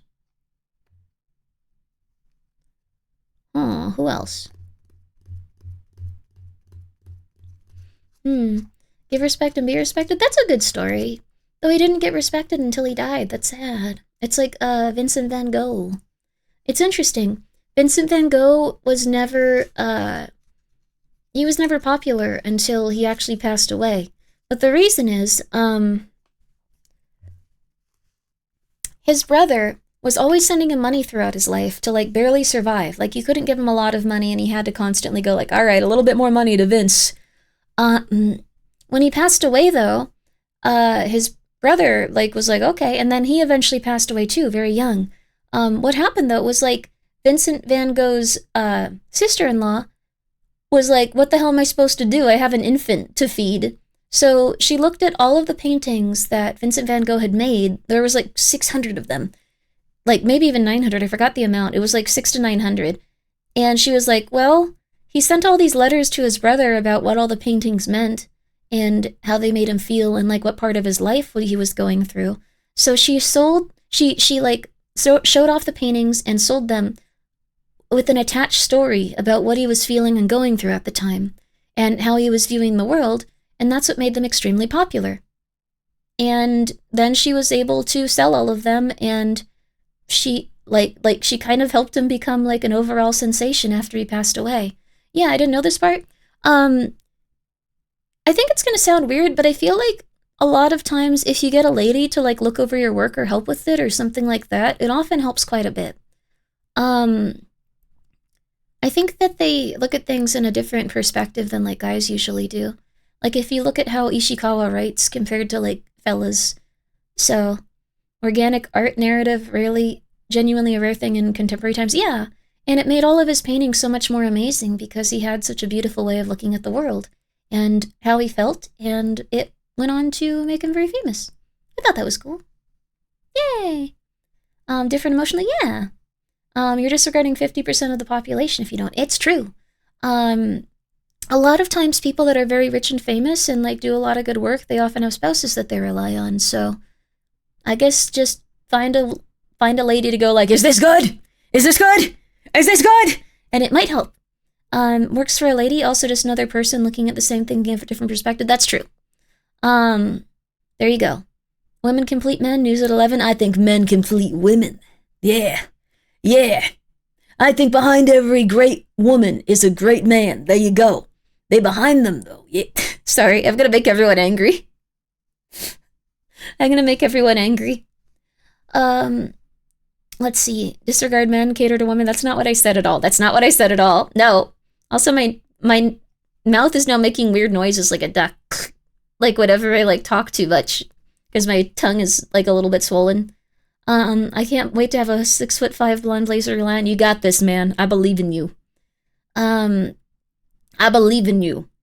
But you gotta become the ultimate man. You have to become Superman, essentially. Or a depressed man that's like, I don't know, like 5'8", but like, kind of malnourished and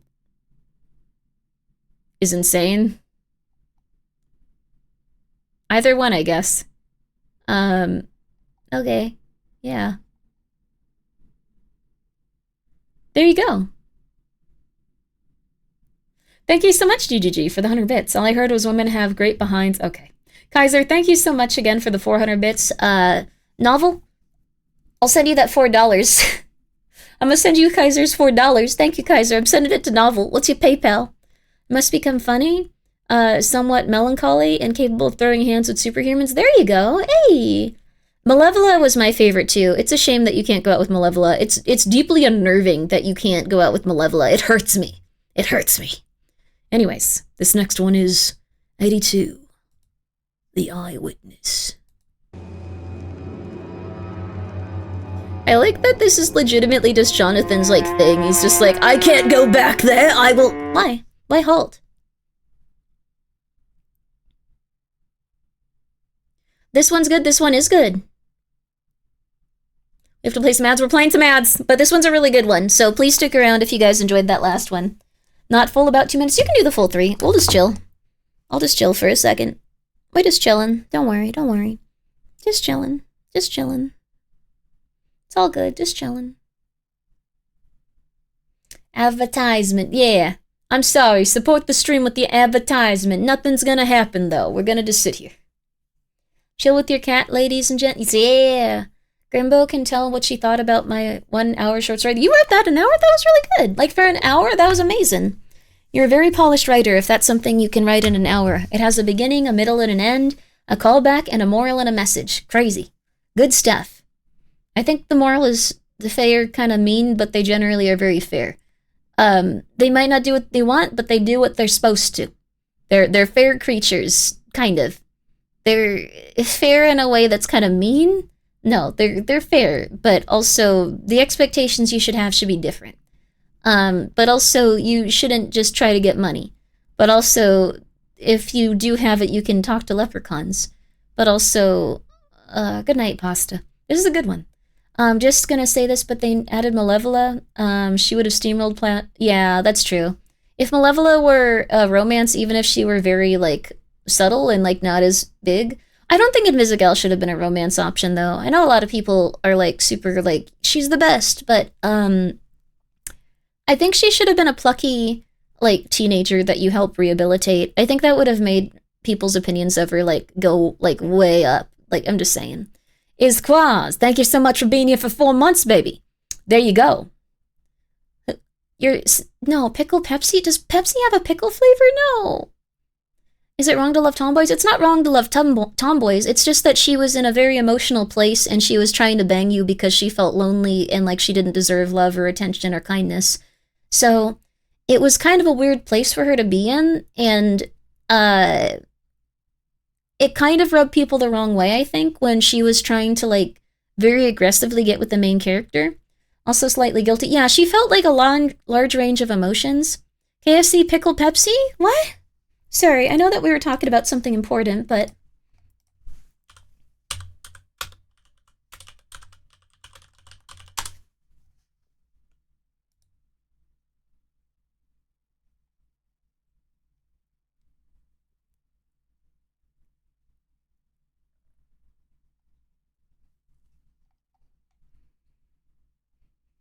Ooh.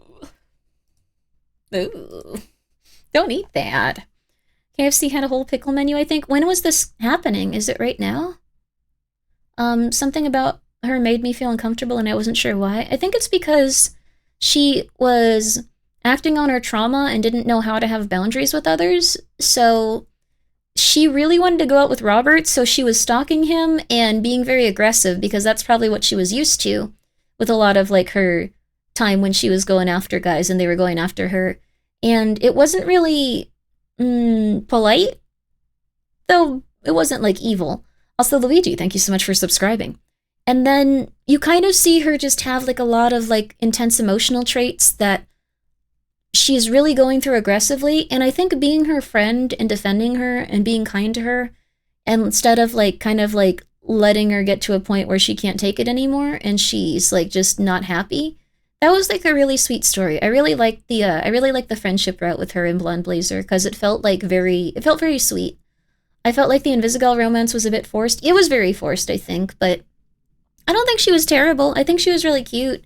I think liking an aggressive woman is totally fair. I think she just felt like she was acting out of trauma, especially when she had the scene in the locker room and stuff. That felt like a very intense time where she was like borderline going crazy.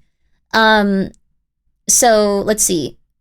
Blonde Blazer made me uncomfortable, extremely corporal pilled like a sociopath, learning to pretend to appear normal but not quite getting it. I think she had always been treated like she had always been treated very kindly by everyone, and she was always like a hero, but she was kind of getting to the place where she didn't want to be like recognized as like a heroic figure anymore.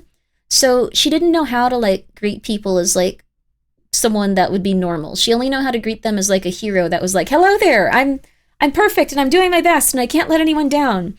And then she kind of came across as someone that was still trying to go like, hello, I'm corporate and I can't let anyone down, but at the same time trying to expose more of herself as a person and get to know you. So it could also be fair that made you feel uncomfortable. Like she probably had to like force herself to fit into like a specific like box, and she was trying to get out of it, but it was still a process. So let's see. I kind of liked the version where you don't go out with either of them, and it feels right. Like you're their friend and you care about them. And I really did like that you could defend Invisigal at the end, because I don't think Chase would have done what he did unless he knew that there was like a lot of good in her. And I don't know. I think the friendship route was probably the most fulfilling, but could be different. But if it's the friendship route, like you kind of see Invisigal's trauma, because she's like, I want you to look at me like Blonde Blazer, and you see that she truly wants to be looked at as a hero and not like a romance option. She wants to be recognized as a person that can do good things and be a good person. So, I don't know. That's pretty much it. Chase was a hero. He saved someone in danger, but I think the thing is, he did it for a reason. I don't think he would have done it if like the person was truly irredeemable and they were a villain is the thing. And he said that she was a villain all the time, but he was used to like taking down villains. He saved someone because he thought that they could be a good person. I think that's the big thing. Even though they were doing horrible stuff that got into a lot of trouble for a lot of people, he still saw good in her. So, I don't know. I like that game. Yay! That's pretty much it. Also, holy crap, Mask Critic, that sucks. I hope you're okay. What the hell? Well, that's rough. Can we all agree Beef is the best character? Beef is the best character. Chase is good deep down, just better. Yeah, he saw that she was trying, I think.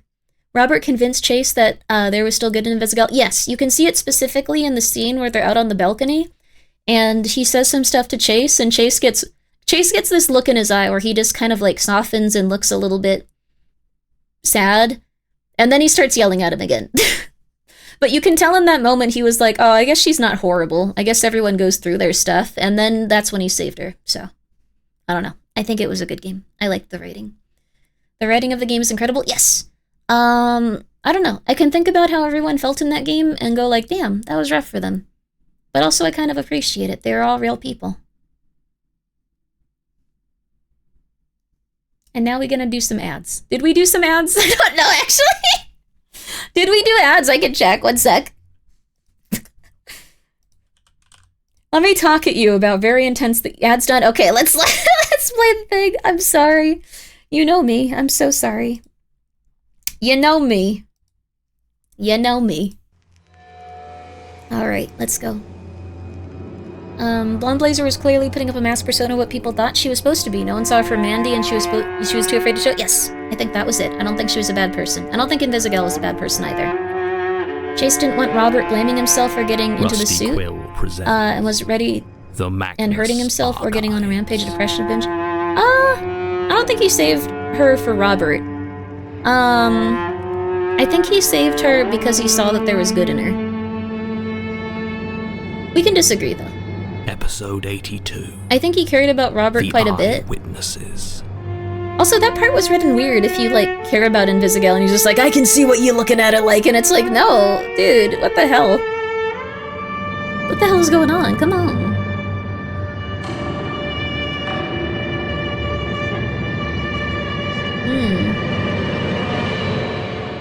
Yeah, I don't think she should have made you fire someone, but I don't think she understood that it would, mean that to, like, the people in your group, because they were all villains. Fine. Sorry, I feel more comfortable with it on. I thought it was fine. Yeah. Right. He's a good character. He's nice. A statement of Martin Blackwood, interviewed by Detective Tonner, February 18th, 2000. What are you doing? I'm making a statement. Isn't that what you want? My statement? No. I just need you to answer the question. Oh, okay. I mean, you wanted a statement last time about... it was when I found Gertrude. Or at least your partner did. Didn't know who the killer was last time. This time is simpler, and Basir's not a police officer anymore. Oh. Look, you're sure it was him? I mean, I know, but I can't... He wouldn't. I don't think it was him. You think we should be looking for other suspects? No, I mean, not... Oh. Look, that tape that we gave you... Has a lot of distortion, some screaming, and a recording of you seeing the body you claim for the first time. Always suspicious when two suspects are each other's only alibi. I told you that there was someone else there. Which one should be asking, by the way? The man with knife hands, or the woman trapped in your magic corridors? It happened. Well, if your witnesses appear back in this universe, maybe the situation will change. Otherwise, it's an easy choice. Answer my question, or I pin it on you. You can't. That's not how this works. Is it? Let me tell you how this works, Mr. Blackwood. I've got a hell of a workload, no partner, and full operational discretion to make this whole situation go away. That means you help me or I make things very unpleasant for you. But you're the police. So help me stop a killer. Where is Jonathan Sims? I don't know. Don't lie to me. I don't. Everyone I've talked to says you and him were close. What? Did they? I mean, who said that? I guess, more than the rest. Do you have any other friends? Anyone outside the Institute you might have talked to? No, I don't really think so. I don't think he had much of a life outside of this place. There's nowhere? No one he might turn to? He never talked about his friends. Worked all hours. No. I'm sorry. Right, get lost. Send Stoker in. That's it? Unless you know something else. What about Sasha? No sign of her body here or in the tunnels. No evidence she was a victim of violence. Maybe she saw the murder or caught Sims smashing up the storage room and took off. Maybe she's with him. Or he killed her too. Either way, quicker I find him, the better for her. So if there's anything you're not telling me... No, bring her back safe, okay? I'll send Tim in.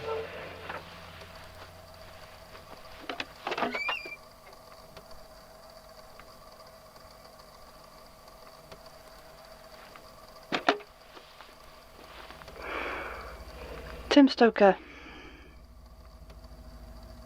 That your name? Yeah. You want me to leave this running? No, you can turn it off.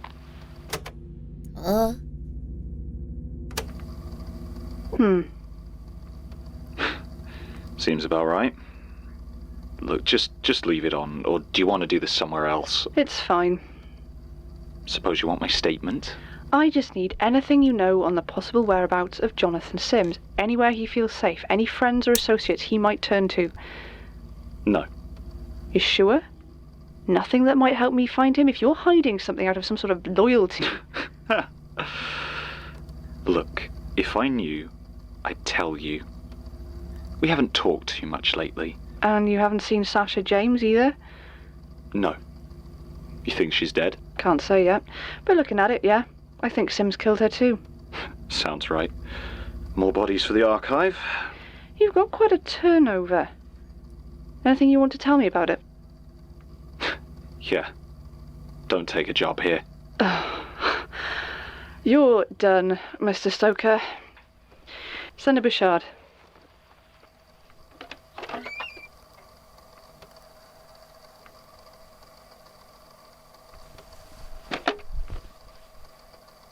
Elias Bouchard? Correct. Sit.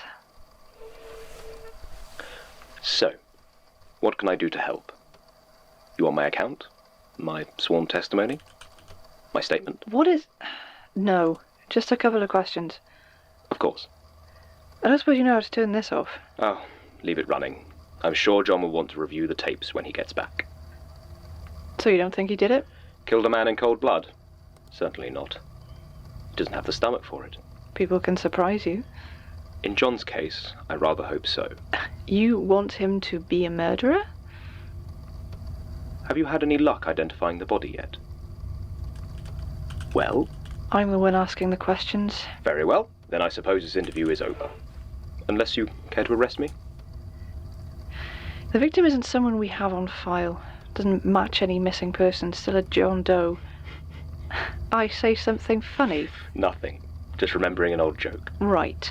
So, do you know anything about the current whereabouts of Jonathan Sims? Anywhere he might be staying? Any friends he might have contacted? I do. Well? I was wondering, is it worth it? Operating the way that you do? Just answer the question. Does the lack of oversight make up for the lack of support? What do you know about the current whereabouts of Jonathan Sims? Everything. I know exactly where he is and who is with him. But I don't think I'm going to tell you. I can drag this down to the station if you want, you weird little freak. Maybe Sims didn't do this on his own. Please, Detective Tonner. You don't want this to happen in the police station any more than I do. Your superiors, exactly how aware are they of what you're doing right now? They know enough. They got a call and sent me down here. That's how it works. And then they don't ask any questions, as long as you keep it far away from official police channels. Except your partner leaving has made you sloppy. No notes, no proper interrogations, no backup of any sort. You've barely collected a scrap of evidence from the scene and made no official record of the dozens of interviews you've done with the Institute staff. You haven't even followed up on any of the other potential suspects or leads and shown no interest at all in the fate of Sasha James. All you care about is where John is, because you've decided on a course of action and you're going to follow it through. If you're right, must have stopped me kicking your teeth in. No cameras down here, remember? I can always just turn off that little recorder of yours, smash it up. Very true. However, you aren't going to do that, Detective. Because of Calvin Benchley. What? Calvin Benchley? You recognize the name, don't you, Alice? You see, I know what you did. I don't know what you're talking about. No? The scar may have faded, but you haven't forgotten. Did it itch? Just a little? When you were burying him? You shut the hell up, or I swear I'll kill you. A genuine threat, I'm sure. But right now, what you're really trying to figure out is if I have any evidence that could make it back to your people. I mean, it seems impossible, of course. How could I? But you just don't know. So many impossible things happen in here, in this strange, musty place. Shut up. Here's what's going to happen. I'm going to make a statement, your statement, to prove to you what I know and because I want John to hear it someday. And when it's over, you are going to leave. Because if you don't, I'll make sure your superiors know all about every nasty little thing you've done in the name of peace and order, and I'll make sure they are subject to the scrutiny they so desperately want to avoid. More importantly, I'll make sure they know it has all been exposed because of you. Is that clear? I will take that as a yes. If you're smart, you'll go back to the police station and put forward some half-baked cover-up for what happened to your mystery corpse and leave it at that. But I don't think you are smart, so in many ways I'm excited to find out what you do next. Statement of Alice Tonner regarding the crimes and death of Calvin Benchley. Statement never given. Don't. Everyone calls me Daisy. I like that, because it sounds so gentle, and I'm the only one left who knows about the scar on my back. It doesn't really look like a daisy, more like a starburst, but it's what the doctor said when I got it, so that's how I've always seen it. It makes me feel strong, to know that the soft nickname everyone calls me comes from a bloody wound. And I like to feel strong, to be in control. I'm gonna kill you someday. When I was 11, I had a best friend, and his name was Calvin Benchley. We didn't hang out at school much because his friends said I couldn't play with them because I was a girl. But every day after getting home, we'd go to the nearby park and play. It was small, just a scrap of grass and dirt. But if you hopped the fence to the south, you could get into the cemetery. And if you went the other way, you got into an old building site. The fence on that side was broken and jagged, but it collapsed enough that it was easy to climb over into the half-built structure. Our parents had forbidden us from playing there. It was collapsing, as well as being a known hangout for tramps and druggies. We would take turns daring each other to go in there. That day, I dared him. That's why it was my fault. Shut up. It wasn't my fault.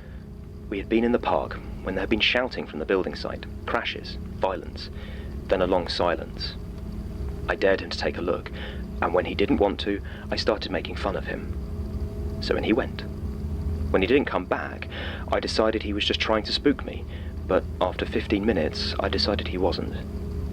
I wanted to run away and get my mum, but I was frightened of getting in trouble, so instead, I followed Calvin over the fence. Inside were the first 2 dead bodies I had ever seen. They looked like they had attacked each other with broken glass. One lay impaled on a broken bottle, still holding the long shard of glass that jutted out of the other's throat. There was blood everywhere. I felt a rush of fear and a strange sort of excitement. You can't know that. On a broken staircase above them stood Calvin, staring at me with vacant eyes. Standing behind him, I saw something. A hunched figure. I think it was naked. I couldn't see anything except pale flesh and the vivid red of cuts and injuries. Every inch of its body appeared to be covered in open wounds, but no blood seemed to flow from them. The thing was utterly still, save for a lipless, scabby mouth which moved so fast it was almost a blur, sullenly mouthing words that only Calvin could hear. I know they were for him, because with each movement of its jaw, the thing's long, pointed, black tongue would shoot out and flick itself into his ear. He was completely expressionless as that crooked, cut-up figure whispered to him and flicked at his ear with a barbed tongue. No. Then Calvin's eyes turned to me. Without hesitation or expression, he began running, sprinting right at me. I tried to get away, but he was faster and slammed into me, pushing me off my feet and into the rusted fence behind me. There was an explosion of pain in my back as jagged metal embedded itself in my shoulder, and then it went dark. The last thing I remembered before the hospital was the fierce pride on Calvin's face as he stood there. No one believed me about what happened. Calvin said that I had tripped and fallen, and that was a story everyone accepted. But after that he was different. Moody. He started getting into fights, and everyone just assumed he was turning into a teenager. But 6 children at my school were seriously injured or killed by the time he left for university. All accidents, of course. Nothing that would have pointed to him. But I was always careful around him. The daisy scar on my back, a constant reminder that we were not friends, that he was no longer to be trusted. I told people, but he seemed to feed on the uneasy glances of his classmates and took great pleasure in scaring them further. Even after school, I kept an eye on him, but I couldn't believe he had never been arrested. I later got a look at his file and found out that he had been, but they'd never been able to make anything stick. He was smart and careful. We once almost nailed him for aggravated assault, but the victims changed their story and said they were the ones who attacked him. You've made your point. 6 years ago, Calvin Benchley became the first human being I murdered. I beat him round the head as he was coming out of a bar, drove him to my usual spot and shot him 5 times in the chest with a handgun taken from the evidence lockup. He didn't beg for his life. He didn't say a word. I don't think he even recognized me.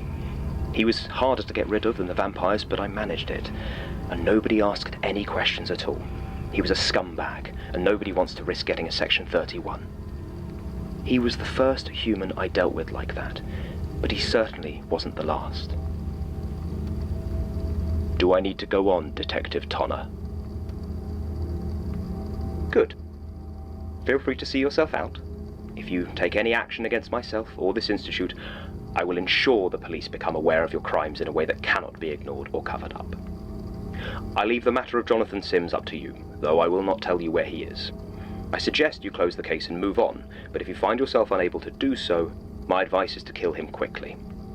There's no telling what he might be capable of.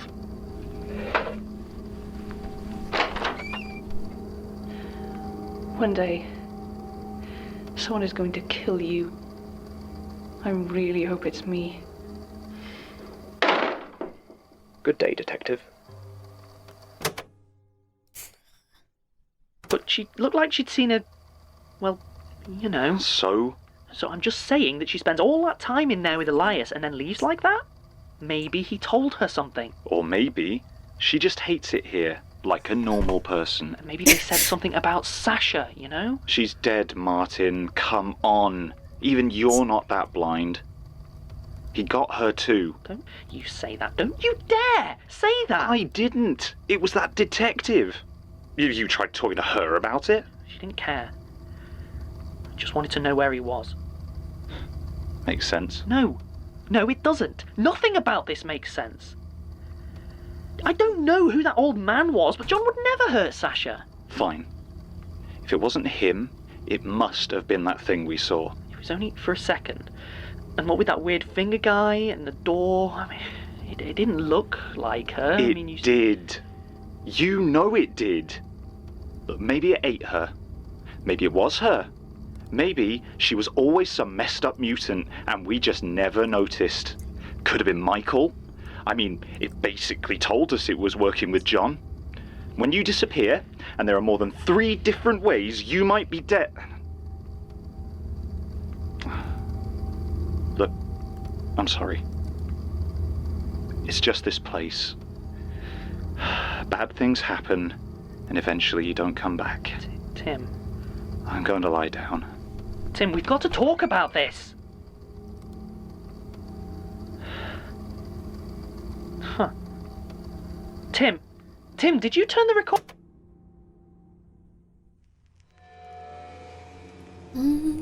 That was a good episode. Elias is not to be trusted for real. The Magnus Archives is a podcast distributed by Rusty Quill and licensed under a Creative Commons Attribution Non-Commercial. That was a good episode. So we saw Elias's power for the first time. Hey, buddy, you know not to do that. Hey, okay. What is it you guys want? You want some attention? Hi. We saw Elias's power for the first time, and it was really scary. And it was really unnerving, and it was really bleak, and it was really terrifying. It was extremely good. That was intense, though. That was intense. So it looks like the biggest thing is that essentially Jonathan was working for one of these like weird monster or I guess entities. So it looks like there's different, like, not exactly factions, but there's just different ones out and about. So it's interesting to think about, and it's also very scary. Oh crap, the game is still going. I should probably I was putting more stuff into this stuff I'm making. Okay, there we go. Put it aside. There we go. Grimmi is power cursing with tarots. No, I was filling a jar with something. Crap, sorry. I stopped to talk about this. I'm really sorry about that, you guys. Okay. Oh crap, I should have seen where the anomalies were. We'll be careful this time, but oh, I can barely tell it all. I think 2 of these jackets were missing. God, that was an intense episode, though. I think these are all normal. This is normal. Holy crap. It felt like it was just a descending into hell almost for her. Also crazy that she was a serial killing cop. Even if, the person is evil, I guess? Or not exactly evil, but, kind of, not the best person. I don't think it's great that she's, I guess taking their lives into her hands. She doesn't know if they could be repaired or, turned back into, a person, so... Really not liking that Alice did that. It's dexterish, it's very dexterish. I guess with nightmares entities that are killing people, but, it still feels a little bit off, you know? So, it feels a little weird. And she was willing to frame Martin, or at least threaten to, knowing he was innocent. I think that, Martin has, a really good character, because a lot of nice guys are kind of pushovers. Not in a rude way, Like, a lot of characters like that would be pushovers, but he, like, argues about everyone, about what's right and what's moral and what's wrong. And he's very on point for that. So if someone's doing something negative, or even if he doesn't know, he's going to get to the bottom of it. And he's not just going to go like, oh, okay, that's fine. He's very much like, you can't frame me. I'm going to go to the cops, the other cops. And he gets really angry. And also with Jonathan, he's like, you're being stupid, dude. You're being dumb. Like, you're like my best friend, but you're being really annoying and like is a crazy person. Like, he's great. A serial killer cop, serial killing anomalies is a thing. It's really cool, but Martin's a pretty cool guy. Martin's very cool. I think that really like grounds him to earth and makes him like a good character. Because a lot of people just do that kind of stuff to be liked, but he's actually like, no, this is whack. What the hell is wrong with this? No. Which is good. I appreciate that. He's a good character. Missing bottle in lobby? How can you even tell? That is awesome. Okay. I can't even tell. I don't think so. Maybe over here? Well, you can't see behind my head, so. Someone pushing it back against how grim the setting is does so much. That's true, too. He's a golden retriever. He seems like a nice guy. Everyone is a book person, and Martin is the only real person there. It's like, I love books. I need to catalog them. Maybe the TV? Maybe. I think the TV was always this way. Also, hello, Sunny vs. World. How are you? We're gonna listen to another one, though, baby. We got a new one coming up. If you've been enjoying these Magnuses and this, I have not been able to spot anything, literally anything, besides that one little very obvious one. This is hard. This is very hard. I feel like maybe this table is... No. Missing chair in storage? There's no way. Oh my god, you are so good at this. Thank you. Thank you. Did you come here from the catalog and you're like, I know this game. I've got this. Cracks knuckles. Was there always just one lantern on the left in the runway room? Let's see. There's both. There's both, I think. Lantern? Oh, these things. We could try a missing object there. Extra coats on the rack? No way. Oh, missing coats here, I think. One of these is missing. One of these is missing. One of these be missing.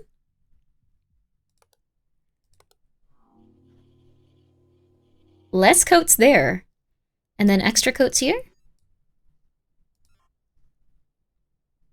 Let's see.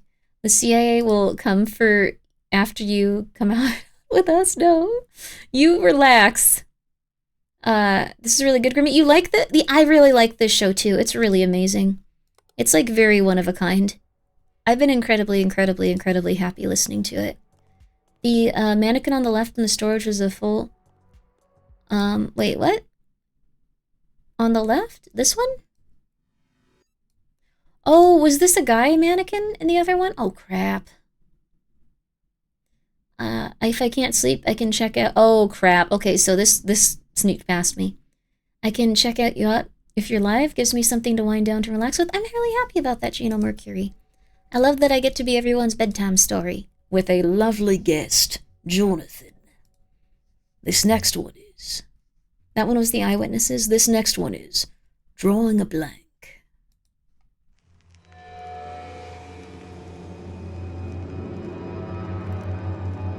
Yay!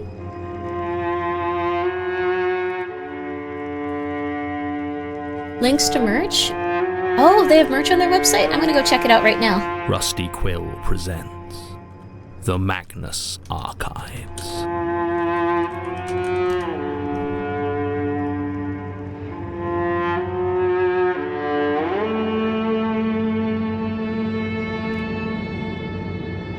Episode 83. Drawing a blank. It's on Redbubble?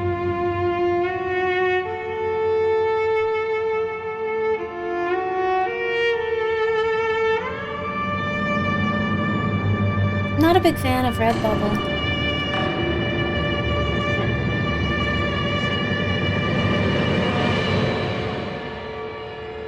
Oh, there's some... Oh, no, there was some from Noctrice. That's a really interesting one. Oh, no, they look so cute. Okay, they're not making them anymore. Sure, Oh, I'm still playing.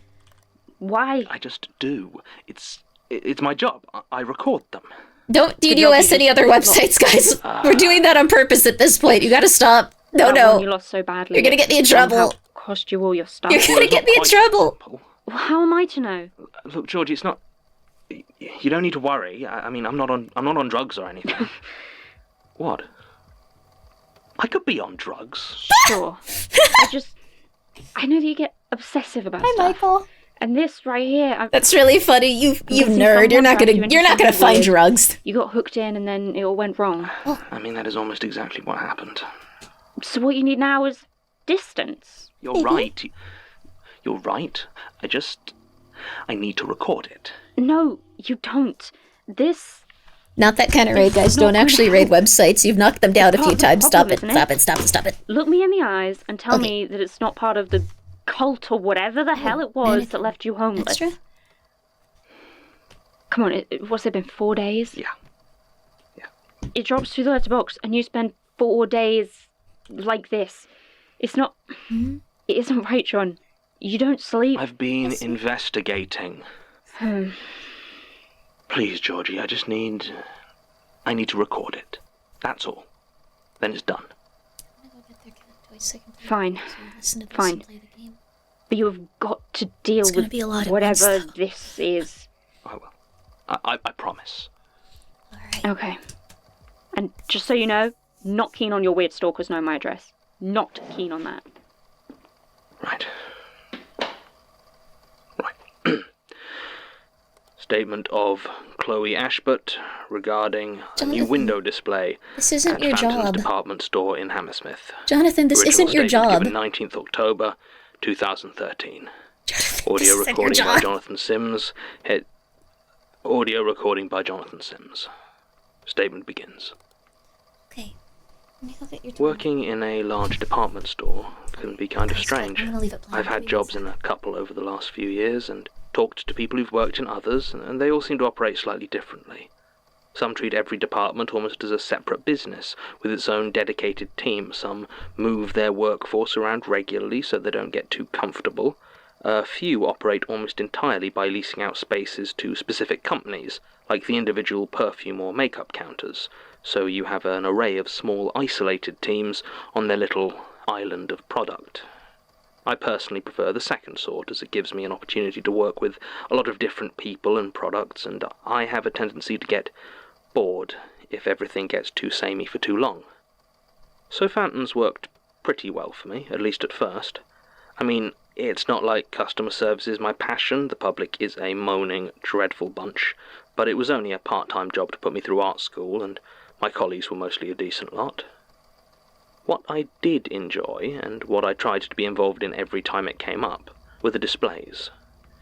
I was mainly studying illustration, but I'd always had an interest in design more generally. So when the seasons turned, and we changed up the displays in the windows and on the shop floor, I always made a point to try and be on the team helping to set them up. My line manager, Lana, knew this, and generally let me do so.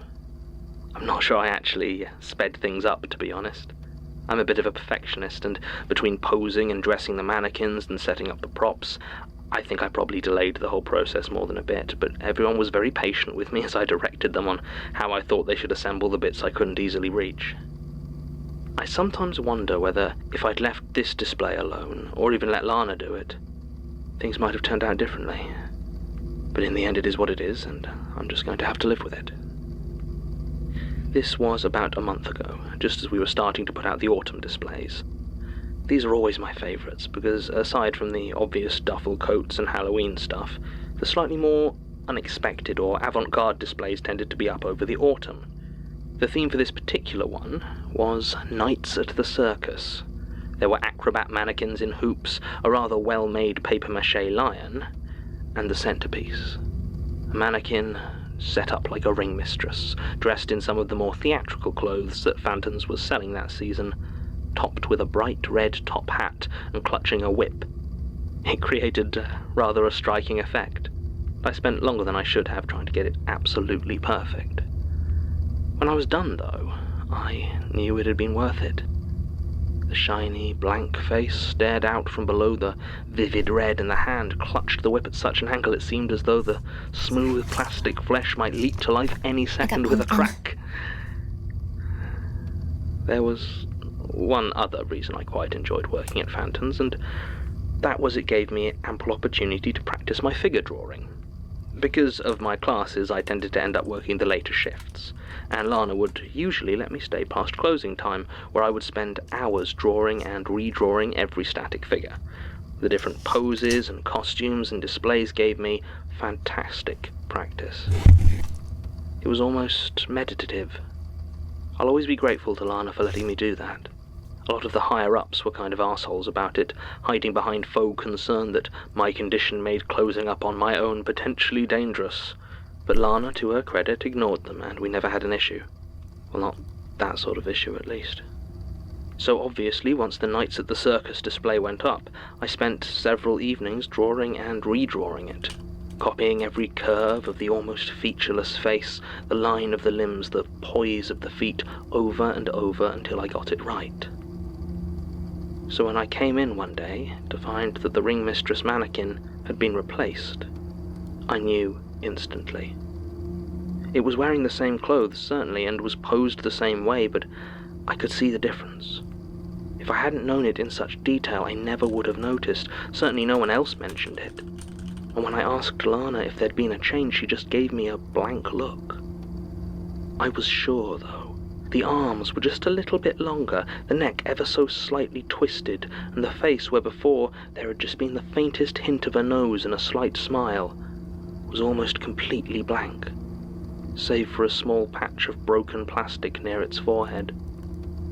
Sometime after I had left the previous night, someone must have snuck in, undressed and removed the mannequin already there, and put the clothes on this new one before replacing it in the exact same position.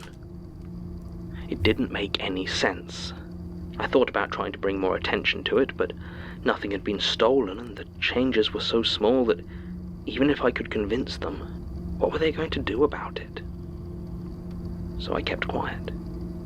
I was working in the soft furnishings department that week, and the mannequin was down in women's wear, so I didn't see it that much. Even so, any time I had an excuse to go past it, I made sure I did. There was something about this new one, something in the way it didn't quite fit with all the other figures on display, the way it held the whip in cruel, sharp fingers, and the way its head never moved, but somehow I couldn't shake the feeling that it was watching me right back. Disconcerting as it was, there wasn't really anything I could do about it, and after a few days I was starting to get used to the replacement. I'd almost convinced myself I was overreacting, if not actually mistaken, when I was called into Lana's office, just as I got into work. Her expression was stern, and she told me to close the door behind me when I came in. She asked me if I'd stayed late the night before after closing time, and I told her yes, I had. I started to talk about what I'd been drawing, but she held up her hand to stop me. She asked if I'd done anything other than that, whether I had tried out any other artistic pursuits. I was confused and told her as much, and she asked me if I'd seen anyone else there last night, and I said no, I hadn't. Then she asked if I'd messed with any of the displays, and once again I said no. She sighed, and I couldn't tell whether it was in relief or exasperation, but she opened her desk drawer and retrieved some printouts. They were photos of one of the autumn displays. I had noticed on the way in, when I'd gone past that particular window, which had previously been showing off raincoats, I believe, it had been empty. In the picture, however, it was not. The raincoat mannequin had, it seemed, been disassembled, then rebuilt into a tangled bunch of limbs and joints. The torso was upside down, and the two arms jutted out from the front and back of the pelvis, bending up to hold the mannequin's head aloft. It had been dressed in an assortment of lurid red and purple shirts from our pajama range, and someone had clearly stolen some paints from the craft department and daubed a colourful, smiling face on top of the blank space that had previously been there. They had finished it with a red pom-pom crudely glued onto the top of the head. The effect was alarming and put me in mind of a clown. I looked up to see Lana's eyes staring at me, acutely scrutinizing my reaction. The confusion and mild horror on my face seemed to put her a little bit at ease, but she was still a long way from relaxed. I told her it wasn't me, that I had no idea who would have done it or why, that I definitely didn't see or hear anything out of the ordinary, all the standard excuses. She nodded, though it was clear nothing I said was really helping the situation. Finally, I asked about CCTV and she shook her head. There hadn't been any focused on the vandalized display, and whoever had done it had clearly known enough about the camera placements to avoid them. Another reason, apparently, they suspected it was done by someone who worked there. We went back and forth for about 10 minutes, until at last she said she believed me, and wouldn't pursue disciplinary action, but that without any other credible explanation there was no way she could keep letting me stay behind alone. Not least because, technically, she shouldn't even have been doing it in the first place. I was upset, of course, but I also realized I was getting off comparatively lightly, so I didn't make a fuss. The next couple of weeks were difficult. Drawing the displays in the shop had helped me center myself, gave me some positive associations with the place. Without it, Fountains was just where I worked, and more importantly, somewhere I constantly had to deal with the public. All their rudeness and stupidity and fake pity. To be honest, I was finding it harder and harder to keep my patience. There was something else, though. Without being able to rely on me to close up, Lana had assigned it on her rota to the others in our team. Nobody really wanted the job, and a few of them moaned to me privately, but they didn't exactly have a say in the matter. But as the days went by, I noticed that some of my colleagues were getting nervous, jumping at little noises and glancing over their shoulder. It always seemed to be the person who'd been closing up the night before, and through it all that ring mistress stood there, malicious and unmoving, brandishing her whip, ready to strike. Finally it happened. Last Wednesday, Lana couldn't find anyone else to do the last shift. Jan had a doctor's appointment, Liam had a family emergency. You get the idea. Lana was going to have to do it herself. I'd been working very hard over the days prior to get back in her good graces, and I managed to convince her to let me do the last shift with her, and stick around to do some drawing while she locked up, promising that I'd be out the door as soon as she was. She reluctantly agreed. So Wednesday rolled around and the day went very much as normal, maybe a bit quieter than usual, but not so you'd notice. There was a slight something in the air, though, an anticipation. I thought at the time it was me, since I'd decided to use this opportunity to try and exorcise some of the feelings of unease and finally draw the mannequin that was making me so uncomfortable. But now, I don't think I had anything to do with it at all. Everything was locked up. Everyone else had left. It was just me and Lana, and she was making the final checks to lock up. I ran to the changing rooms and grabbed the small bag from my locker that contained my pencils, inks, and paper, and then hurried back and over to the women's wear department. I couldn't hear Lana anywhere, which is strange as she usually provided something of a running commentary, but I didn't really notice. Then I rounded the corner of one of the aisles and stopped dead. The mannequin was gone. The pedestal where the knights at the circus display had stood was empty, save for a torn pile of papier-mâché and the headless figure of a plastic acrobat. I stood there, my mouth hanging open, as I tried to figure out what was going on. Had Lana done this? Was this all some elaborate ploy to frame me for something? Vandalism? That didn't make any sense. The store around me was still and silent, and it felt as if all I could do was wait for something to happen. And sure enough, after a minute or two, I heard Lana's voice calling to me. Except it didn't sound quite right. There was a strangled, hoarse quality to it, like the words were being pushed out against her will. I was terrified of what I would see when I reached her, but my only other option was to run, and if she was in trouble, I'd never forgive myself. I pulled out my phone and pressed 999, my thumb hovering over the call button as I approached the storeroom where Lana's voice was coming from. The door's small window was too high, so I just had to push it open. It was so heavy against my shaking hands. The room was dark on the other side. I reached up to turn on the lights, but the switch flipped uselessly back and forth. The light from the door illuminated a few boxes of leggings, but I couldn't bring myself to go any further in. Just beyond the light from the door I could see a figure, tall and thin. It could have been Lana, but I wasn't sure. At least until it began to move. Its steps were jerky and stiff, arms snapping out and back as it moved towards me step by step. I felt my own limbs seize up at the sight, and my phone slipped uselessly from my hand. The faceless figure loomed over me, and when it bent down, the finger it placed upon my lips was cold, hard plastic. Shh, it said, though it had no mouth to form the sound. The next thing I remember is the police. I must have pressed dial before I dropped my phone.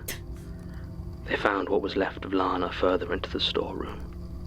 I was questioned for a while, but much to the dismay of tabloid headlines everywhere, it became clear quite quickly that there was no way I could have done it. The CCTV showed me almost constantly during the period Lana would have been killed, and the only blood on me was a single, neat line across my lip. Of course, that's not to say the police believed my version of events either. They are currently working on the theory that a killer had been stalking the store for a while, and finally chose that night to strike, but they didn't expect me to still be there, and fled when it was clear I'd called the police. But I know. I remember.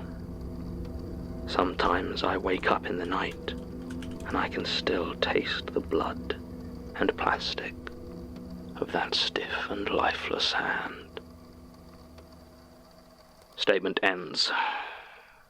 As I have discovered in the few days since this statement arrived, it is far harder to conduct a thorough investigation without the resources of the Institute or the expertise of my assistants. That's crazy. I've located a few stories about the death of Lana Billings, found strangled and partially skinned in the storage of Phantom's department store.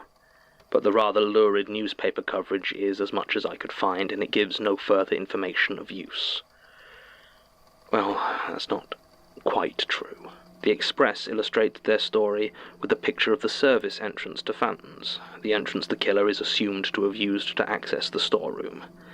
I do not know whether this picture was taken before or after the crime, or whether it's a stock photo, but I cannot help but notice, parked just at the edge, is an off-white delivery van. The resolution is not high enough to make out the name on the side, but I'm not sure I need to. I've had little luck in tracking down Ms. Ashburt herself. I managed to find a legal transcript from 2011 regarding a wrongful dismissal case she brought against a previous employer, the firing she claimed as being motivated by her dwarfism, but none of the parties involved had any up-to-date information on her. Something of a dead end. There are some connections here, though what they might mean, I just don't know. Circuses, skin, things just a few degrees off from human. The mannequin, I would assume, has some connection to this stranger being, the same one we've had such problems with already. Brecon and Hope might also be connected to it. I recall they made a delivery to a taxidermy shop in a previous statement, I think, which brings us back to skin. Not to mention more than one witness has described them as uncanny, not quite seeming like real people. Until I am more certain of the identities of the other powers out there, I am going to assume Brecon and Hope are at least working with, if not part of, the stranger. Of course, the biggest mystery to this statement is who sent it to me, and why. There's no return address, and something I'm glad Georgie didn't spot, no postmark, which means it was delivered by hand. Does someone from the Institute know where I am? Or is it someone else? And why this statement? It links in with a lot of what I'm already looking into, but if there were any revelations in it, I can't find them. Or is it a warning, emphasizing that if I simply wait and see what happens, if I don't act on what I know, then someone I care about may pay the price. If that's the case, then I think message received. Hiding won't bring any answers, and it won't stop whatever's going on. I'm going to keep looking into where this statement came from, but it wasn't sent in vain. I've got work to do. Recording ends.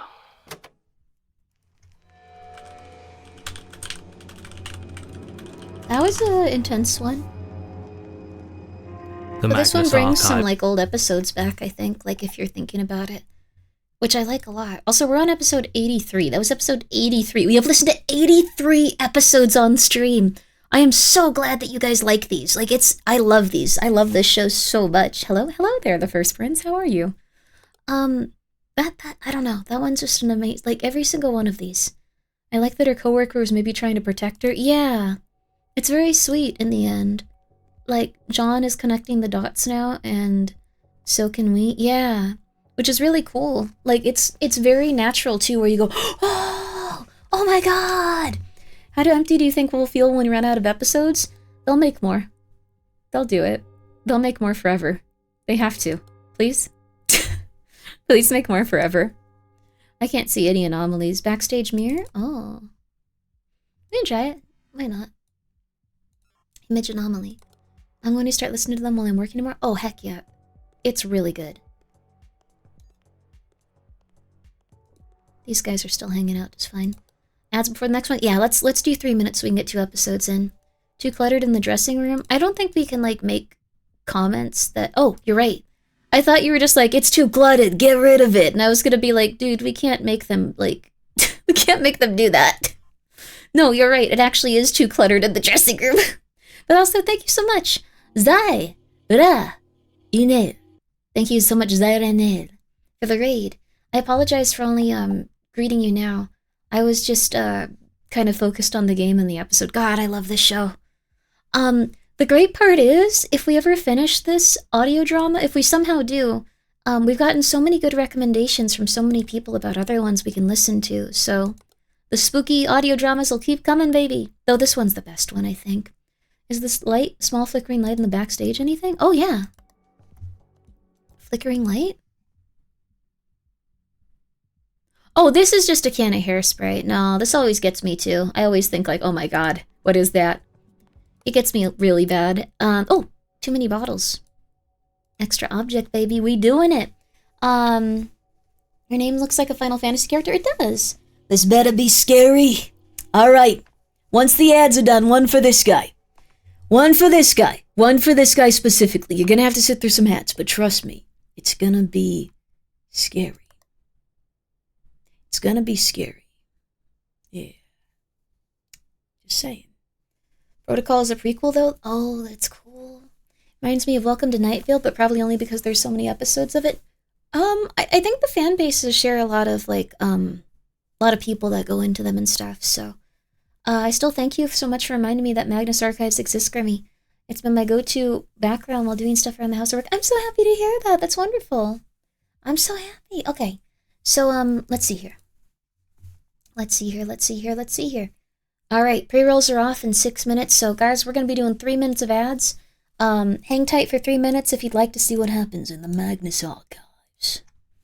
It's worth it, though. I'll also pause the game even, so doing absolutely nothing during the ads. We chillin'. Nothing. Zero. Zilch. Absolutely nothing. I couldn't find the cat's toy, so I turned on the like, cat thing for them. Pumpkin's, like, drunk right now. She's on her anti-anxiety medication, so I'm gonna actually really quickly go make sure that she hasn't wandered off somewhere. I can't find her. She gets a little weird. Hey, Pumpkin, you doing well?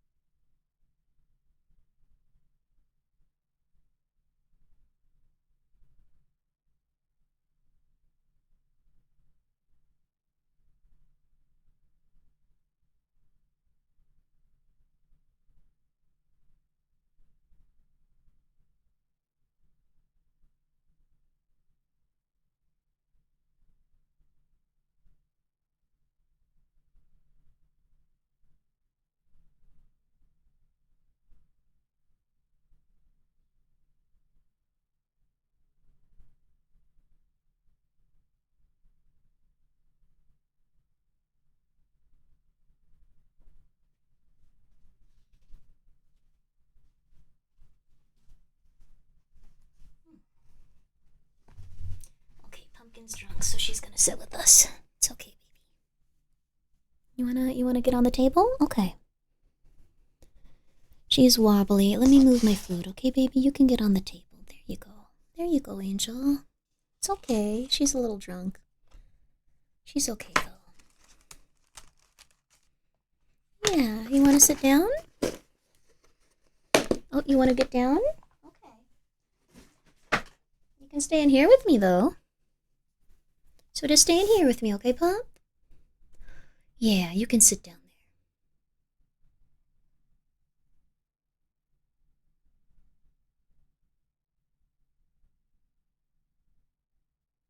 there. Okay, alright. You don't have to bring up that specific one. Oh, Pumpkin looks a little bit out of it. It's okay, baby. It's okay, my Pop. It's alright, my robe. It's okay. It's okay. You okay, my little sweet pig?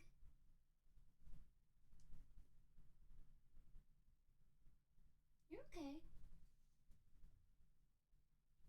You look so sweet and so soft. Yeah, come here. Come here, my pumpkin. Come here, my pumpkin. You're okay. You're okay.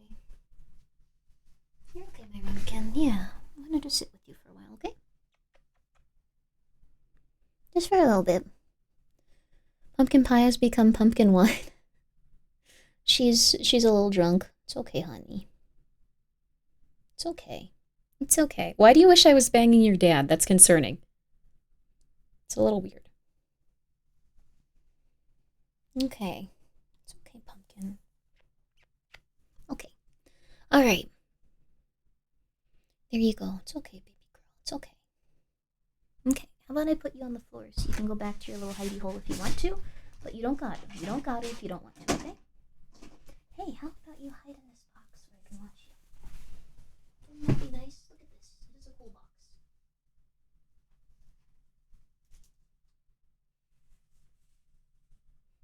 Oh, she's too drunk, you guys. Oh, no. Oh, Pumpkin, you're too wobbly. Okay, I gave her the normal dose, but maybe she was just a little bit... Oh, she might not have eaten. Pumpkin, be careful, the stairs. Okay.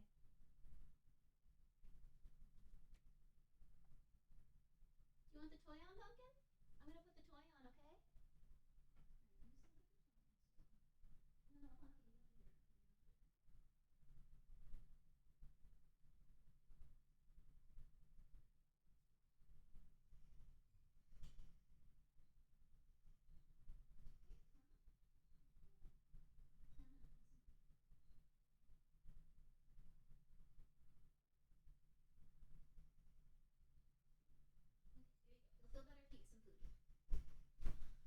Sometimes Pumpkin doesn't eat her food that day, and when I give her medicine, she gets really wobbly and drunk, so she's not doing so hot right now.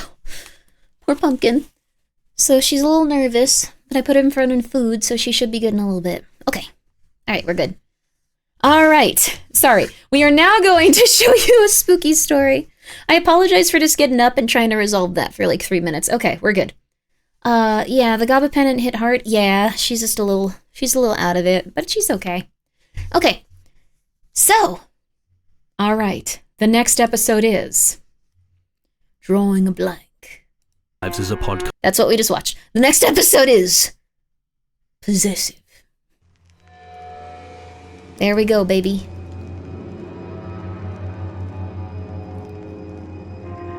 The cats are most important. Yes, they are. They bring us so much joy and so much happiness. Wonder how she looks chasing lasers. She's afraid of lasers. Rusty Quill presents. This isn't a joke. The Magnus Archives. She's afraid of like 95% of the things that most people aren't afraid of. She's very nervous. She's very sweet. She's a sweet pig. We respect the needs of the cats, thank you. Episode 84. She's afraid of everything. I wish I could make her less afraid. I'm gonna try to find a cat therapist. There you go. What's the 5%? 5% of what? Huh? She's aware of the snipers. There are no snipers. So she's you as a cat? I'm a little bit okay. I don't think I'm as bad. How this dropped? Yesterday it said it would be 2017. It came out in 2017, yes. Oh, you mean how long it took between episodes? I have no clue.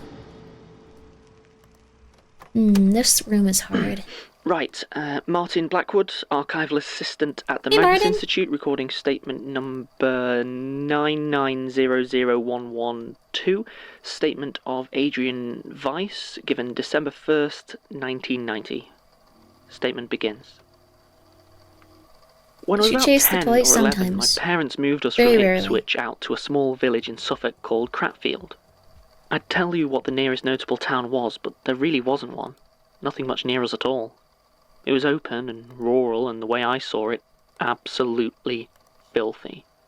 I was used to the dirt and grime of a city, so all that manure and rot that gave the countryside its particular odour made me feel like I could never quite get clean.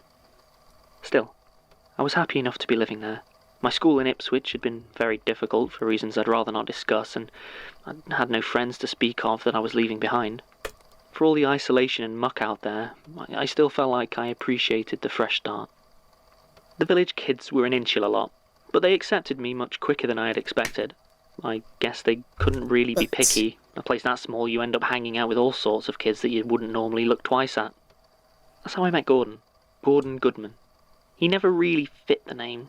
He was about 14, a bit older than most of the other kids by a couple of years, but still one of the smallest.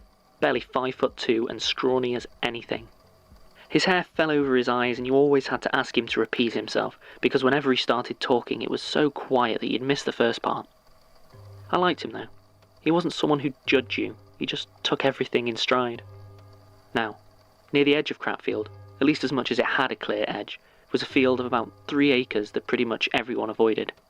It wasn't the sort of place that gets named on a map, so everyone just called it the dump, or occasionally Maggie's dump, on account of an old woman called Margaret Carnegie, who owned the place and lived in a small bungalow right in the middle of it. Now, Maggie was a classic recluse. Hardly anyone had seen her for years, and those that had would only spot her in and around her little house, carefully piling up newspapers or stacking bottles. Maggie was a hoarder, you see. No one really knew where she got most of it, and you didn't get much home delivery in those days, but she seemed to have a never-ending supply of food wrappers and magazines and old clothes. At some point, she'd clearly run out of space in her bungalow and started to store stuff outside. She never weighed it down or tied it up or anything, so when the wind picked up, it got spread all over the place, and so, gradually, the area became Maggie's dump. Cratfield was a good ways away from the nearest actual rubbish tip, so it wasn't long before local families started to use it as well. Anything too big for normal collection got thrown out there. Fridges, sofas, broken electrics.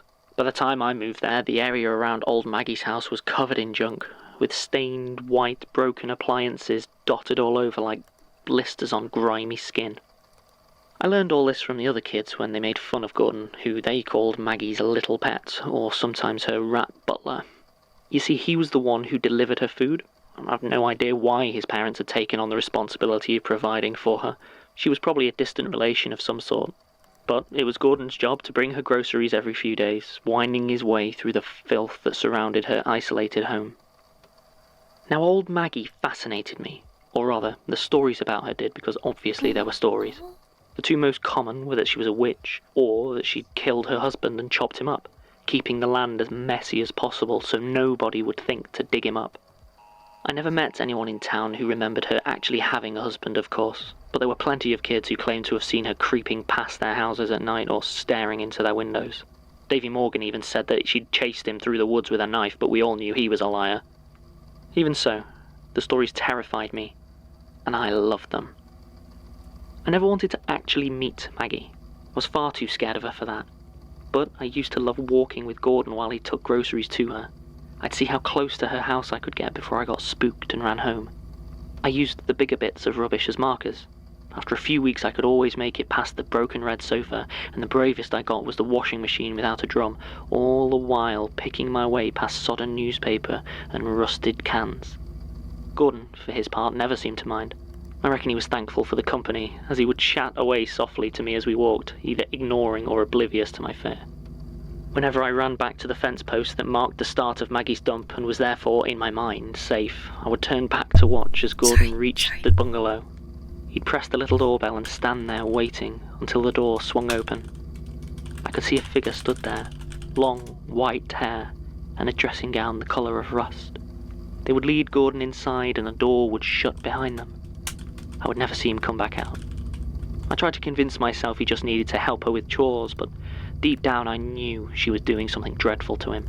My mind would conjure grotesque images of knives and bubbling cauldrons full of rotting food, and I'd generally scare myself so badly that I never ended up waiting for more than 10 minutes, which, thinking about it now, is probably why I didn't see him come out. But he was always at school the next day, alive and unharmed. He'd just smile when I asked him what he did in there. He'd shrug and say she just wanted to ask him to stack stuff, but on those days I would notice that his fingernails were always stained and slightly caked in dirt. Then, one day in early October, Gordon didn't show up at school the next day. I'd walked with him the evening before, but I hadn't even made it to the washing machine.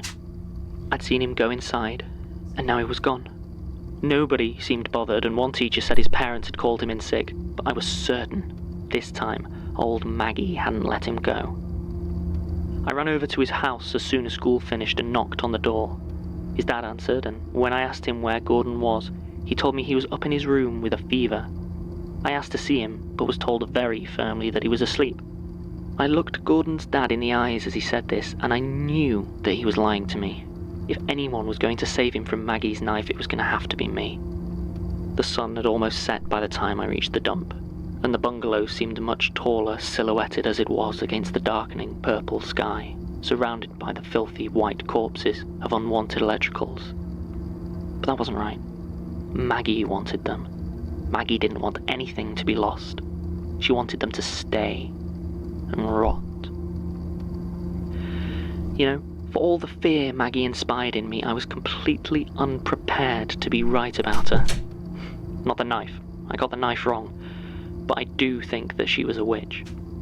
In the years since then, I've tried very hard to convince myself that what I saw that night was a dream or a false memory or something, but it wasn't. I was past the washing machine before I'd even registered what I was doing, and when I realised where I was, I felt my legs begin to seize up.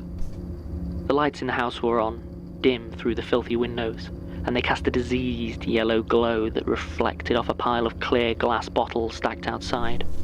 I don't know how I'd never noticed the smell of that place before, but now the stench of it hit me like a wave. I gagged and fell to my knees, not wanting to put my hands anywhere on the litter-covered ground. As I looked around desperately for a patch of actual grass which I could use to support myself, my eyes fell on something that seemed out of place. A pristine, unopened can of baked beans. The absurdity of it overcame my fear for just a second, and I steadied myself enough to get a closer look. It stood upright, about 2 feet from a fallen grocery bag, one of the bags that Gordon always brought when he went to see old Maggie. Behind it was another bag, and another, and another, until I saw, propped up against the back of the house, dozens, if not hundreds, of shopping bags. Some seemed to be almost new, while others had clearly been there for months, and all of them were full to the brim with unopened food. I found myself reaching for the tin. I just wanted to touch it, to feel something clean and real, to make sure I was still in the world. But as my fingers brushed against it, the can began to shake violently. The metal bent and warped like something inside was growing rapidly, bursting to be free. I fell backwards, now fully panicked, and started to crawl away as quickly as I could. The throbbing tin was nowhere to be seen now, but as I tried to get away, I felt the ground give way beneath my hand, and it was sucked down up to the elbow in clinging muck. Somehow, I managed to choke down a scream and pulled my arm free, ripping soil and dead grass out in clumps. It was covered in a wriggling mass of earthworms, squeezing and pressing their slimy bodies against my skin. Still, I didn't scream as I shook my arm wildly, flinging them away from me. My head was swimming, searching for something I could focus on, something normal, if only for a second. What I saw instead was Gordon's face, staring at me from the mud, from the hole I had torn in the ground. His eyes were vacant and his skin was marked and discoloured. Then I realised with a start that it was a mask. Old newspaper and wet cardboard formed into a perfect recreation of my friend. A fleshy knot of worms slithered through the hole of its mouth, and then, All at once, my mind snapped back to Gordon's plight, to why I was there in that awful place. The light was still shining through the grime of the bungalow windows as I gingerly placed my foot on a pile of old newspapers and lifted myself up to get a look inside. My fingers gripped the edges of a window pane slick with some sort of dark oil. It took a moment for my eyes to focus on the figures inside, and even then they were blurred by the slime-encrusted glass. I could see Gordon sat in a thick, threadbare armchair motionless. Bent over him was the thin, hunched form of old Maggie. Tiny shapes moved over my friend's still form as her thin hands smoothed pieces of ancient yellowed paper over his face. Her dressing gown was wet, and her wrinkled skin glistened with the pale fluid that dripped from her fingers as she smoothed the strips in place. I could hear her singing a soft, crooning song, and as her voice got louder, the things crawling over Gordon got faster and more agitated. Then my foot slipped, and a glass bottle fell from its pile. It wasn't loud. It didn't even break, but that was all the excuse I needed to run. I don't know if she heard it. The mere idea that she might see me was enough to send me sprinting all the way back home to safety. When my mum saw the state of my clothes, she sent me to bed without dinner, which was fine by me. I crawled under the covers and lay there until sleep finally came. Gordon was fine. He was in school the next day like nothing had happened, and we never spoke about it. He stopped delivering to old Maggie, though. At least, I think he did. I lost touch with him about a year later when my family moved again, this time to Liverpool, and I tried to convince myself that it had all been a dream. I'd almost managed it as well, until I found myself in Ipswich last month on business. My drive home took me near to Cratfield, so I decided to pass through for old time's sake. I stopped at the White Hart for a coffee and ended up chatting with some locals. We talked about nothing for an hour or so, until someone mentioned offhand about having to swing by the dump with their old mattress. I asked him when Cratfield had gotten a dump, and he explained it was actually just a patch of old, waste ground, where folk tossed their rubbish. Did it have a name? I asked, and he nodded casually, like he had no idea that what he was saying mattered in the least. Sure, he told me. It was named for the weird recluse who owned the place. They called it Gordy's Dump. Statement ends.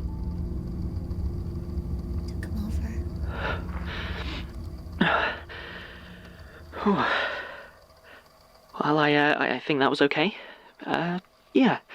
To anyone listening, sorry about the change of tone. John, the head archivist, is absent, so I'll be trying to fill in as best as I can. Maybe Tim as well, if he feels like it. It doesn't matter, I suppose, just as long as it gets done. That's nice. We followed up on the address provided by Adrian Weiss, and it is a pretty unpleasant piece of land owned by Gordon Goodman. Records show he was bequeathed it by the last owner, Miss Margaret Carnegie, upon her death in 1982. In fact, he was her sole beneficiary, it looks like. Miss Carnegie's death was listed as natural causes, most likely pneumonia, but it was apparently hard to be sure given the state of her body. Her lungs seemed to be full of newspaper pulp, and her back and sides were covered in... You see, well, the report lists them as cancerous growths, but the description... I mean, they sound more like insect legs. It also describes them as having significant post-mortem autonomous motor function, which I'm guessing means they were somehow still moving. Gordon Goodman is on record as the one who actually identified her body, and the corpse went missing the following night. Which leads me to wonder if maybe he didn't want to let her go either. I mean, maybe he, hold on. Excuse me? Excuse me? Oh, yes.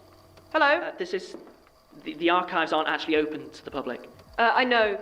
There wasn't anyone on the door, though. I'm looking for the archivist. You're Miss... Richardson? King, yes, right. Melanie is fine. Is he here? Oh, you were right. Oh, no. Not really. Got shot, sort of. What? What? In India. What? What? Oh, it's mostly fine now. I can walk on it at least. It's what I wanted to talk to John about. That's not really... Wizard? I mean, I guess I could take your statement. Oh. I suppose. You mean now? Right. Well, I flew out, and I've been, well, that is, before that I was looking at some books. There were history books that were talking... Look, are you sure I can't just talk to John? You know, Jonathan Sims? He still works here, right? That's actually quite a good question. Okay, look, I'm sorry. I've obviously missed something here. What's going on? John's missing. They think he killed someone. What, he finally snapped, did he? Or did he accidentally bore them to death? I'm serious. Oh, right. Lady's still in shock. Yeah, let's give her the minute. So who'd he kill? He didn't. Look, it was an old man. It's too funny. No one here knows him, and the police still can't actually identify the body, so... So, what, he's supposed to have suddenly just murdered some stranger? With a pipe. What, like burned him to death? Or... A metal pipe. Oh. Sorry, I just pictured him with like a smoking... You know. I mean, that doesn't sound like him, does it? I've only met him a couple of times, but beating an old man to death with a pipe seems kind of out of character. Right? But everyone just seems totally convinced he did it. I mean, they think he did something to Sasha, too. Jesus, which one? She was another one of the research assistants, like me and Tim. Yes, I know that. She vanished around the same time of the murder, I think. Oh, you know what? I am not doing this again. Are you sure you're all right? Yes, I just got... God... I'm kind of at the end, you know? The end of what? Everything. Friends, clues, savings, everything. Options. There's nowhere left for me to go. I don't know why, but I just felt that perhaps coming here might help. Talking things out with John, I mean, he's awful. But at least he listens, you know? Yeah. Sorry. Is there anything that I could, like, maybe do for you? A friend of yours? Oh, it's okay. She's giving a statement. I see. Well, good to meet you. Elias Bouchard. I run the Institute. Melanie King. Ah, you're not the Melanie King who runs Ghost Hunt UK, surely? Used to. Of course. My apologies. You used to watch it.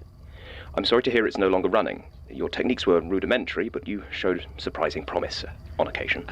Thank you, I think. I mean, Melanie was actually just leaving. I think we were done. Yes. Yes.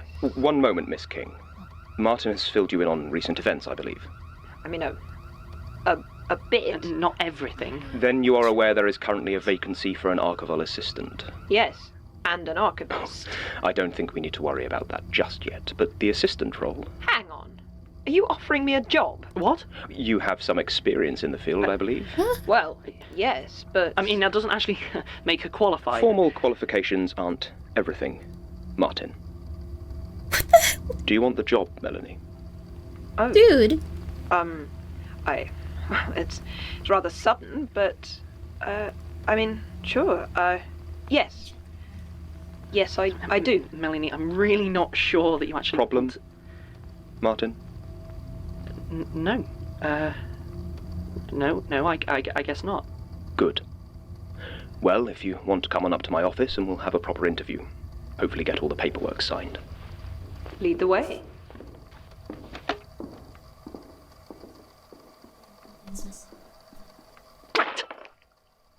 Great.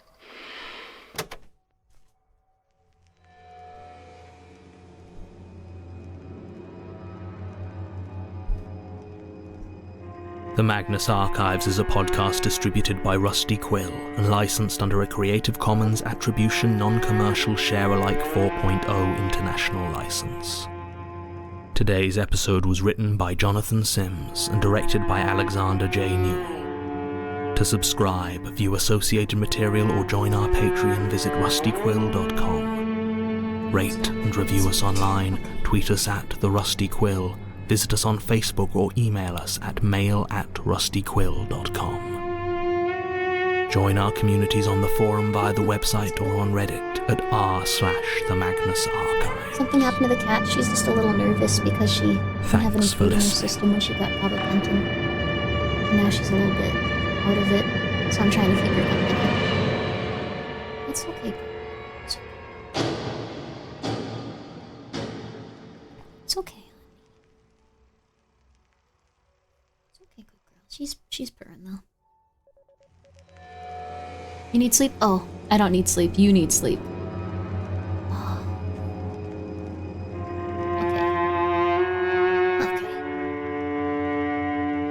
Okay, we gotta find the anomalies quick, Pumpkin. No, Pumpkin, you staying with me for a little bit. You staying with me for a little bit. Rusty Quill presents. Okay, she really wants to get up. Magnus Archives. Good girl. Leave me on the table. We gotta find these anomalies quick. I let it go for too long. This one's upon the stair, but that was really interesting that Elias wanted to grab that lady as quickly as he could. Okay, that's a dead body. That's helpful. You're good, Pumpkin. She's looking a little better now that she's eaten. She's just wobbly now. See, you're good. I'm so sorry though, Pumpkin. I thought you ate. I'll give you more slop when I give it to you next time. You're good. You're good. Don't hide in the closet though. It's weird. Here. Sorry though, guys. Just taking care of Statement of an unknown figure regarding an encounter that may or may not have happened in their home. Date of original statement unclear, though paper quality likely puts it at between 20 and 30 years ago. Recording by Jonathan Sims. What's wrong with your cat? In his personal investigative Jonathan, this isn't your job. Jonathan, this isn't your job. Jonathan, this isn't your job. I gave Pumpkin her gabapentin, but I didn't know that she didn't eat all day, so she's a little wobbly. And so she looks a little bit confused, and a little bit nervous instead of calm. And she's very limp and well, not like dying limp. She can still run around when she wants to, but whenever I pick her up, she's just like, oh god, I'm a ragdoll. Hi, Pump. It's okay. And now Chachi was at the door, trying to break in, which wouldn't be good. All right, Joshua, you can come in, but not Mikey. Mikey's mean to her sometimes. After you, Shua. Come on, Shua. Come on, Shua. Shua, come on in.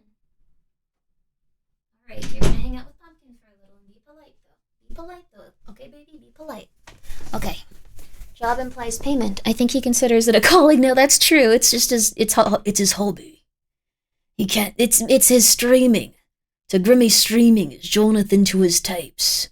This person took gabapentin, whose late dog took gabapentin. I welcome Pumpkin to the Gabi Bros. I also take gabapentin. Yeah, so if I ever run out of her medicine, I can also just give her some of mine. Hi, Pump. It's okay. She's walking really slow because she's drunk. So the other cat thinks she's about to pounce on him.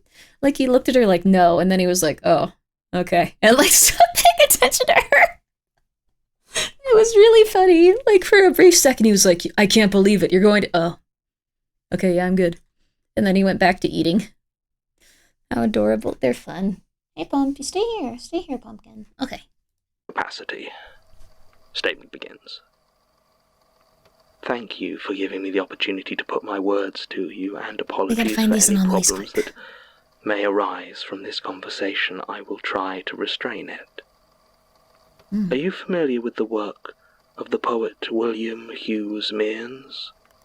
I assume not. Few people are. Even now, I'm not completely sure that's how you pronounce his name, having only ever seen it written down. There is one poem, however, I think you will be familiar with. It goes thus. As I was going up the stair, I met a man who wasn't there. He wasn't there again today. Oh, how I wish he'd go away. When I came home last night at 3, the man was waiting there for me. But when I looked around the hall, I couldn't see him there at all. Go away. Go away. Don't you come back any more. Go away. Go away. And please don't slam the door. Last night I saw upon the stair a little man who wasn't there. He wasn't there again today. Oh, how I wish he'd go away. It's called Antigonish, named after a town in Nova Scotia, home to the ghost of an old man who supposedly haunted the staircases of one of the grander homes. For the longest time I misread the title, and was convinced the poem was called Antagonish. I thought it was a rather clever play on the word antagonist, owing to the ambiguous nature of the subject. I was disappointed then to discover it was simply a reference to a haunting. By tying it to a real place and a known story, the strange, disconcerting nonsense at the heart of it was lost. Because nonsense is what it is. It is playfully impossible. He cannot be not there, but he is, he was. And so am I. I didn't meet him on the staircase as well. The carpet didn't bend under the weight of his soft, round body, and I distinctly recall the absence of a creak as his foot pressed on the loose board of the empty 5th step. He laughed, but there was no humour in it, because then it would have had to break the silence. In the poem I had always imagined a translucent figure, absent in life and body, but visible. But I couldn't see this man. Obviously I couldn't. I couldn't see him or hear him or speak to him, because there was nobody there. The staircase was empty, as he stretched his arm to gesture me closer. My memory is not what it was. Some days it seems that damn poem is all I can remember. I know I had a family. I know I had a house. Was it in Antigonish? No, that's absurd. The man I didn't meet had nothing to do with the poem, just a coincidence. But I'm not sure what else I know now. I'm not sure where else I know now. And I'm unsure where I've ever been. I had a home, a house. I know it had at least 2 floors because there were stairs. The stairs were real. He wasn't there, but the stairs were, at least to begin with. It was dark when I didn't see him, and I was about to walk up to bed. I remember being cold, damp. Had it been raining? No, the water was still. I wanted it to be dry, to be warm in my bed, and I couldn't because in spite of his own absence, this man blocked the stairs. I think I would have asked others to tell me what or who they might or might not have seen if that had been an option, and I didn't. So I must have lived alone. I don't know why the lights were off, but the moon was bright and cast stark shadows upon the empty floor where this figure stood. For obvious reasons, I can't describe him. I can barely describe his absence. I could try to say that his hypothesis was tall and wide. Conceptually, he could have had arms that stretched away from a soft-looking torso with stubby fingers that did not grip the banisters tight enough to splinter. If he had had a face, it would have been unremarkable, with a small, plump mouth that failed to quite turn into a smile. He didn't speak, so I couldn't hear his offer to join him on the staircase, but I accepted. I don't know if I was just desperate to try and get up and into my bed, or if I was generally curious as to what this man had to offer me, when he didn't even have enough wherewithal to exist. So I placed my foot on the first step, and I began to walk. If he'd been there, it might have been hard to get past his bulk, but as it was, I continued up without any problems. The staircase in my house was not long, and it wasn't steep, and it went straight up to the landing with only a single right-angle turn. It was not a spiral staircase, so after walking down that corkscrew for almost a half hour, I knew it couldn't be mine.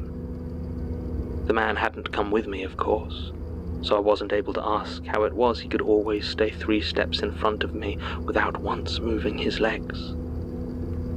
I walked and I walked, and then I didn't walk, and that got me moving much faster. The walls didn't look like my house because there weren't any, so it was hard to tell what they did look like. Eventually I must have reached the end because I woke up the next morning in my bed, and my bed was at the end of the staircase that was there, so I assume it was also at the end of the one that wasn't. The next few days are hard for me to remember because they happened, and genuine recollections slip through my mind like rippling glass. But the man didn't come back. He didn't come back every night. He didn't come back until I made a horrid mistake.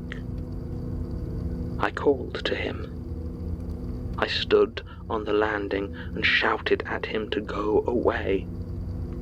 I asked him if he was there. I demanded he show himself, all utterly impossible, of course. I was shouting at nobody but myself, and so it was into my own mind that my curses and pleas burrowed and nested. As he wasn't there, I have no way of telling how many teeth were on show when he smiled at me. After that, it became hard to tell where he failed to begin and easier to tell where I ended. People would forget me, but that was all right because only real people care about who remembers them, and I was no longer among their number. I would have whole days where I failed to exist, a feeling so entirely alien that I am glad I had no stomach from which to throw up. And as I existed less and less, the man ceased to exist less and less, until I remember the first time he was really in my house, and I wished for nothing more than that I had hands with which to strangle him. My parents were the worst. They came for dinner once, shortly after I had called to him. They looked so confused when I served them their meal, and the conversations would die after only a few words. My mother's eyes were bloodshot, and I could see them unfocused when they tried to look at me. She dabbed a napkin at her mouth and asked me where her son was. I asked her what his name had been. She didn't know. She dabbed her mouth again and the napkin came away bloody.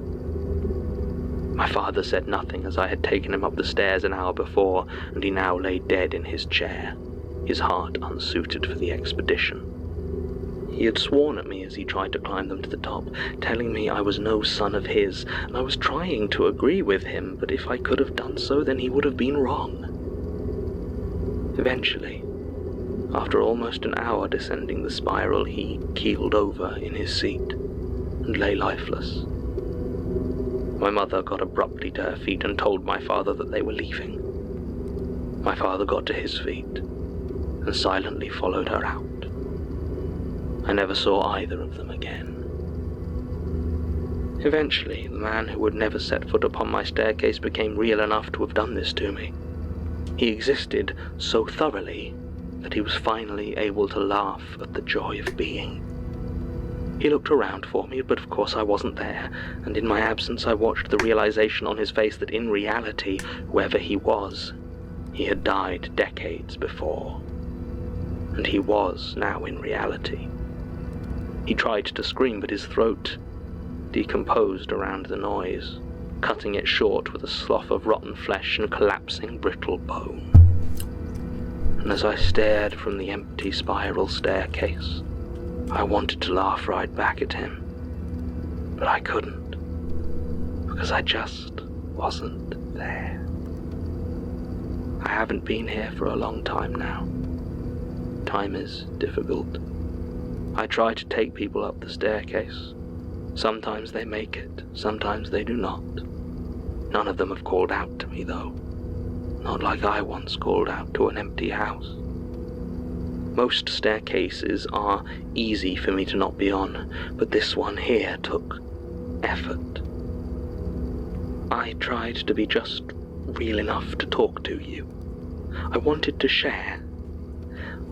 I don't want to take you up the spiral staircase, so you should try to leave. I don't want to, but it's my nature now. And you can't fight what you are. Or even what you aren't. As I was going up the stair, I was a man who wasn't there. I wasn't there again today. Oh, how I wish I'd go away. Statement ends. There are many aspects of this statement that I desperately want more information on, but I have no real way to do so. There are some short pieces of correspondence in the file addressed to Gertrude from someone called Eric Delano, confirming that while he typed out this statement he has no memory of doing so, and requesting some sick leave to address persistent migraines he has developed. There's no supplementary research because what do you research? A nonsense poem from 1922. No, I am more interested, as before, with who is sending me these statements and why this one, especially, is the message, if indeed there is one, seems to contradict the last one. If the moral, shall we say, of Miss Ashburt's statement was that ignoring the horrors stalking you just makes them more dangerous, then surely the message of this one is that confronting them directly is even more so. I suppose that leaves skulking around the periphery, which is what I was already doing. There is, of course, a different reading, which is that this is a targeted warning about trusting Michael. Given the obvious parallels, swap out stairways for corridors and spirals for fractals, and there you go. The nowhere man thing is new, though. What was it Leitner said about the spiral? It deals with fooling your senses, drawing your mind into difficult paths, making you doubt the reality you live in. Well, if this is a warning about Michael, then it is, as before, somewhat superfluous. If I never see him, if I never see it again, it's too soon. Maybe that's it. It. Maybe whoever sent this wants me to consider how many of these creatures used to be people. How many seem to have taken the mantle from the ones that came before them, and how none of them seem to be able to overcome their new natures. And most of them don't even seem to think like people anymore. Given that there is every possibility I've taken on one of these mantles myself, this is not an interpretation I'm keen on. Or it could be someone in the archives randomly sending me statements with no curation, rhyme, or reason, assuming they come from the archives. They're marked as Institute statements, but I have no idea who's sending them. I feel like I've been seeing a lot of police cars about. Maybe that's absurd. Maybe Leitner stole a lot of statements and had a sort of dead man's switch to Occam's razor. For now, it makes sense to assume they're coming from the Institute, and they're only coming one at a time, so I will work on the belief that they are some way curated. So the current questions are who and why. I feel bad staying put, like I might be placing Georgie in danger, but I don't have anywhere else to go at the moment. And if the increased police presence isn't just in my head, then I don't know. Right, I'm out tonight, okay? There should be some stuff in the freezer if you... Oh. I was just, You didn't say we got another one. I didn't want to worry you. I knew it was something. You've been weird all day. I'm sorry, I don't know. Yeah, well, we can talk about it later. I need to head out. Yeah, you look great. What's the occasion? I have a date. Oh. Do you need me to get out of the house? Oh, no. Trust me, nothing's happening tonight. Oh. How are you so sure? Check out his profile. Good Lord. Yeah. I mean, he does know what a book is, right? Unclear. He climbs mountains, though. Yeah, I got that. Face to face with your own mortality on the frozen peaks, staring death in the face and saying, "Not today, dude." The man's a poet. And Jonathan, be nice. Why are you going out with him again? He likes Hungarian food. And there's a place just opened. There's Hungarian food? What is it? You're going on a date with the dullard of Skull Mountain just so you have an excuse to eat a Shopska salad. I need my sheep's cheese, John. No one else will go with me. You hate Hungarian food. Jeff says it tastes too Soviet, apparently, whatever that means.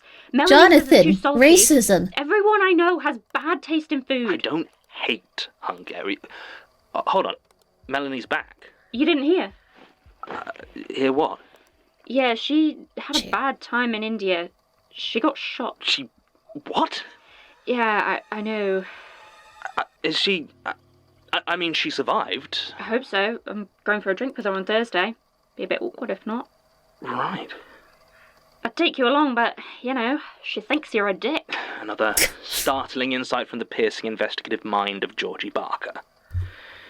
Is she all right? Well, she's had a hell of a time. Figured the least I could do was get her drunk and listen to her bitch about the new job. Oh, she found something then? Yeah, didn't say what. I think she was a bit embarrassed. Says her co-workers are super weird. Really? Really? Well, speaking of weirdos, I think you have a Hungarian mountain man to be courting. Co-workers yes, I do. Weird. I'll see you later. It's Martin. Don't It's forget Tim. the freezer. It's I won't. Elias. Have fun. Yeah, we'll see. What is Hungarian food? One second. What is Hungarian food? I need to find this.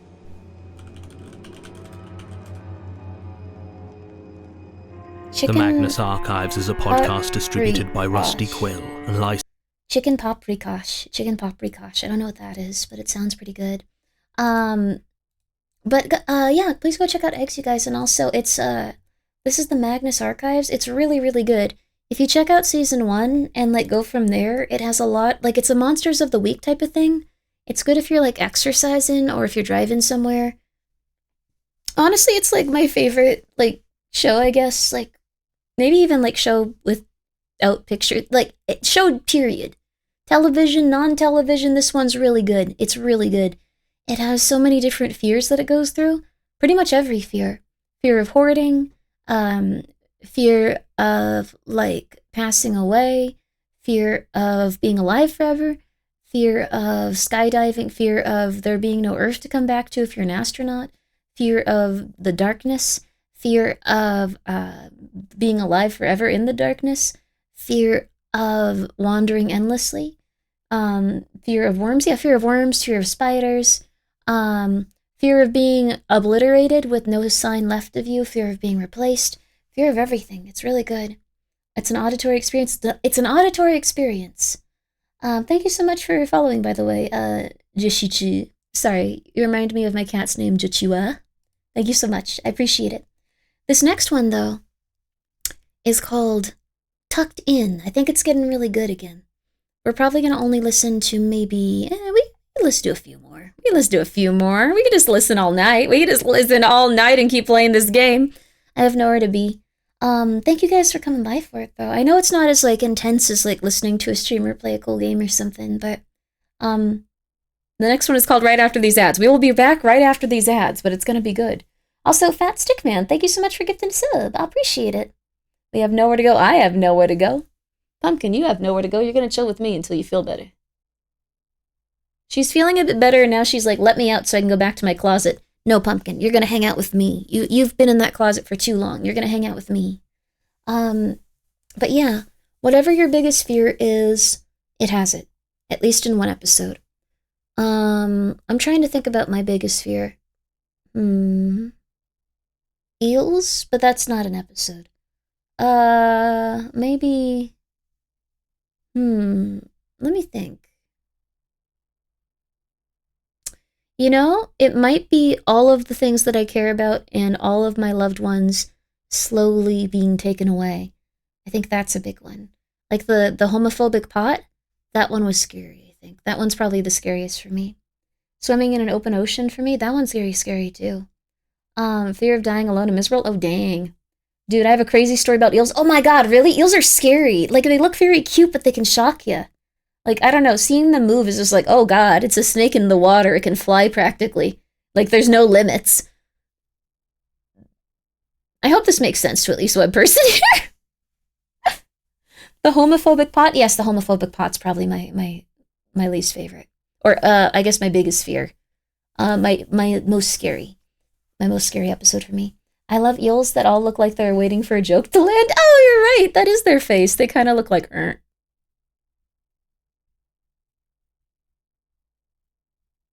When's it gonna happen? Why is the pot hateful towards gays? You gotta hear the episode. It's really good. You gotta hear the episode. My favorite episode, well, this might be another big fear. I think that's another big fear too. You're chilling, Pumpkin. It's okay. You're chilling. You're a good girl. 10 out of 10 eel impression. Thank you. Thank you very much. My biggest fears are impending death and the idea of consciousness for eternity, immortality, or existing as a spirit soul for the rest of time. See, that one's pretty rough. I think when it comes to my biggest fear, I think, yeah, everything I care about being taken away until you're completely alone. But I have 3 cats, and they're here forever. For a while. I love them. I don't believe in death. I believe in unemployment. There's one for that, too. There's people that lose their jobs and, like, start to go crazy. The one where you could tell what was going to happen was also really intense. Like, the book that could tell your future. And every time you opened it, your death would get more gruesome and more insane. My deepest fear is waking up. Most of my life was a dream. I've had dreams so vivid in the past as such. Waking up, going to school, learning stuff I didn't know, hung out with friends after school, then I woke up from real... Oh, wow. A whole day that never existed. That's scary. A Homophobic Pod is episode 38 if anyone wants to listen to it. Thank you very much for finding that, Kronos.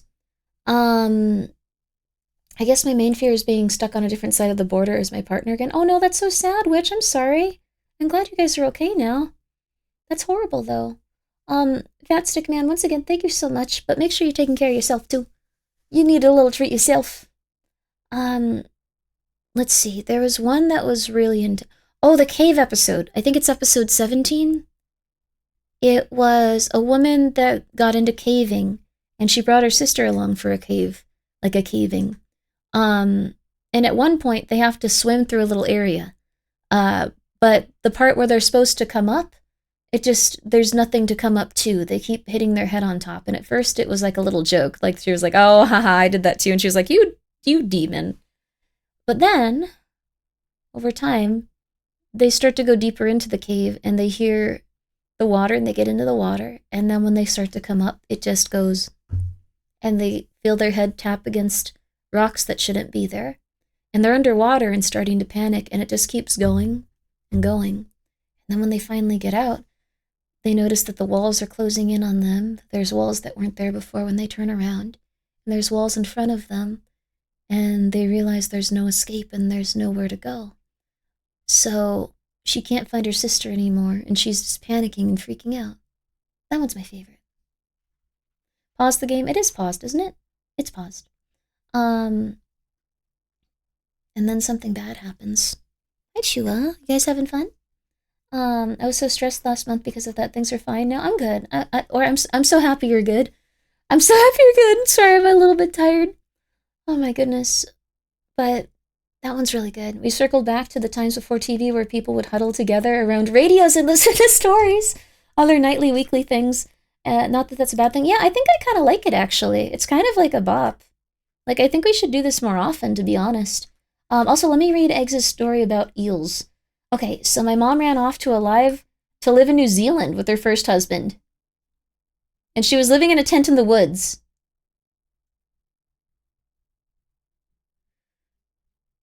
That's not good. I hope that's good that she was that was her first husband. Sorry, I got really worried about her. But it's in the past, it sounds like. So one day she went swimming in a river nearby and got bit really bad. Oh my god, by a big eel. Her husband then swore to kill that eel.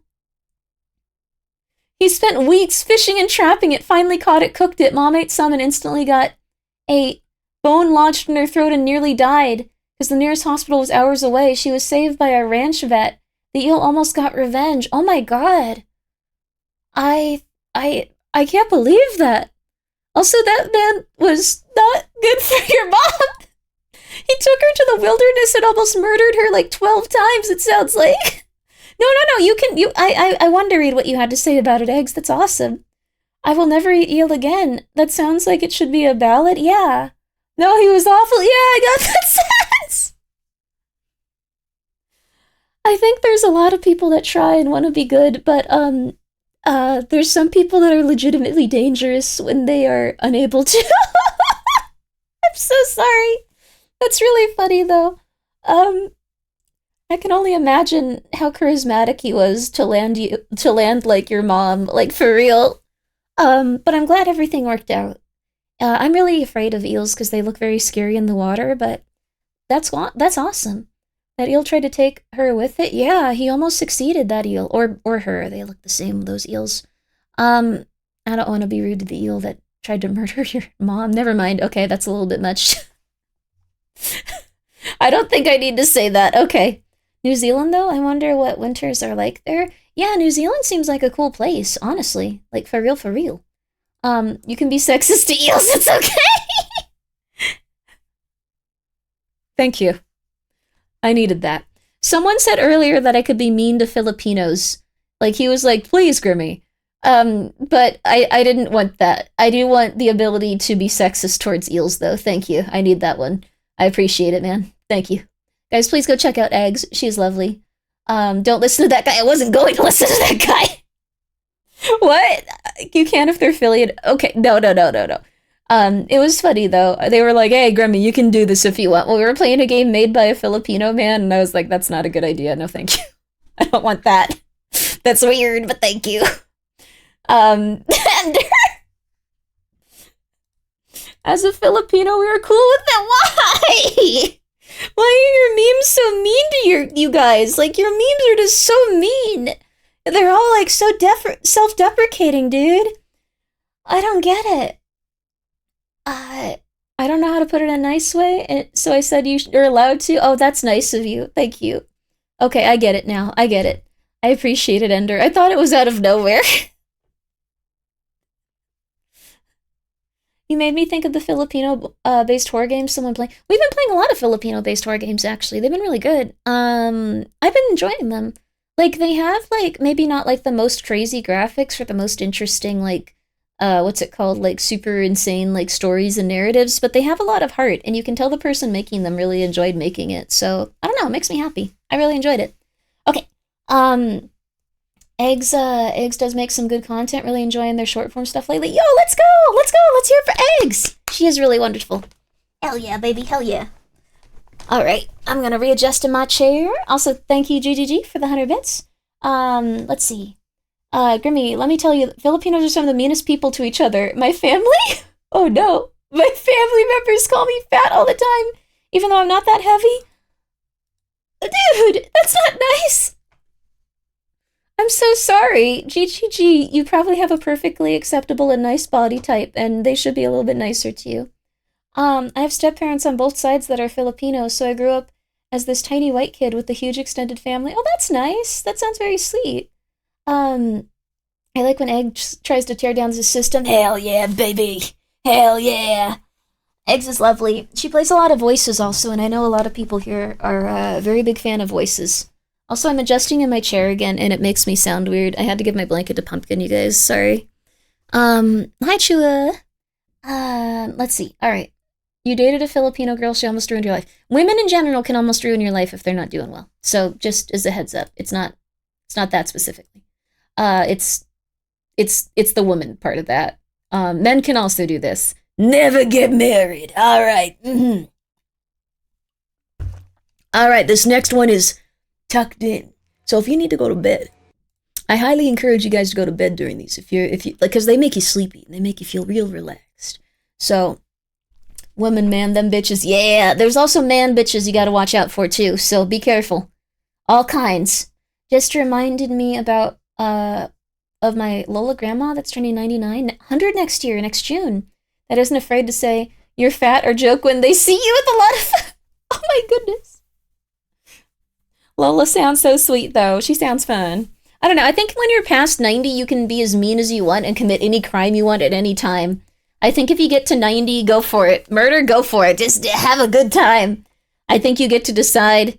You get to be God at that point. Real? Yeah, for real. We should all try to make it to 90 for that. Like, just like, yeah, if they need to kill someone at 90, you know they had it coming. They've had a lot of time to think about it. They've had a lot of time to cool it and chill and be nice and, like, just be an accepting person. If they go out with their little 90-year-old body and they shoot and kill someone, you're like, okay. They might have had it coming. Mm-hmm. You saw Eggs on Juniper's stream? They had good chemistry? Oh, Juniper's wonderful too. Oh, hell yeah. Be the 99-year-old who strangled a man to death. There you go. There you go. I've been planning to pretend to have dementia after I'm 70 to steal a lot of crap. That's really funny. Just like, come on, I need that gray hair. I'm dyeing it. I need that gray hair. I'm just gonna dye it. Oh God, I need a PS7. Hurry up. Hell yeah, baby. Hell yeah. Let's go. Oh, sorry. This next episode is called, of course, Tucked In 87.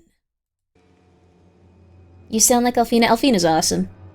I love Alfina. Let's go, baby. Where I used to live, we had a man that was named Dusty who was banned from every thrift store in our city. At least he was thrifting. And also, thank you, GGG, for the 100 bits. One time at a Filipino wedding, they had a fight and they fed one of the people that were fighting with... They fed the people they were fighting with to the... Wait, they brought them to the wedding reception and fed them after they tried to beat the crap out of them? That's beautiful and really weird. I guess that's just what it's like if you're Filipino. That sounds like kind of nice, honestly. Like, I don't know. It sounds kind of beautiful in a way. That's insane, though. It'll be fun since once you're 85, you're finally allowed to join the U.S. Senate. Get that guy a hat. Get JC a hat. He did really well with that. I need to make a hat so I can send it to people. Eggs has good hats. Okay. Statement of Benjamin Hattendi, or Hattendi, regarding blanket, dead friend, monster, regarding his unavoidable and gruesome end. Tim How sucks. he tried to hide, he couldn't. Statement Alright, is you from guys can go. 1983, March 2nd, and I guess I'm doing this one. Tim Stoker, archival assistant, archival prisoner at the Magnus Institute. Tim, calm down. Statement. My parents never let me have a nightlight. I was always afraid, but they would just... This is stupid. This is stupid. Look, if anyone's listening to this... This one sounds so real. It was stupid when John was doing it, and it's stupid now. I mean... Dude! I mean, just... What's the point? We might as well be engraving them on wax cylinders. Tim! Whoever's listening to this, right now, you're wasting your time. And if you work for the Magnus Institute, get out. If you can. I mean...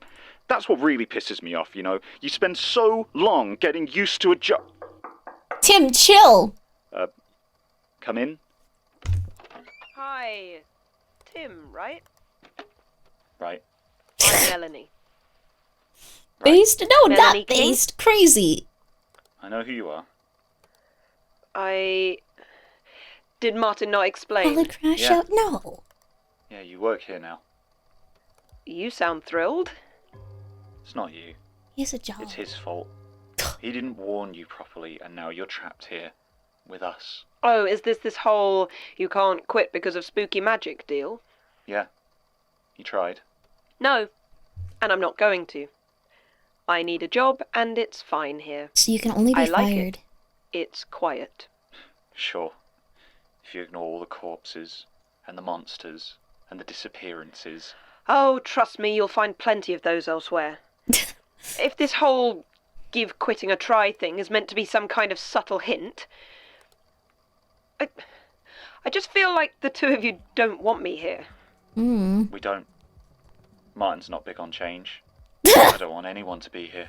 Be nice to this woman! Sorry, I'm gonna talk over this one. Part of the team. He's mean! Vicious and resentful, right?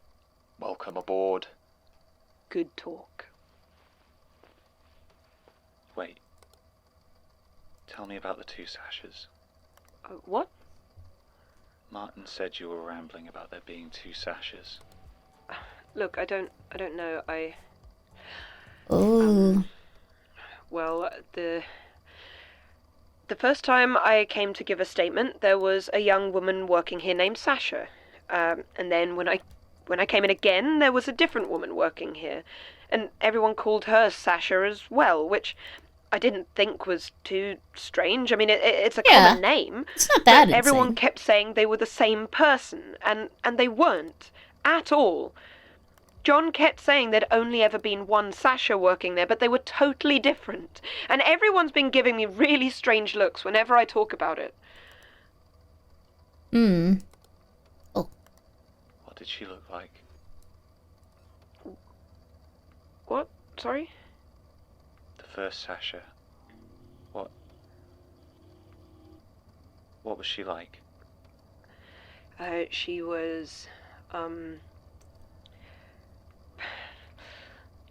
I don't, maybe I'm getting it wrong. I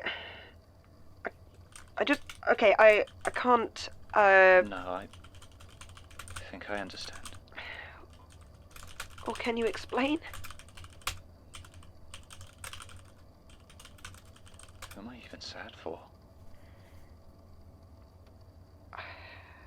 I'm sorry, I don't, I'm gonna lie down. Can you record this for me? It's part of your job now. I guess the tape's already running. Sure. Sure thing.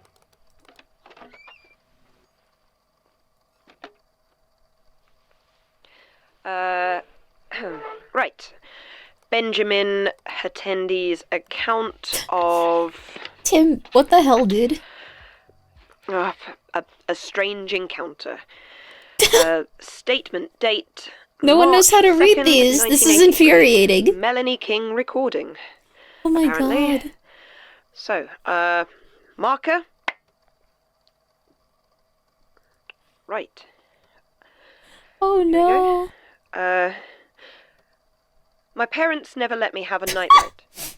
I was always afraid, but they were just that sort of stubborn which doubled down when I screamed or cried about something, instead of actually listening. So no matter how terrified I might have been, I would always end up sleeping in the dark. I don't know why it was such a cornerstone of their vision to see me grow up strong, but even as an adult, they would tell me how they helped me get over my fear of the dark. It was such a point of pride for them that I could never bring myself to tell them, to say that the fear never really went away. I've heard that being exposed to the source of your terror over and over again can help break its power over you, numb you to it. But in my experience, it just teaches you to hide from it. Sometimes that might mean hiding in a quiet corner of your mind, but sometimes it's literally a blanket. It wasn't a specific blanket either. I didn't have it from childhood or carry it for security. It was just whatever was on my bed. Thin summer sheet or thick duvet, it didn't matter. As long as I could duck my head underneath it and curl into a ball, I was fine. She's a good narrator. Weirdly, the fact it was still pitch black when I was underneath those covers didn't bother me a bit. The darkness beneath the blankets was my darkness. It was warm and cozy. I trusted it. But that cold, hateful gloom waiting just beyond the thin wall of my sanctuary never really left my mind.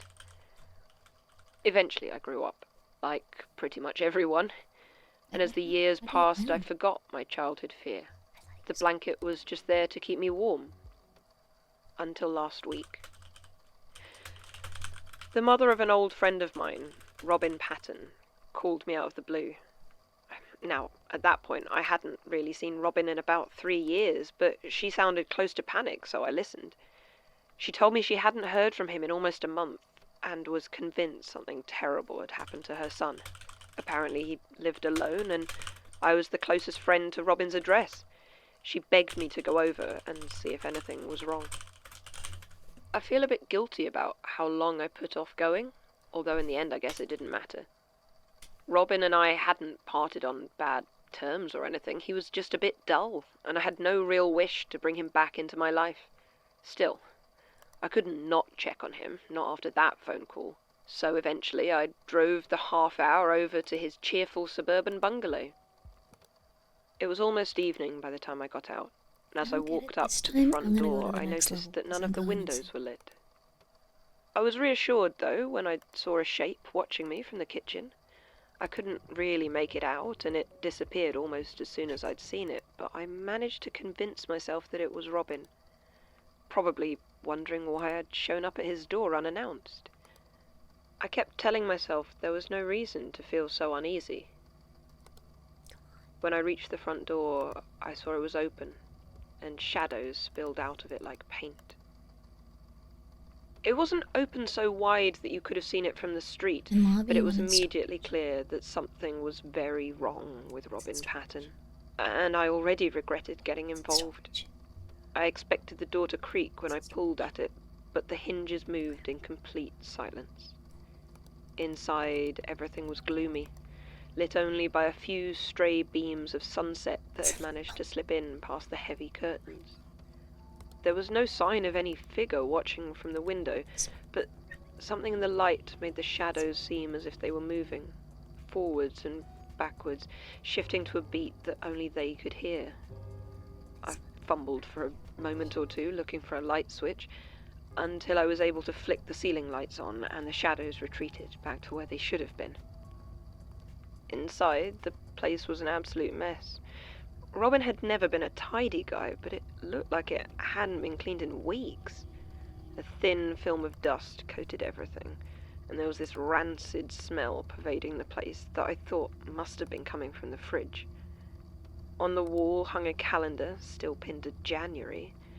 From the looks of things, he hadn't been living there in over a month. I was about to head out and find a phone somewhere to call Robin's mother, and then maybe the police, when I caught another glimpse of movement. I saw through a crack in one of the doors that led further into the house. This time it was a slow, languid motion, and I was absolutely sure that I'd seen it. I called out for Robin, or for anyone who might be in there, to respond, but I got nothing but that same thick silence. My heart was thumping so hard I could feel my legs shake as I approached the door. I pushed it open and reached for a light switch on the wall. I found it, turned it on, and nothing happened. The room remained completely black, and for the first time in almost 20 years, I began to feel that childish fear of the dark.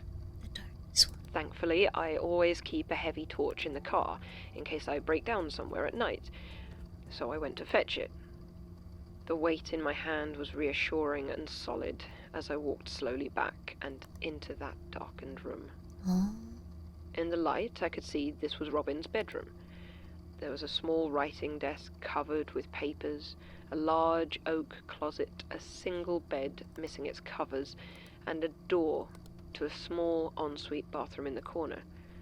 As I went in, I noticed the dust in here wasn't as thick as in the rest of the house, and that the last entry marked on his desktop calendar was the 12th of February. Empty food packets and bottles were strewn about the room and piled up in the corner. It looked like Robin hadn't left his bedroom in weeks. The rancid odour that I'd caught wind of outside was stronger in here, and I no longer thought it was coming from the fridge. Slowly and carefully, I made my way towards the wardrobe. It was a stark, imposing thing, a good 2 feet taller than I was.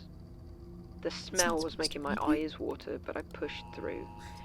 Even if I knew what I was going to find inside, I felt like I had to open it, if only so I could accurately describe it to the police. So that's what I did. I gripped the ice-cold brass handle, took as deep a breath as I could endure, and opened the door to the closet. The shape that slid out did not, at first, resemble anything I would have called human. It looked like a large, wet bag, glistening and slick, with a dark liquid that oozed from it onto the floor. I won't even try to describe the smell. It was only when I saw a shriveled, nearly skeletal hand gripping the edge of the bag from the inside that I realized what I was actually looking at. It was Robin. But when he had climbed into that cupboard, he had taken the sheets from his bed. He had wrapped them tightly around himself as he sat in there, clutching them in what I can only assume was mortal terror, and now in death they had fused to him, his own putrefying fluids mixing with whatever gross liquid had soaked into that thick fabric. How long had he sat there waiting? Hours? Days? Had it been since the 12th? 2 weeks before I had come to check on him? And as I stood there in utter horror, the growing pool of dark liquid touched the tip of my shoe. That's it. That's the moment that I believe it started for me. I don't know why particularly that moment fixates me. That there must have been dozens of other ways I called attention to myself, but even so, whenever I look back, I cannot shake the conviction that it was that moment I sealed my fate, because I didn't watch where I put my feet. I called the police at that point. They were very understanding, although once a search turned up nothing, they didn't pay any attention to my insistence someone else had been in the house. For all the strangeness of it, there didn't seem to be any actual evidence of foul play, so I was really just offered some condolences and sent on my way. They were the ones that called Robin's mother in the end, and to be honest, I'm glad. I don't really think I could have handled that conversation. And then it was over. Nothing for me to do but go home and try to process what I was feeling, what I had seen in that dusty bungalow. And I thought I was doing okay, at least while the daylight held. But that night it came for me. I woke up at 2:40 in the morning. I don't know why. There was no sound to disturb me, just a sudden and urgent need to no longer be sleeping. And as I opened my eyes, I felt that old fear of the dark hit me again with such force my muscles began to seize up. I raised my head just enough to get a clear view of the door to my room, and I saw what I somehow knew I was going to see. It was impossible to make out any details of the form that stood in the doorway. It was simply a patch of shadow even darker than the night that surrounded it, a silhouette in the pitch black. At first, I thought it was a trick of my eyes adjusting to the dark, but then it began to move. Its body was fat and bulbous, with no limbs or head, so when it came towards me, it did so with a slow, undulating pulse along the floor. I could see its outside was covered in what might have been feelers or fleshy tubes, and as it gradually made its way towards me, I could see them flicking out and spasming wildly in what looked horribly like excitement. Instinct, honed throughout my entire childhood, kicked in, and I pulled the thick blanket I was under up and over my head. I gripped the edges close to my chest, weeping and muttering desperate prayers. I clung to it, my tiny island of safety and protection, not even daring to stick my arm out to grab my phone from the nightstand. Who would I have called, anyway? Who could possibly have been prepared to deal with something like this? As my mind raced through the possibilities, I gradually began to realize that I could hear nothing from beyond the blanket. Nor did it appear I had been devoured by whatever the thing in the darkness was. Very gently, I poked my head out from my sanctuary. It was still there, looming in the doorway, utterly still. As soon as I saw it, though, it convulsed back into movement and started once again making its way towards me, painstaking and slow. I dived back under the covers, gripping them tighter than ever. Another hour passed, and then 2. But it was only when I poked my head out that the thing would move.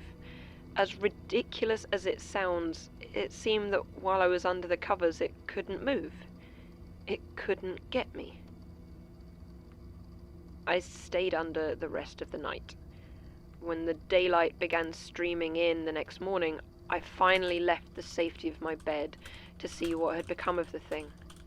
It was gone, unsurprisingly, and in its place there was simply a small patch of dark, foul-smelling water. I wasn't quite ready to celebrate, though, and the following night proved me right, because it came back. I woke again and saw it start that twitching, torturous journey towards me. So back under the covers I went, heart racing, desperately trying to think through what might be happening to me. In retrospect, it's odd that at no point did I even consider that I might be hallucinating.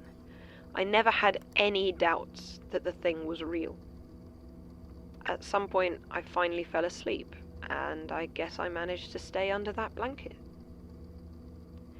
That's been my life for the last week and a half. I wake up, gripped by terror of the dark, and hide under the covers from this thing that only comes closer when I leave their protection. It's been awful, obviously, but in the end it wasn't the gradual wearing down of my nerves that got me. If anything, it was the opposite. I got too comfortable. Last night I woke up like before. I sensed it there. But as I raised the covers over my head, I realized that I wasn't worried. Fear had given way to routine. I lay there, warm and protected, and simply waited to fall back to sleep.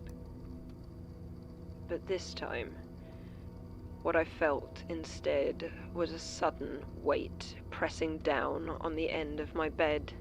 Whipping tendrils began to smack and grasp against my flimsy fabric barrier. I could see that shape of absolute darkness looming over me, quivering with triumph.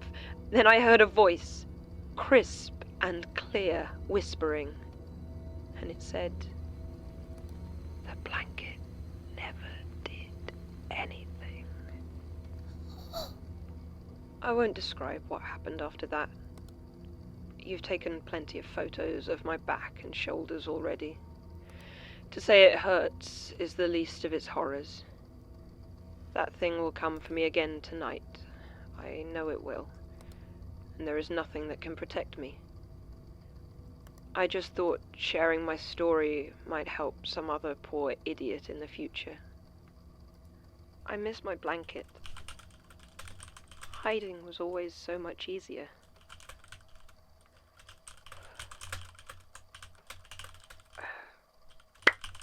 Marker. Statement ends. Well. Sorry, I almost said the F word. That's messed up.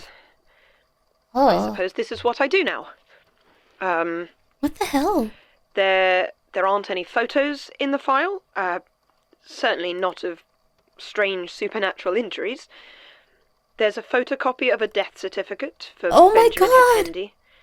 Looks like Martin has highlighted the cause of death. Says, unknown. Possible biological agent. All samples incinerated. The Hatman beat the crap out of him. It's dated as March 7th, 1983. 5 days after this statement. Then there are some old cuttings about Robin Patton. Profiles from magazines. He must have been quite something in the hiking community. Apparently he wrote a book. Something about the best natural pools and lakes for swimming. Yeah. Mostly just background fluff and pictures of the guy emerging topless from waterfalls. Wasn't bad looking before, well, that. Anyway, doesn't look relevant. I suppose that's it. The only other thing in there is a sealed Ziploc bag containing an old fabric tag. Fantastic. Looks like it might be from a mattress or a duvet, maybe. It's got some rather pronounced dark stains on the end. It's probably nonsense. It's all tag? probably nonsense. But I'm going to keep it sealed. I suppose that's a wrap. Don't open the bag. Yeah. Thank you for meeting me. That's messed up. Well, Oh, what? Why wouldn't I? It's not like you're wanted for murder. Can you keep it down? Sure. I'll just quietly sit here and become an accessory, shall I? You know I didn't do it. Oh. Oh, do I? She just wanted Is to that have what I lunch. All right, why didn't you send the police then? If you genuinely think I'm a killer, why meet me? Well, I mean, it's not like you've got any reason to kill me. Fine. I don't think you did it. But I still don't want to get caught up in whatever it is. Should have thought about that before you joined the Institute. What is the Be deal nice with to you him. people? Look, I know it's Be kind nice of to a boys' her. club, but you all really hate me being there, don't you? What? No, There's a lot of very messed up things going on there, and I mean, we were already tied to them, but you didn't need to get involved. I really don't think that's true. They don't understand. It's beyond their comprehension. Fine. Got shot by a ghost. Look, can we not do that now? I'm really not in the mood. What do you That want? what sounded so legit. What? Like I said, there's a lot of messed up stuff at the Institute, and I think the murders might be the least of it. I need someone on the inside to keep an eye on things. Let me know what's going on. I'd ask someone else, but... Tim hates you, and Martin's probably being watched. And Elias is my chief suspect, so... Hmm. I'm also rather missing the library. My investigative tools out here are, lacking. You know what? Fine. Fine. But you tell me everything, okay? Everything. I mean, you won't believe it. I don't care. All right. Mm. Start with Sasha.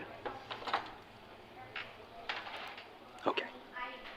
Ah. He finally has an ally. Besides Martin, who doesn't know where the hell he is. He would also have Martin as an ally if he didn't just go, I'm gonna get run off and everyone hates me, I'm scared. So, you know, that's his thing. But I really liked that part. It was so cute. Like, I don't know, they finally have found a buddy, and also there's a new person that's gonna read part of the archives now. I think she did a great job, too. It was very creepy. It was very upsetting. Enemies to lovers, let's go! Also, yeah, Martin is probably being watched. I think if he had just brought Martin and Tim with him when he was messing with the spider stuff, it would have gone a lot better for him. Because it did really, like, in the first season. Not enough Martin, 0 out of 10. I like Martin, he's a good character. He's a really good character. If you're British, there's a 30% chance wherever you are, you're in the Commonwealth. They are. The Commonwealth. There you go. I bet they bang. Well, let's find out in the next episode of... And don't you guys dare say anything. Don't you guys dare say anything. Don't you guys dare say anything. Don't spoil anything. Don't spoil anything. Don't spoil anything about the people in this show. I put acid in my hamburger. The kind where you're going to have a good time or the kind where you're not going to have a mouth anymore. Either way, it's not a good idea. You go lay down. You go lay down and try to sleep before it comes on. You're going to have a weird time if you're trying to watch this while you're on acid. Please don't do that to yourself. You're going to think spiders are going to kill you. You're going to think that the darkness and the spiders are going to be real. Don't spoil anything. Spoiler, they made a game. The Magnus Archives has a game? What? There's a role-playing game? The Magnus Archives. I have so many, like, tabletops. I gotta get some people together to play them all and, like, bother people. Like, I gotta start. I don't want the download. I want the print. I want the book. I need the book. Yeah. Wait, you should get the PDF for free if you're buying the book. I hope. What? You have to pay for the PDF? That's not how it goes. That's not how it works no more. No. Another one for the pile. I have quite a few. I feel less bad about it, though, because Dice Queen D also has a lot of them. So I've finally found someone where I can go like, all right, we in it. We just weird. That one was really good, though. I also like that we're getting a little bit of updates, like, just throughout the season of, like, how they're going to resolve this stuff. I feel really bad for the person that was in this episode. These are all tales of people that survive, but sometimes they don't survive in, like, a good condition. Sometimes they survive and they're deeply changed. Sometimes they survived and they're fine, they're happy. And sometimes they survive and they're still going through it and they aren't really able to communicate how bad it is. Do you have anything plotted for New Year's Eve? Oh God. Is today New Year's Eve or tomorrow? Tomorrow, thank God. I don't know. I don't know what I'm gonna do. I guess I'll stream. Like, I've just been streaming a lot lately. Yeah. So, or things happen to them after the statement. Yeah, then a lot of people, yeah, you often hear like, and then they were found dead over there. Just another night where I have Grimmi on in the background as I drift off to sleep. Can't wait for a good night's sleep. Where I'm accosted by the likes of spiders in amorphous darkness. Let's go, baby. How many episodes are we into in the new season? 6. We are 6 episodes in. So this show is very long. Like, these episodes range from like, I guess like 15, like maybe like, I guess shortest is probably 15 minutes, longest is like a half an hour. But they range to, like this season especially, they're usually around 25. So, was there a special horror game you've been saving for a rainy day? What's a good game for like the New Year's? Let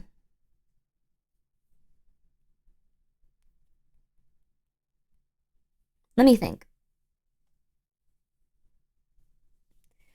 Because we've played a lot this year.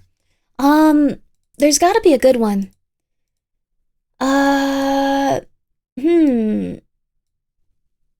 Oh, okay. There are some. Is this game out or is it not out? Yes! Loop Air is out, which looks really good. I was wanting to play that one. The full game is out now. Loop Air is out, and quite a few other games. Oh, actually, there's a big pack of an anthology for all of the horror games. There's a lot of like packets of games right now, so it's pretty cool. If you can make fireworks in games, then Voices of the Void. I can make it rain with fireworks.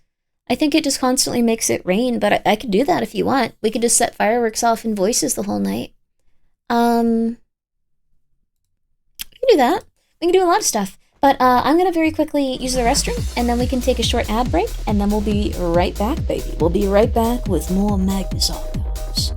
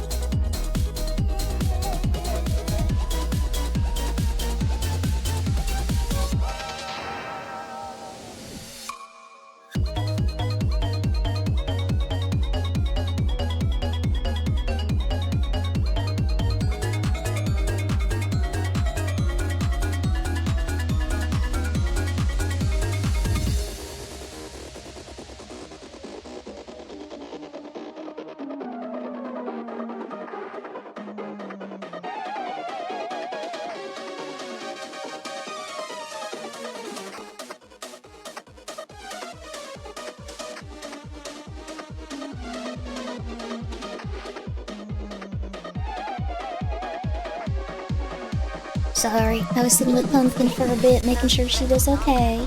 She's okay, though. It's alright. She's a good girl. She's a sweet pea. She's a very sweet pea. But I apologize for being gone so long. How y'all doing? How y'all doing? Alright, and we're back. With more Magnus Archives. I almost also fell asleep almost. That was like... we might need to wrap it up in the next, like, few hours, I guess, because I was, like, starting to pass out. I'm so sorry. Check DMs later, not now, later? Oh, okay. Why?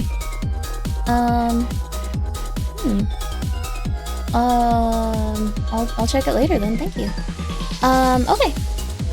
Well, either way. I'm very excited for what we're gonna be doing next, baby. Alright.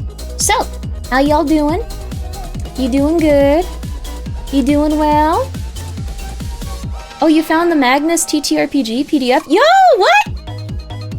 Oh my god, really cool! Okay, sorry, okay. Grimmi, the music, sorry, it's very loud, sorry. Sorry. Okay, we back, baby, we back. Alright.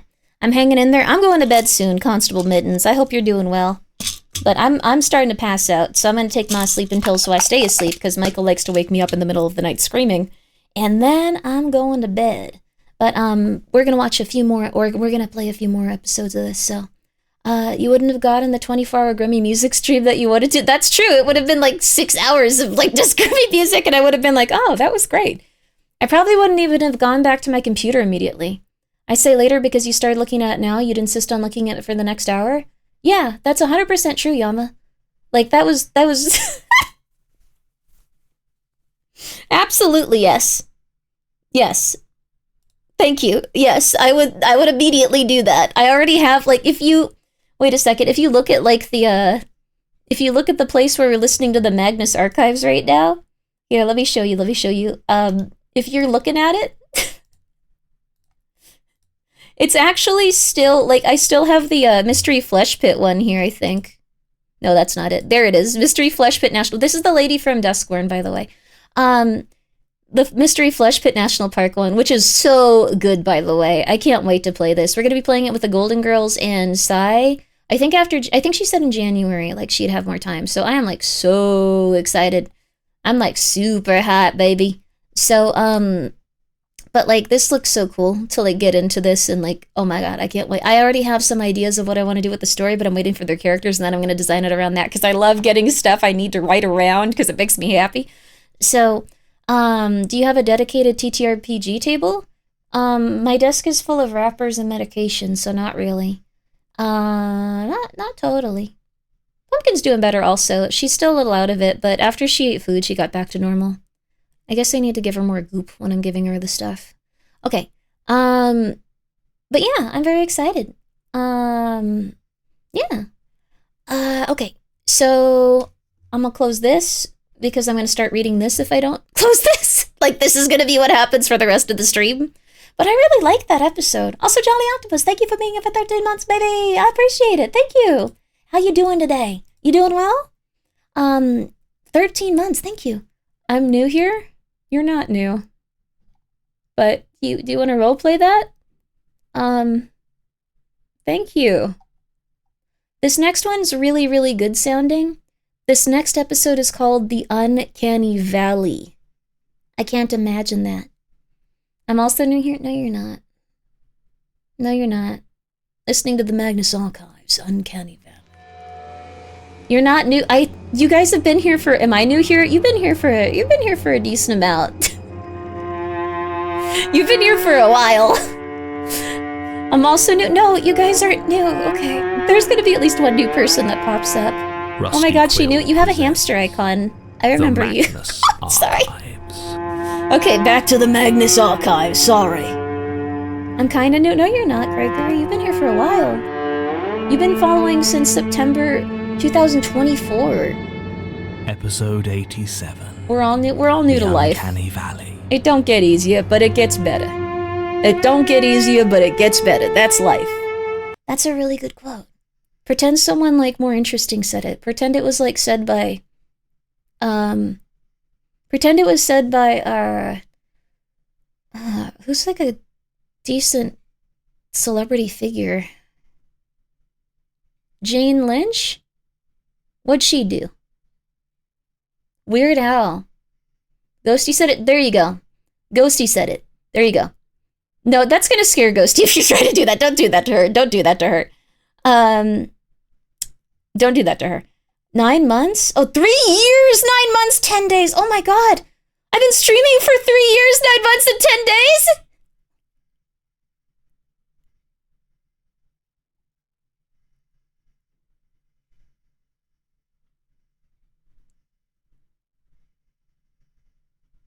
I need to get my life together.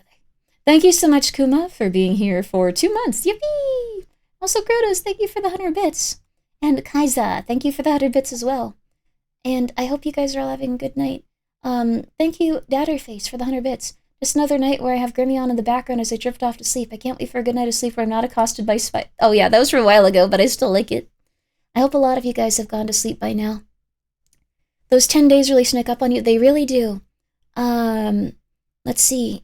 3 years, 9 months, 12 days, 3 hours. Oh my god, by 2 days. Beaten by 2 days.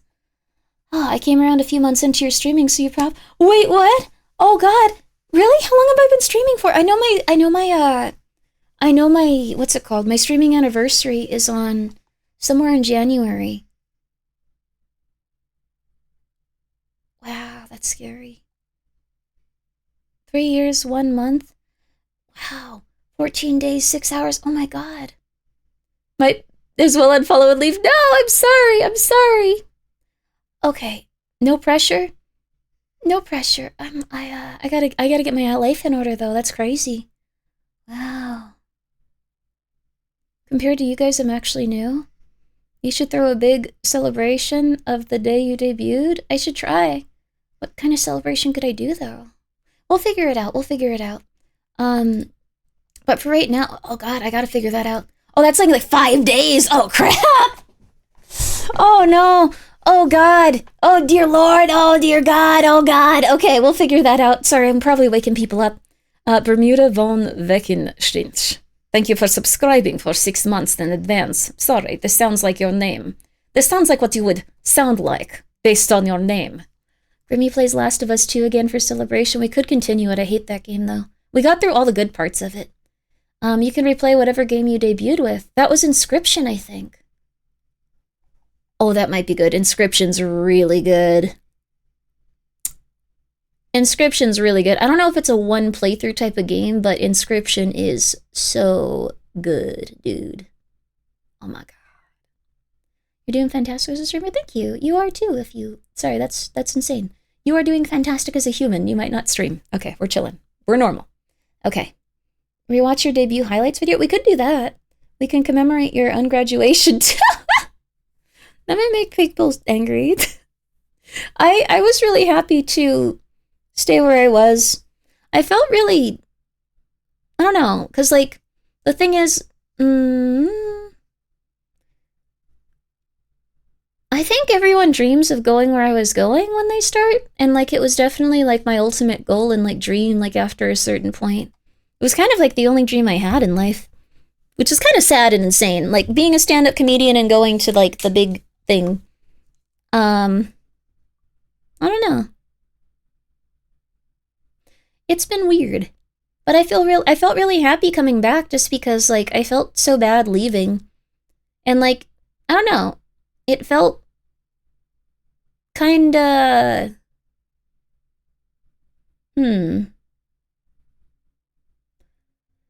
It felt kinda, like, cool and bittersweet. Like, oh yeah, I'm gonna go. And I'm gonna be, like, a mega celebrity. But I kinda never really wanted to be noticed too much. Like, I wanted to just be Grimmi and be crazy. So I'm really happy that everything worked out the way it did. And even if it was kind of lame of that one guy to be so against that one company, I'm really happy that it all worked out in the end. I remember following you, then the day after the grad announcement, I was like, well, I'm so sorry! I don't know. It would have been a completely different universe where it followed a completely different timeline. I would have been a completely different person. Corpo has benefits, but it isn't for anyone? I don't know how big the benefits are. Like, it's kind of like,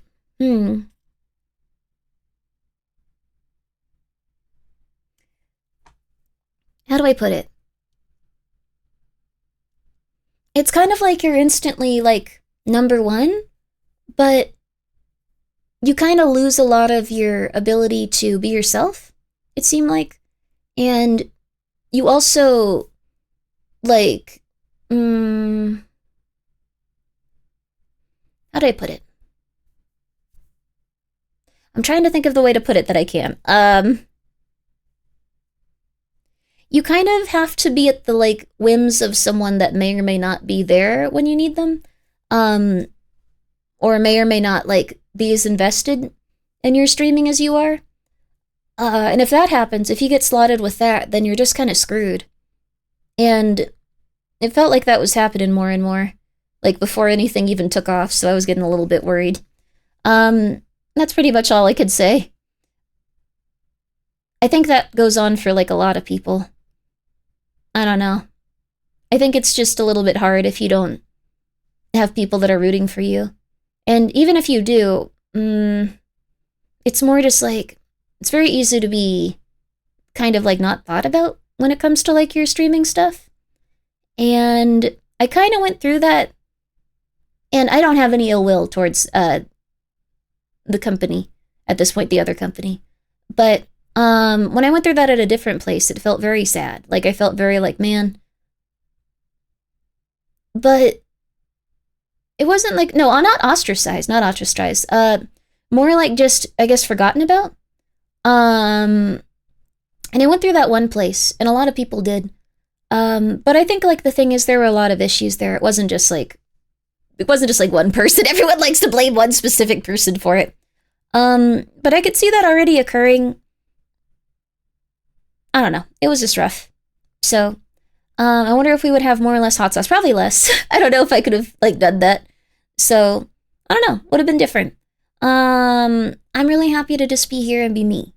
Imagine how your manager would have to wrangle you. I think the thing is, like, it'd be hard if you didn't have... Also, thank you so much for your support. Sorry for going into this. We're gonna...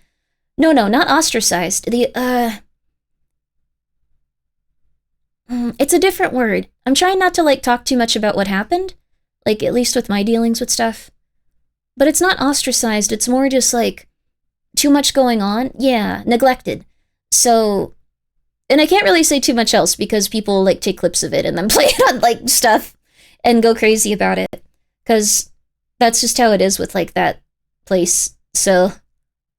But...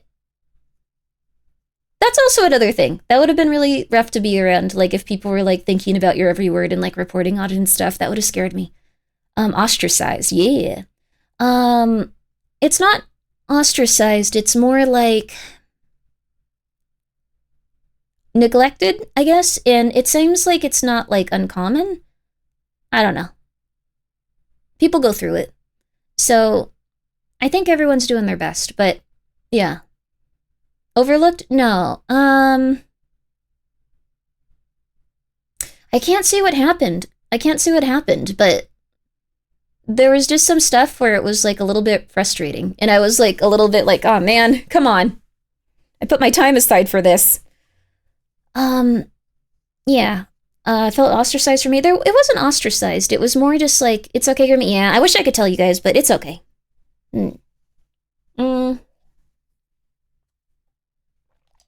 Any context for people have no idea what you're talking about. I almost went to the company that wasn't Niji Sanji or Phase Connect, that was like the big VTuber company. Like the big one. The biggest one. And I didn't in the end because some people told me there was some rough stuff going on with like two of the people I liked the most. So, and yes, also don't guess in chat. So, but you can tell which one it is based on that. But, yeah, that's pretty much it. But I can't say anything, and I don't want to say anything negative about it, because people get really weird about it. So, that's it. Okay, let's get back to it. But I wish I could tell you guys, because it was weird. I don't know. But it wasn't like the worst. It was just kind of like, this is going to be rough to deal with. I don't know. And I don't want to say anything negative about, like, any situation or any company at this point. I just want to do my thing. I don't know. My mind blown right now. That was the graduation and ungraduation.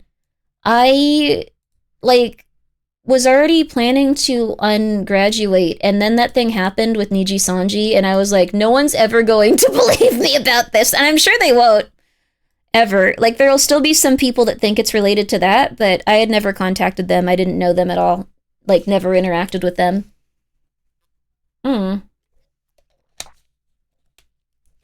had one friend at Niji Sanji, and they're not there anymore, and that's pretty much it. The one that sounded like a crap show? No, not at all. It didn't sound like that at all from the outside. Thank you so much. Backpack Debbie, thank you so much for the raid. I appreciate that. How you doing? Are you doing well? I hope you're doing good. Hope you're doing good. Yo, how you doing? It's Backpack Debbie, baby. How are you doing, though? Let's see here. It looks like you're playing Courage the Cowardly Dog. Oh, that game's cute. Yo, that's awesome. I really appreciate it. Now you have to play, like, 4 more episodes. I'm gonna play 2 more. Since you rated in. I hope Courage was really fun. That game sounds really cute. I love that little doggy. We should also play Courage. Courage is really cute. Do you still have thoughts of graduating? No, not at all. It was for a specific reason. I felt really bad about having to graduate at all, too. I don't know. I wish I could show more proof of it or, like, anything, but I am under NDA. Like, I can't really, like, show or do anything. I don't know. It's weird. I can't really, like, say anything definitively about what happened. Though I am in California, so if anyone tried to sue me, it would be really, really, really hard with NDA stuff. Because, like, I don't know. Let's move on. Yeah, alright. On your deathbed, we'll figure that out.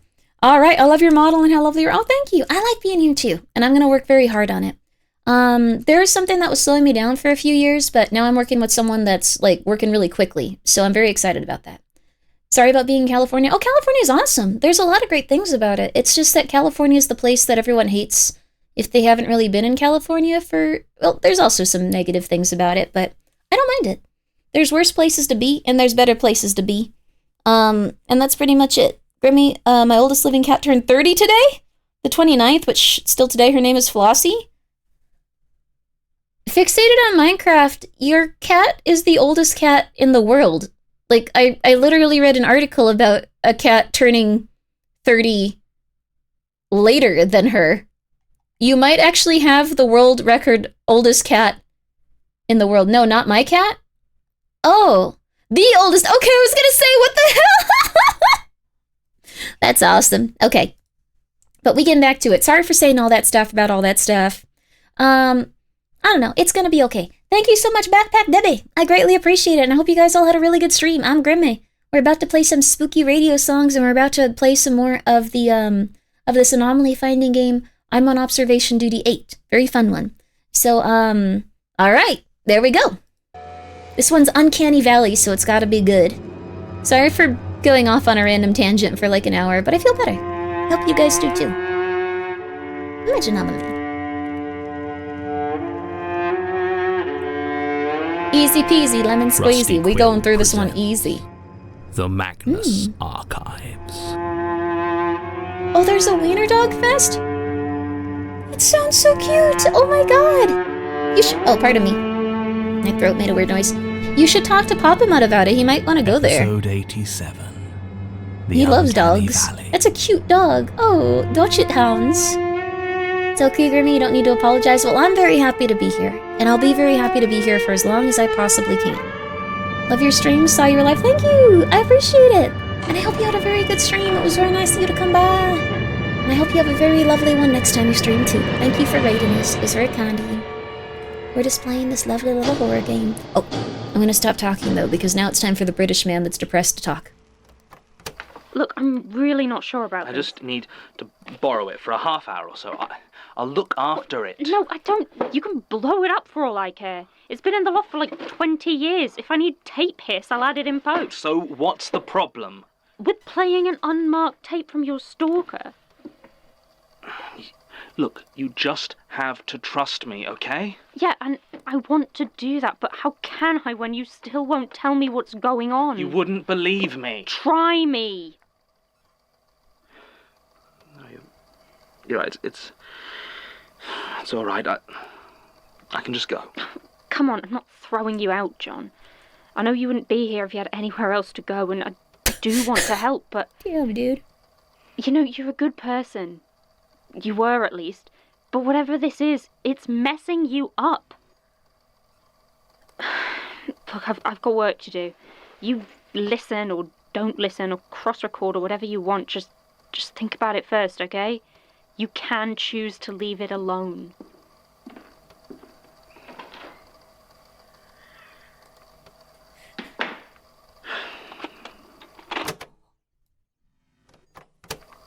Case 0141010, Sebastian Skinner.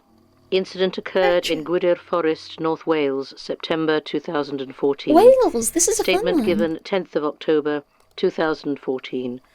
Committed to tape 4th of April 2015. Gertrude Robinson recording. Everyone always tells me I don't notice things. Sebastian, they say, you wouldn't notice if you grew a second nose. And I suppose in many ways that's true. It's not that I'm forgetful or stupid, you understand. Just that I'm not very good at spotting things that are out of place. The mind has a way of filling in things it's not concentrating on, just wallpapering them over with what you expect to see. I rather think that part of my brain is more powerful than in most people. I'll never notice if you've got a new haircut or piercing, and it's a bit of a gamble whether I notice when you've had a baby. You'd think that'd get in the way of being a plumber, but it really hasn't, to be honest. The thing you've got to remember is, if I know what I need to focus on, I spot things just fine. And plumbing's great for that. Depending on the problem, there's always the things I know need checking, one after the other, until one of them doesn't look right. Then the fix is usually simple enough. There's no need to look at the thing as a whole, or pinpoint changes or oddities. So even now, thinking back, it's hard to say if there was anything particularly strange about the call as it came in.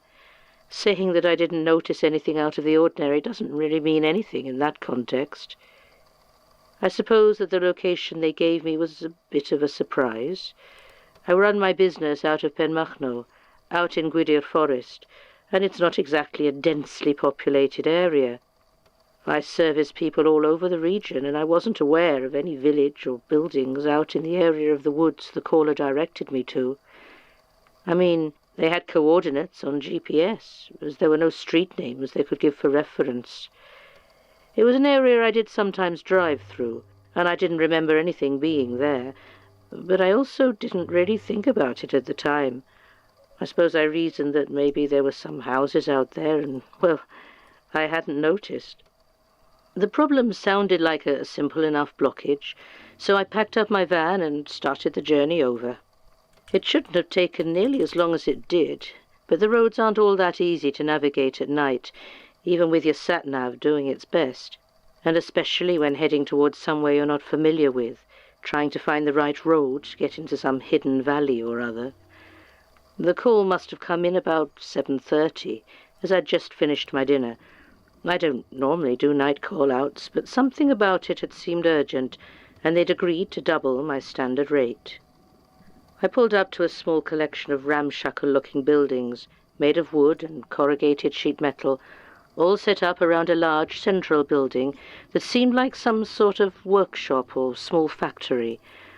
At first I thought it might have been a logging facility, but we were only a few miles from Penmachno, so if there were trees being chopped down here, I'd have known about it. Probably. I mean, even I'd be hard-pressed to miss the sound of industrial chainsaws. I pulled off the side of what seemed like a makeshift car park and got out. Somebody came over to meet me. Megan, she said her name was, and that we'd spoken on the phone.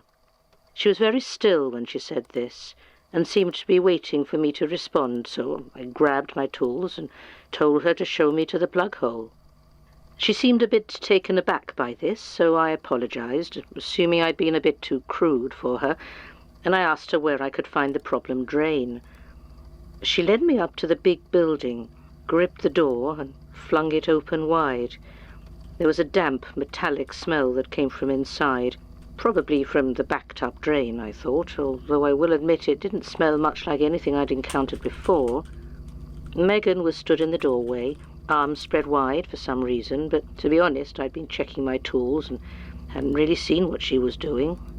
I asked her again to take me to the drain, and she made a rather odd noise and led me inside. We walked through the main floor of the workshop with people bustling about either side, doing whatever it was they were doing.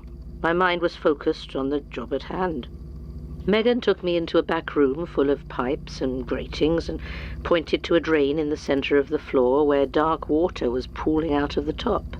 You'd have thought the dark red would have clued me into what was happening, but honestly there are all sorts of industrial chemicals that turn water that colour, so it didn't really register as worrying.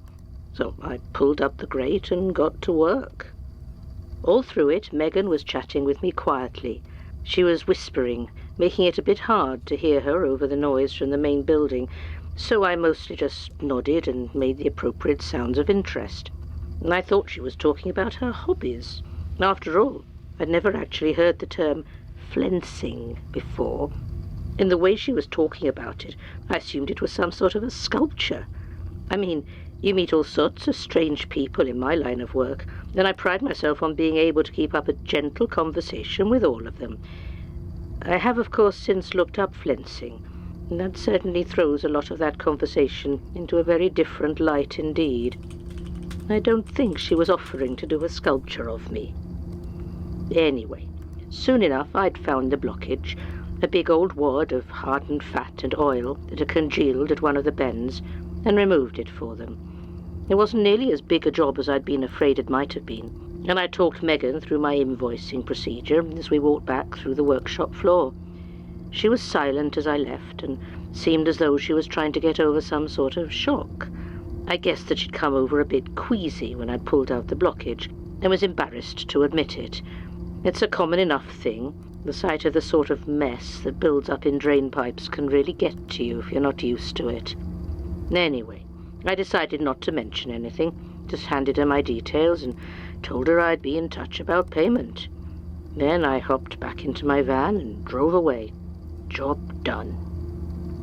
At least, I had assumed it was job done. I very much wish that it had been job done.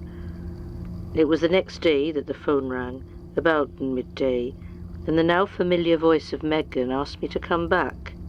She said that they were having the same problem, but with a different drain.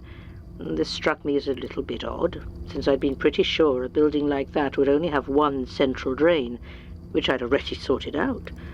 Still, there was no harm in going to have a look, I told myself. After all, they clearly didn't know anything about plumbing over there, and if I took good care of them, I might have got myself a nice supply of repeat business. So once again, I packed up my truck and started the drive. It was the most infuriating thing. Even in the daylight, having been there once already, finding the little valley proved remarkably difficult. I'd set out in good time, but it was still getting well into the afternoon when I finally pulled up into the small dirt clearing. I hopped out to a sight that, in the daylight, even I noticed was deeply odd. Megan was stood there, waving a greeting at me, dressed in some sort of bright blue and red costume, like a jester or a clown. Had she been wearing that the night before? Surely not, although I suppose I didn't really look at her clothes. Sat on a folding chair next to her was a squat, thickly muscled woman with close-cropped black hair, who stared at me with a really vicious-looking smirk. She exchanged a glance with Megan, who just nodded at her, and then she burst into a cruel laughter, and I was suddenly feeling very uncomfortable. I just stood there, toolbox in hand, debating whether or not to turn around and drive away. I'd just about decided to leave when I felt Megan's hand grip my wrist. I hadn't noticed her moving towards me. Her fingers dug into me, and they felt really, really wrong, like hard plastic wrapped in raw bacon. She was strong, though, strong enough to drag me toward the big workshop and its open door. I was struggling and told her to let me go, but she just ignored me. I cried out to the woman sat on the lawn chair for help, but she just laughed harder. I was still begging for help when I felt Megan's hard, cold fingers dig into the top of my head and turn it to face into the building. I hadn't noticed that we'd reached the door, but in the afternoon sunlight, the reality of what I had walked through the night before was clearly shown in terrible detail. Rows and rows of old and broken stools stood before crude frames of wire and wood. Set on each stool were figures of all shapes and sizes. None of them were human. Some were wood themselves, old and stained with rot. Some were a shiny dark plastic or porcelain white. A few were cloth and hessian, stuffed to bursting and leaking sawdust from a dozen places. All of them were featureless and moved with a jerky motion like nothing I had seen outside of my dreams. Each gripped a razor-sharp knife and moved it swiftly over the human heads suspended in the frames from wire and fishhooks, gently cutting around the edges. I could see the rest of the bodies piled haphazardly in the corner, and for a second all I was able to do was wonder why they didn't smell worse than they did. Then all the cutting figures turned to face me at once, and I screamed. And when I screamed, the eyes of every head swiveled in their frames and stared at me with a desperate pleading that told me they still knew pain. I was babbling, pleading with Megan, asking what she wanted. "I want you to meet our boss," she said lightly. I didn't know who that was, and she stared at me, skin starting to slip away from her painted-on eyes. "You may call them, I do not know you." I don't know why those words filled me with such deep dread, but I felt every muscle in my body tighten.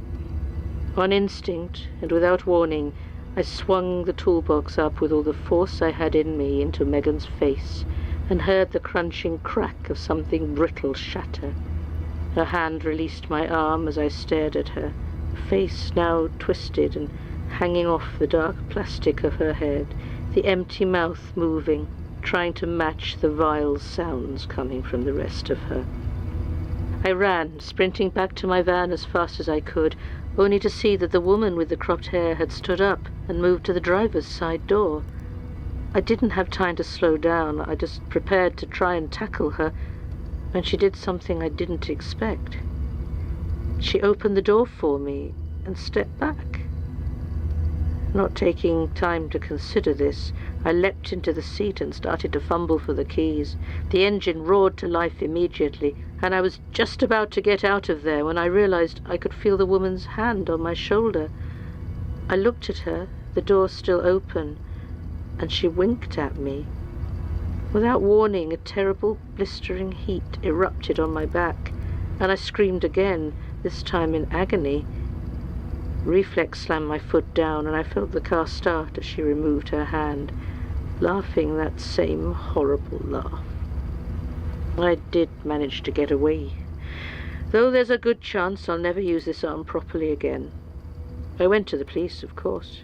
I didn't tell them exactly what happened, just that I'd noticed what I believed to be human remains during a job and had been attacked as I tried to leave. They actually took me seriously and were all prepared to drive out to investigate, as I understand it, when the fire started. The worst fire in Gwydir Forest for almost 200 years, apparently. Some of the most beautiful natural scenery in the world reduced to ash. It destroyed my home, as well as quite a few of the others in Penmachno, but luckily nobody died. The weirdest part, though, nobody died, officially speaking, because although the police, fire crews and forest services combed the burned area acre by scorched acre, they didn't find any human remains at all. Closest they found was the warped and twisted frame of an old plastic mannequin. Final comments. When this statement was added to the collection, I was convinced it was the stranger issuing me a direct threat, Mr. Sebastian Skinner.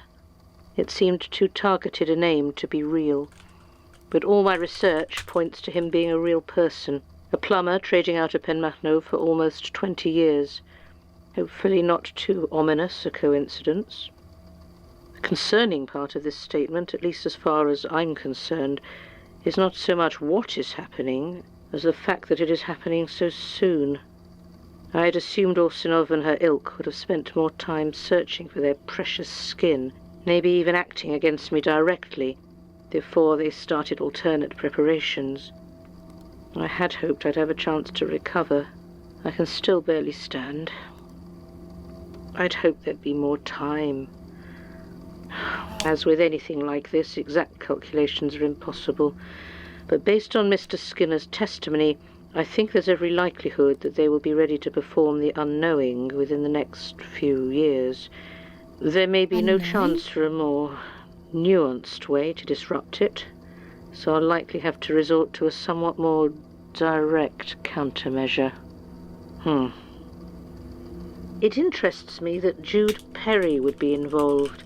I was unaware that the lightless flame had had any contact with the stranger's ilk, but I suppose it makes sense that it would be a possible ally to the devastation, especially since their own plans have so recently gone up in flames. Perhaps they hope to achieve a pride of place in the world Orsinov hopes to bring about. Or maybe they simply relished the chance to burn down some beautiful forest. Regardless, I've been keeping an eye on Jude's movements ever since she lost Agnes, and it appears she's back in Havering. Part of me wants to confront her, see what she knows, but I'm not that desperate. Not yet. I've been unable to contact Mr. Skinner since he gave his statement. Sad, but unsurprising.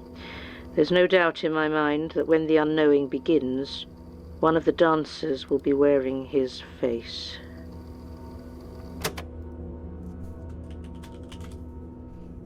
Oh. What strikes me more than anything else here is the date. It's only a year or so before she died. I had assumed Gertrude had recorded the tape for a while and then stopped, but it seems she was recording them right up until the end. But if they did span decades of working at the Institute, why aren't there more? And what decided which statements she transferred? Regardless, whoever my mystery pen pal is, it seems they're pushing me in a very deliberate direction. It sounds like the unknowing is a ritual, one connected to the stranger, this I do not know you. What did Gertrude mean about skin? The page she was given by Mary, maybe? Or no, that doesn't add up. God, this is confusing. For the first time, though, I feel like I might have a lead. It's tangential, not directly connected to the stranger or the unknowing, but I have a name now. Jude Perry. And she was still living in London less than 2 years ago. It's not much, but it is a start. I don't know if I have the resources to track her down myself, but if Melanie's willing to help, the Institute might have more luck. If she is an active member of the Lightless Flame cult, there's every possibility tracking her down will be dangerous, but it's also the only... It's... Oh, no. Oh. Oh, no. Can you hear that? Like an ice cream van or something? Oh, no. Yeah. Yeah, I thought it was going mad. Christ, are you alright? Was it the tape? What? No, it was outside. No, not the music, your face. What? That's it. Whatever the hell this deal is, the tapes, documents, I don't want them in my house. No, you don't need to be scared. I'm not. You are. Look at you, you can barely stand. But I need... Listen to me, John. I can't stop you doing whatever secret bullshit you want to do, and I'm not going to throw you out on the street, but I am not having it in my home. No. No, they won't. I'll make sure it doesn't. I'll keep it far away. No, you need to stop. I'm not sure I can. Oh.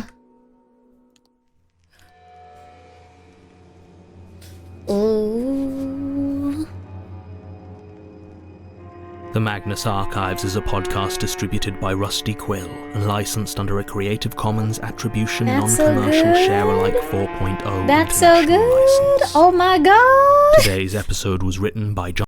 Sorry, I got very excited about that one. Is the stranger always the same entity? Like in the first episode? I think you have to figure it out over time. It sounds like Gertrude died at a very pivotal moment now, though. And now the entities, like Gertrude was saying, people were trying to come after her. They're coming after Jonathan, and he seems even less prepared than Gertrude was, which is not ideal for him, because she was probably viciously murdered. Did the ice cream truck have existing significance? I think circuses do. So when the mannequins were kind of referencing like a little bit of that, and they seem to draw people in and then kind of like make them go mad with like a sense of uncanny valley and otherness, and then they steal your skin and become you. I think that's what's going on. I think it's pretty cool. The Umbrella Man got Gertrude. Not the Umbrella Man, more like, well, we'll have to listen and find out, won't we? One more, baby. We can do one more. Hey, Michael, what's up? How you doing? We can do one more, baby. One more, Magnus. One more, Magnus. Come on. One more, Magnus. One more. This one is Dig.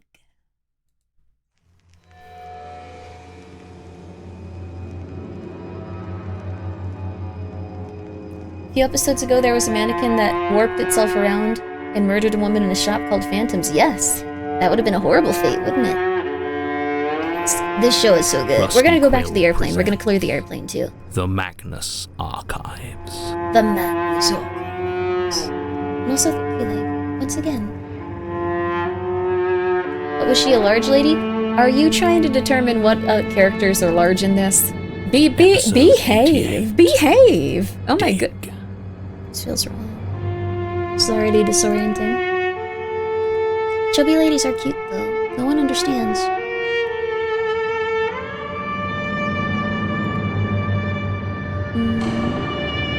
And the one damaged mannequin made it to the department store, so it has restarted the process. There you go. It gets creepy. I love this. It's like SCPs and like, I don't know, the devil combined. Huh. Are you still recording then? What? Well, I thought that was John's thing. I mean, yeah, a bit. You wanted to see me? Yeah, well, your boss is busy, and I tried talking to Tim, but... Yeah, right. And he said Sasha's gone, so I thought I'd talk to you. You know this one. Okay, what do you want? I'm looking for Daisy. Okay, I don't know where she is. I don't know where anybody is. Why does everyone think that I always know where everyone is all the time? Alright, sorry. Martin, chill! Well, they said at the station that this was the last place she checked in. When she was interviewing us? That was like a month ago. Yeah, I haven't heard anything, so I went to check in with her at the station, and they said she hadn't been in since February. And no one's looked into that? I mean, they don't keep a close eye on. Well, she goes off the grid sometimes when working a case. Never this long, though. I thought it might have something to do with, you know. Look, he didn't kill anyone, okay? I think Poor something's going Martin. on, okay, I actually think he was framed. Yeah, well, I hope so. If not, well... Just can't believe I was so stupid, you know? He really got me. Got you how? I actually thought I misjudged him. Hell, I like the guy. Wait, you mean like you? No, what? Ugh, no. Why does everyone right, think? yeah, because I don't actually. I mean, he was good company. You know, when he wasn't being a paranoia machine. He was funny, you know? What? Martin, be normal. Yeah. I don't think I've ever heard him tell a joke. Maybe you weren't listening. Right. Well, he does tell very dry jokes. Daisy brings him in, and you can probably talk to him then. Oh, sorry, I forgot you're not actually with the police anymore, are you? Thanks. So, you have no idea where Daisy is? I'm sure she's fine. She's probably just using her operation discretion to bully someone else. What did you say? Well, she was really rude, actually. She threatened to say No. Did you use the phrase operational discretion? Yeah, she said she had full operational discretion. Is everything alright? I need to find him. Well, I'm sure your partner will find him. I just hope she's not as... No, I need to find him now. You're sure you don't know where she is? No, I don't know. This is the cop lady that had to quit because the SCPs were trying to beat her to death. Just, here's my number. She got way Call too me scared. Immediately if you find anything Which out. is fair. Please, we're really busy. Yeah, I need to go. Yeah, good luck. Right, let's...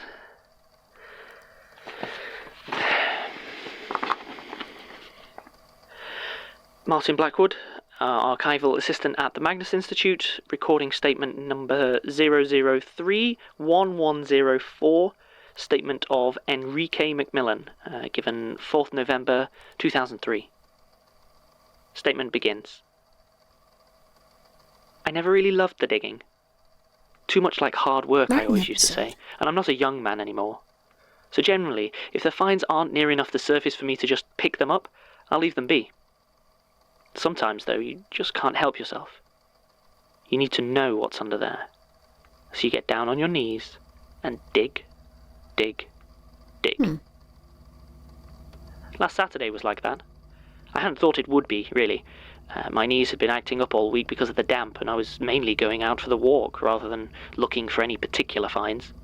To be honest, I was in two minds about taking the metal detector at all.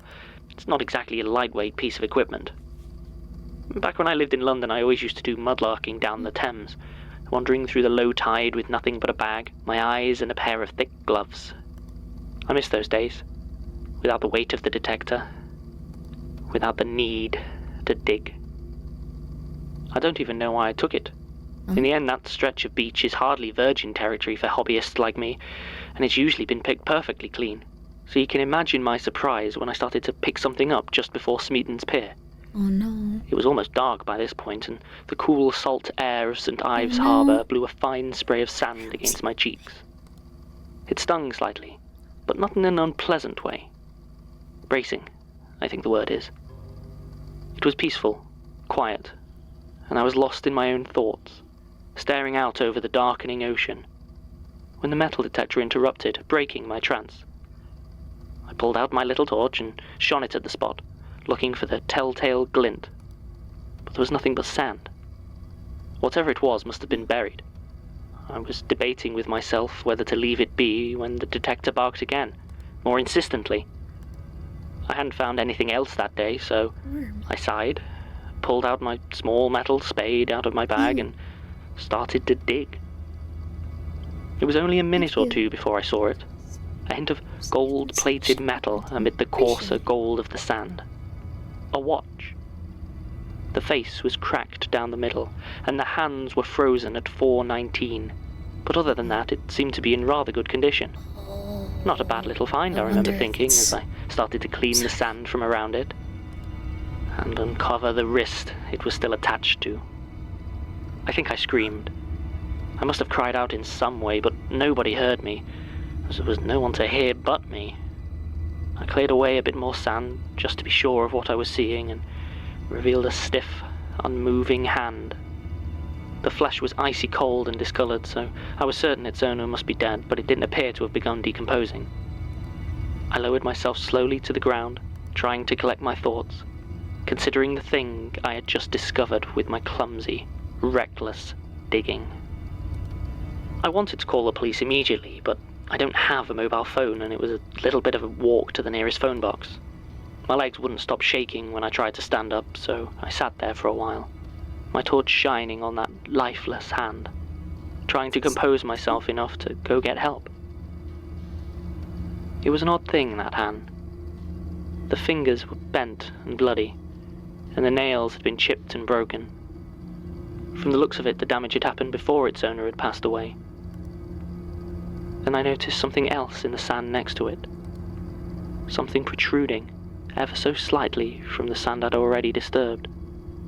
It didn't seem to be part of the body, and I found myself reaching over to try and pull it up. It slipped out of the sand easily, eagerly even, and I didn't even need to dig. It was a book. The cloth of the cover had worn away, and it was still wet from the sea water that covered the area at high tide. I expected it to be a useless lump of wet paper mush, fused together and unreadable, but when I pulled it open, the pages came apart easily. There was a label at the very front, but the ink had run, and I have no idea what it might have said. So I turned to the first page. It was very strange. It was just the one word, solid capital letters in a small, neat typeface at the very center of the page. It said, "Dig." I took that to be the title and turned to the next page. Dig. Exactly the same. The 3rd page, dig. The 4th page, dig. Dig, dig, dig, dig. Holding it hurt my hands. You know the way that if you say or read a word over and over again, it starts to lose all its meaning, to just sound like a jumble of noises or unrelated letters? Well, this was the opposite. Every time I read it, it was like the meaning of the word became more solid in my mind. I knew what it was to find your meaning buried in the earth, to claw your sense from under the sand and mud and soil, to dig. Can't get away. I had almost completely unearthed the body when the police arrived. Apparently a late-night jogger had spotted the scene and called them. They believed me when I explained to them how I had found it, though they were none too pleased that I had so thoroughly ruined what may well have been a crime scene. I don't think it was, and one of the friendlier officers later told me that the man had probably dug himself too deep a hole in the beach, and it had collapsed on him when the tide had come in. A tragedy, but not unheard of. They still weren't pleased with me, though, and once they had my statement, I was sent on my way. The book was in my bag, and they didn't ask to look inside, so I kept it. I probably should have mentioned it to the police, but they were very rude. I understand now, of course, that they were simply irritated that I had robbed them of their opportunity to dig. Perhaps they sensed it, that need inside of us.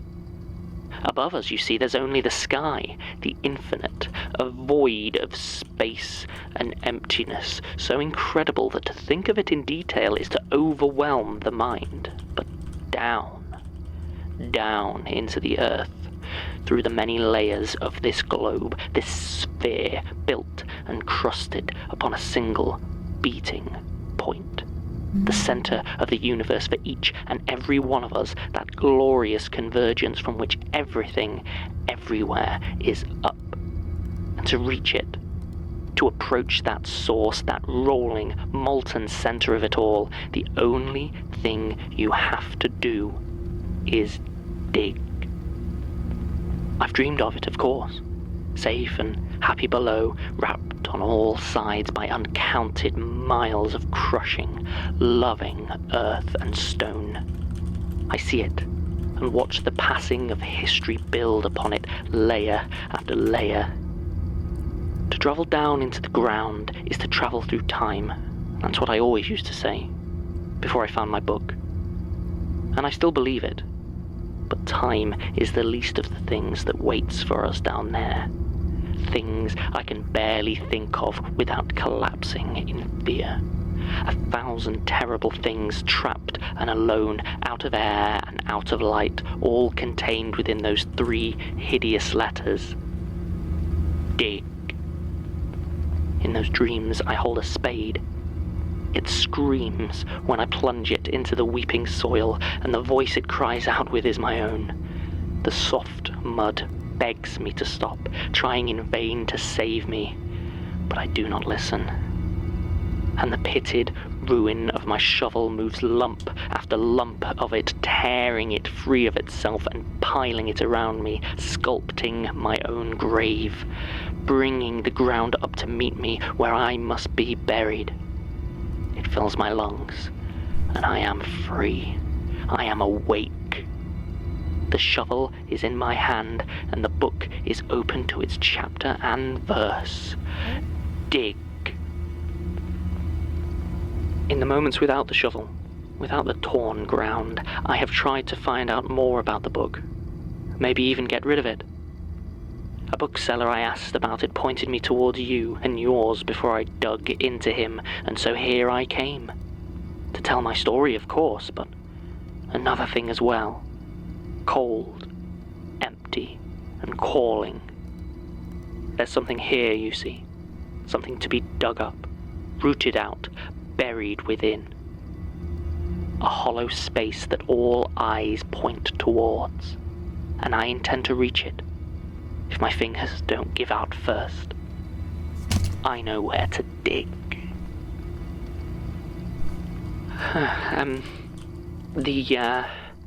The statement ends rather abruptly there. Based on a few scattered notes and accounts from some of the older staff, it sounds like Mr. McMillan got in a bit of a fight, which led to his arrest, and the replacement of quite a bit of the floor in John's office. What? There are still a couple of boards with marks on them that I'd always hoped weren't fingernail scratches, but I guess. Anyway, Mr. McMillan passed away whilst awaiting trial. Official cause of death is listed as asphyxiation, but I can't find any details about exactly what happened. The book is currently held by Artifact Storage in a welded iron box and placed on the top of the Do Not Access list. But since then, it doesn't look like it's caused anything weird to happen. Yes? Hi, have you got a moment? Yeah, I think. Wait, what?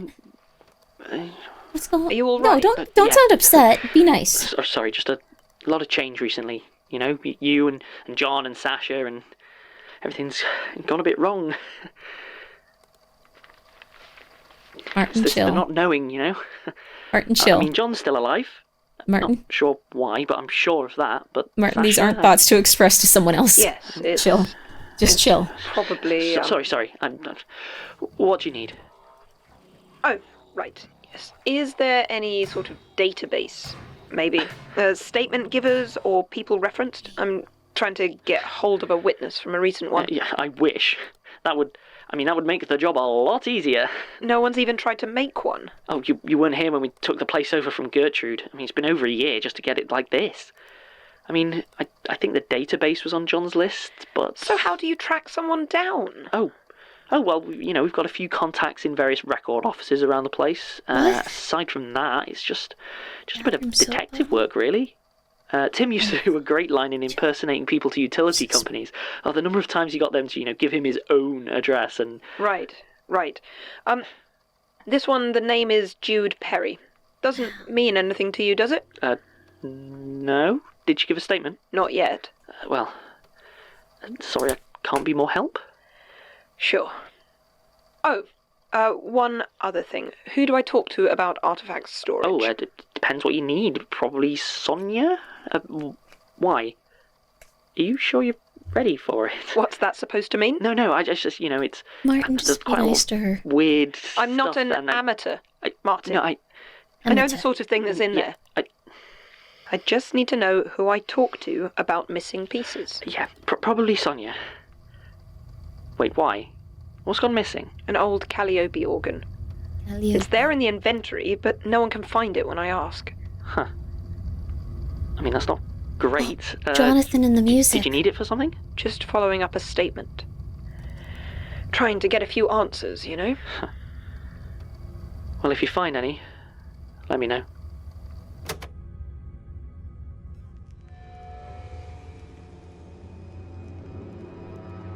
Organ left to go torture John. Someone got a hold of it and now they're gonna try to kill him with it. Oh god. Well, that's a cliffhanger, but we gotta wind it down. That is a huge cliffhanger though. I'm so sorry, you guys. Oh god. Because I'm gonna be trying to talk over it because I'm a little bit out of it now.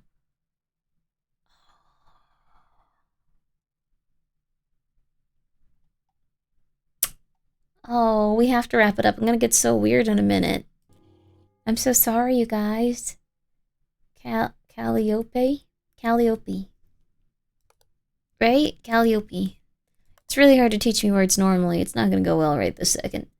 Go take that day off, but I want to play the video game and I wanted you guys to enjoy Magnus Archive. This one got weird. Room manipulation. It's okay, health first. You need your sleep? I do need my sleep.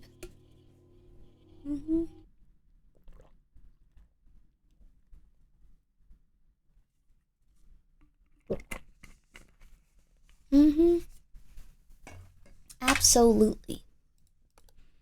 But we could play the video game for longer. We can still enjoy it later, get some rest. Thank you. But we're only at 3 a.m. We should do one more video so we can listen to it. Right? Thanks for the stream with you. Okay, you guys are just like, Grimmi, go to bed. You are dying. There's something wrong with you. Chill. Which is fair. We haven't even streamed for that long. It's only been, let me see here. 8.5 hours is a little bit much. You'll pass out during the ads, that's true. Okay. That's very fair.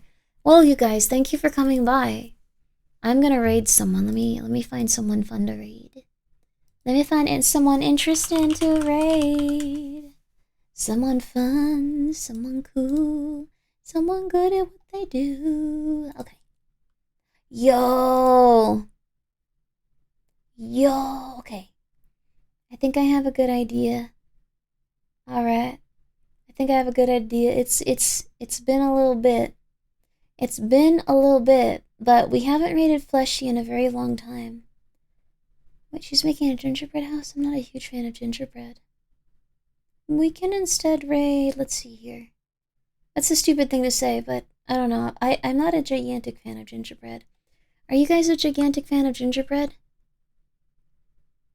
Get some rest, Grimmi. Thank you for stream. Thank you. My bad, I'm a little bit tired. Oh, wait, what? Mishy Molly is playing Half-Life? Oh, dude, she's the coolest. Please check her out. No, not shout out. For once, it's correct to do. Raid, baby. Mishy Molly is amazing. Half-Life is one of the best games ever made. This is gonna be fantastic. You guys are gonna love it. It looks like she's at one of the cool parts too. Oh, and she's using a cool model, and she has her cool. Yeah, this is gonna be great, guys. Thank you so much for coming by. I really greatly appreciate it, and I hope that you guys. I love you, Play On. I like Play On. Thank you. Platonically. Oh, that's her too. I rated into her stream the other channels watching. Huh? She's really good. She's really, really, really cute and fun. So, guys, please go check out Mishy Molly. She's one of a kind, she's absolutely lovely, and I'm sure you're really going to enjoy her. So, there you go. Have a good one. You guys sleep well, you guys have a good one. Yeah. Okay. You're good. I really liked these episodes. They were really fun. I'm going to just raid now. I know not everyone's gotten into the raid. Oh yes, dig is also an acceptable raid message. Dig. If you guys would like to just type dig, there you go. You can let her know it's from the Magnus Archives. If she hasn't listened to that, it's so good. It's hard to get people on board with the podcast because podcasts are just weird. Not everyone wants to listen to podcasts. Guys, to anyone that was sleeping, Half-Life is worth it. Good night, everyone. Wake up. Wake up, America. Wake up.